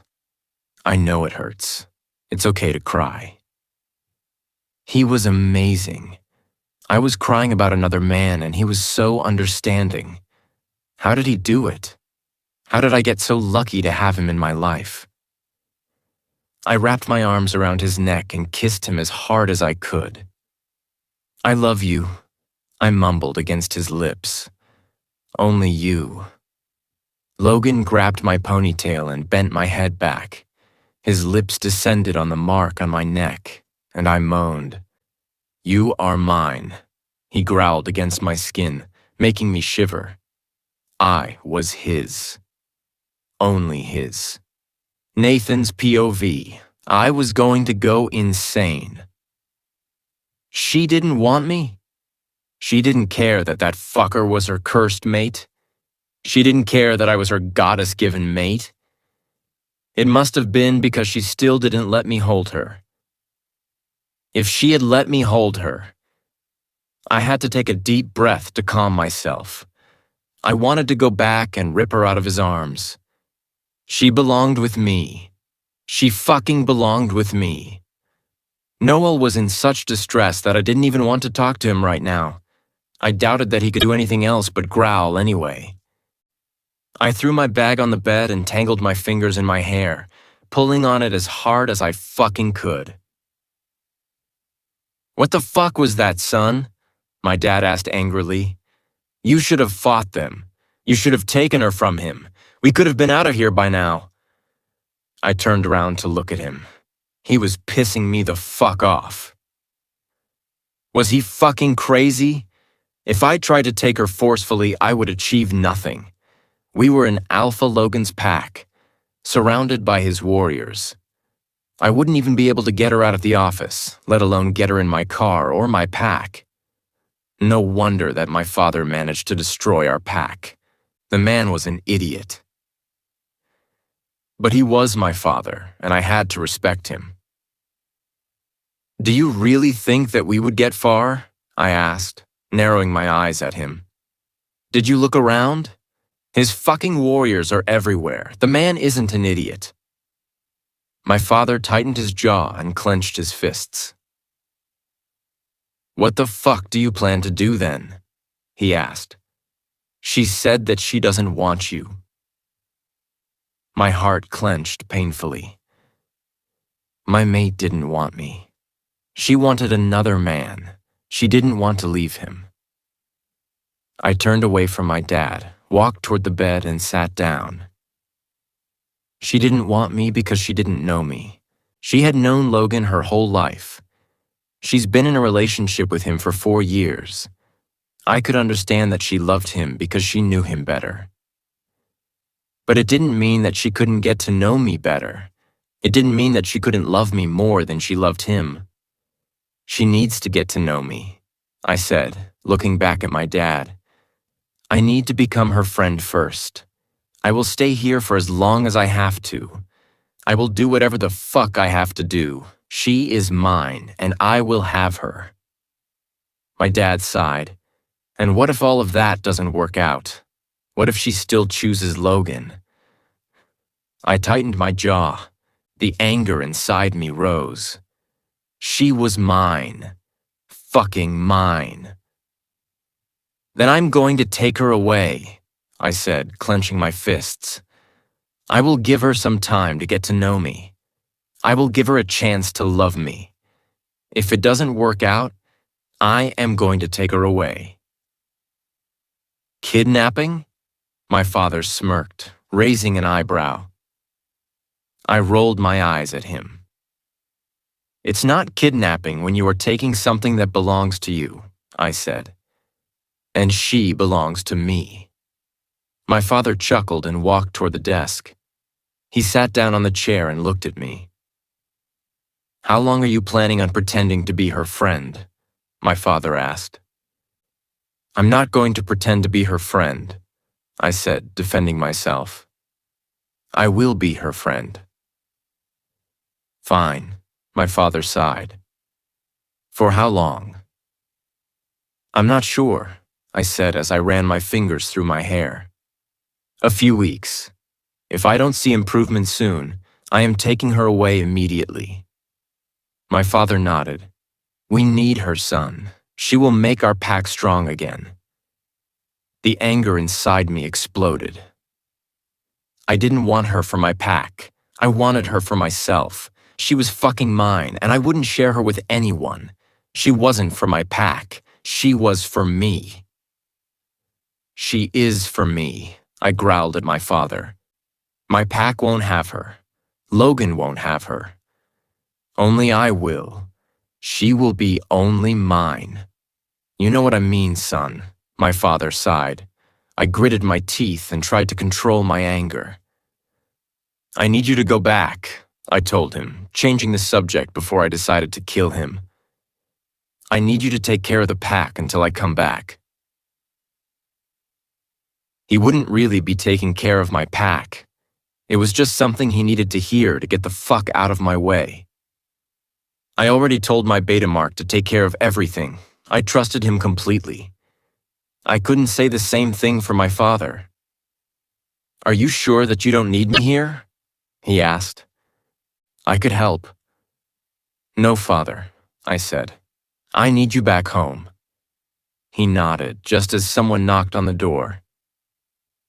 Come in, I said as I stood up. The door opened and my mate's brother walked inside.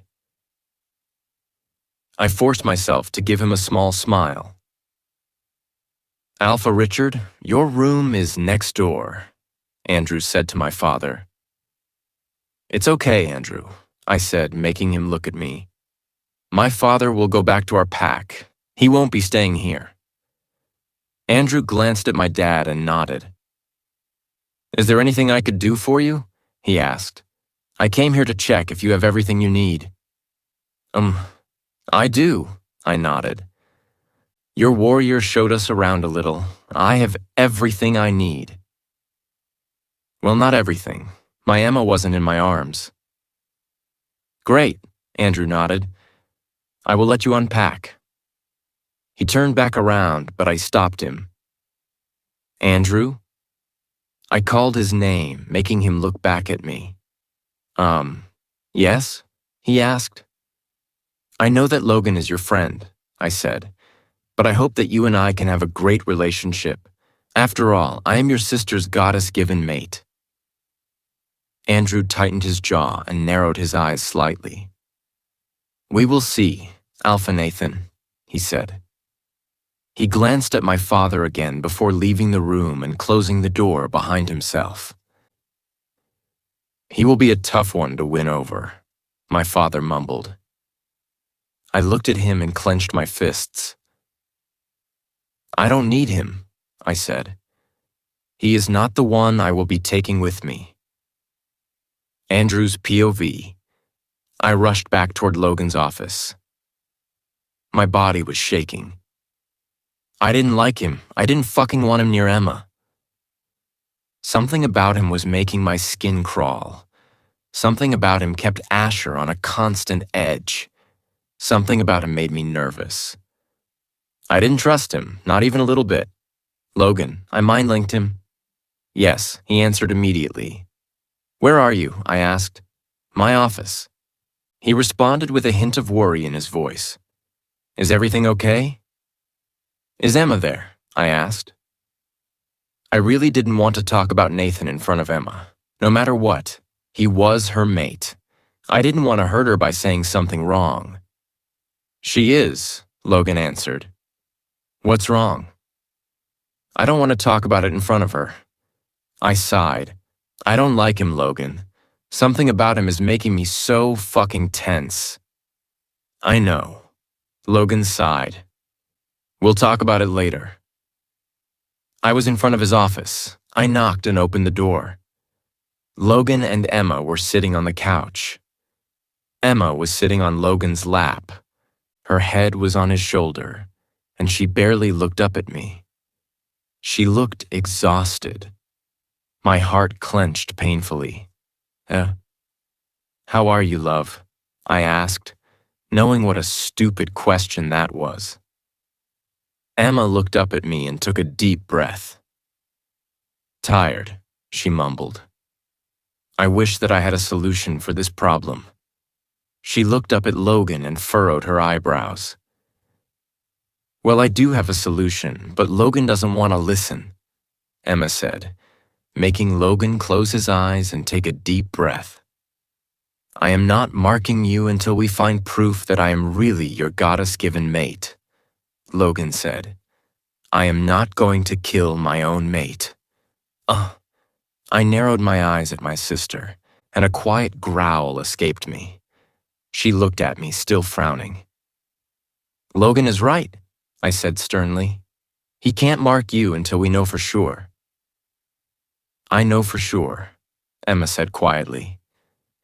I know for sure, Emma said quietly. I trust you, baby, Logan told her, making her look back at him. I know in my heart that you really are mine. I know in my heart that our bond isn't fake. I know in my heart that it wasn't created by some curse. I know. Why won't you mark me then? Emma interrupted him. If there is even the slightest chance that we are wrong, Logan spoke, his voice breaking. He cupped her cheeks and took a deep breath. I need proof, he said.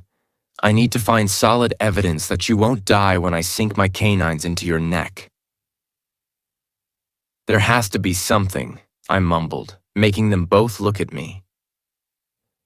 I furrowed my eyebrows and rubbed my chin.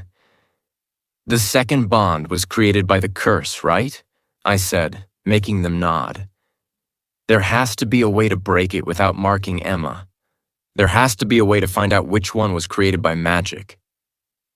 There has to be a loophole, my sister mumbled. I nodded. Where are the books we found in Samuel's cave? Emma asked as she stood up.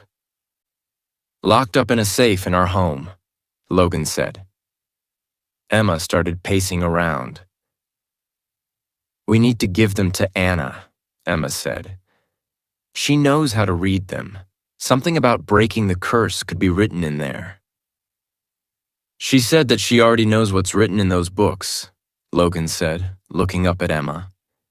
She stopped pacing and looked at him. Samuel had those books for years, Emma said. I don't believe that she remembers every single detail from those books. I doubt that it's written there anyway, I mumbled, making Emma look at me. Yes, but she is a witch, Emma said. She knows magic. If she found out more about the curse and how it was created, she could figure out how to break it too. She was making some good points. Logan furrowed his eyebrows, looked down at his lap, and sighed. I don't really trust her yet, Logan mumbled, clenching his fists. Why? Emma asked. She has done nothing wrong. Logan looked up at her and took a deep breath. What if she uses knowledge from the books to hurt you? Logan asked, making me tense up. What if there was something dangerous written in there? What use do we have of them if they are just sitting in our safe? Emma sighed as she started pacing again. And why would she hurt me? She could have done it by now, but she didn't. I completely understood Logan's fear. I was terrified that someone would hurt her. I was suspicious of everything and everyone. I still wasn't sure about Anna either. But Emma was right. Anna could have hurt her, but she didn't. She could have kept quiet about Nathan, but she didn't. She seemed like she genuinely wanted to help. Emma is right, I said, making Logan look at me. We need to give the books to Anna. Logan closed his eyes, took a deep breath, and tightened his jaw. We aren't going to find anyone else who knows how to read them, Emma said as she sat down next to Logan and placed her hand on his back. We've been trying to do that for 4 years. Something that could help us could be written in there. She was right. She was completely right. How the fuck did she manage to think more clearly than Logan and I even now when she was in distress? Logan looked at her and gave her a small nod. Okay, he mumbled and looked at me. I need you to guard Anna while she is reading them. You are the only one I trust. Why do you want him to guard her? Emma asked, furrowing her eyebrows. I don't trust her, Emma. Logan sighed, looking back at her. I need someone I trust to make sure that she won't steal the books. I need someone I trust to make sure that she doesn't give the information she finds out to someone else. It's the only way I will allow her to get near those books. It's non-negotiable, Emma. I agreed with him. We needed to be careful. I agree, I said, making them both look at me. Better safe than sorry. Emma sighed and nodded. Okay. Logan wrapped his arm around her shoulders and pulled her to him. I took a deep breath. Everything would be okay. Everything would have to be okay. I couldn't lose my sister. Not again.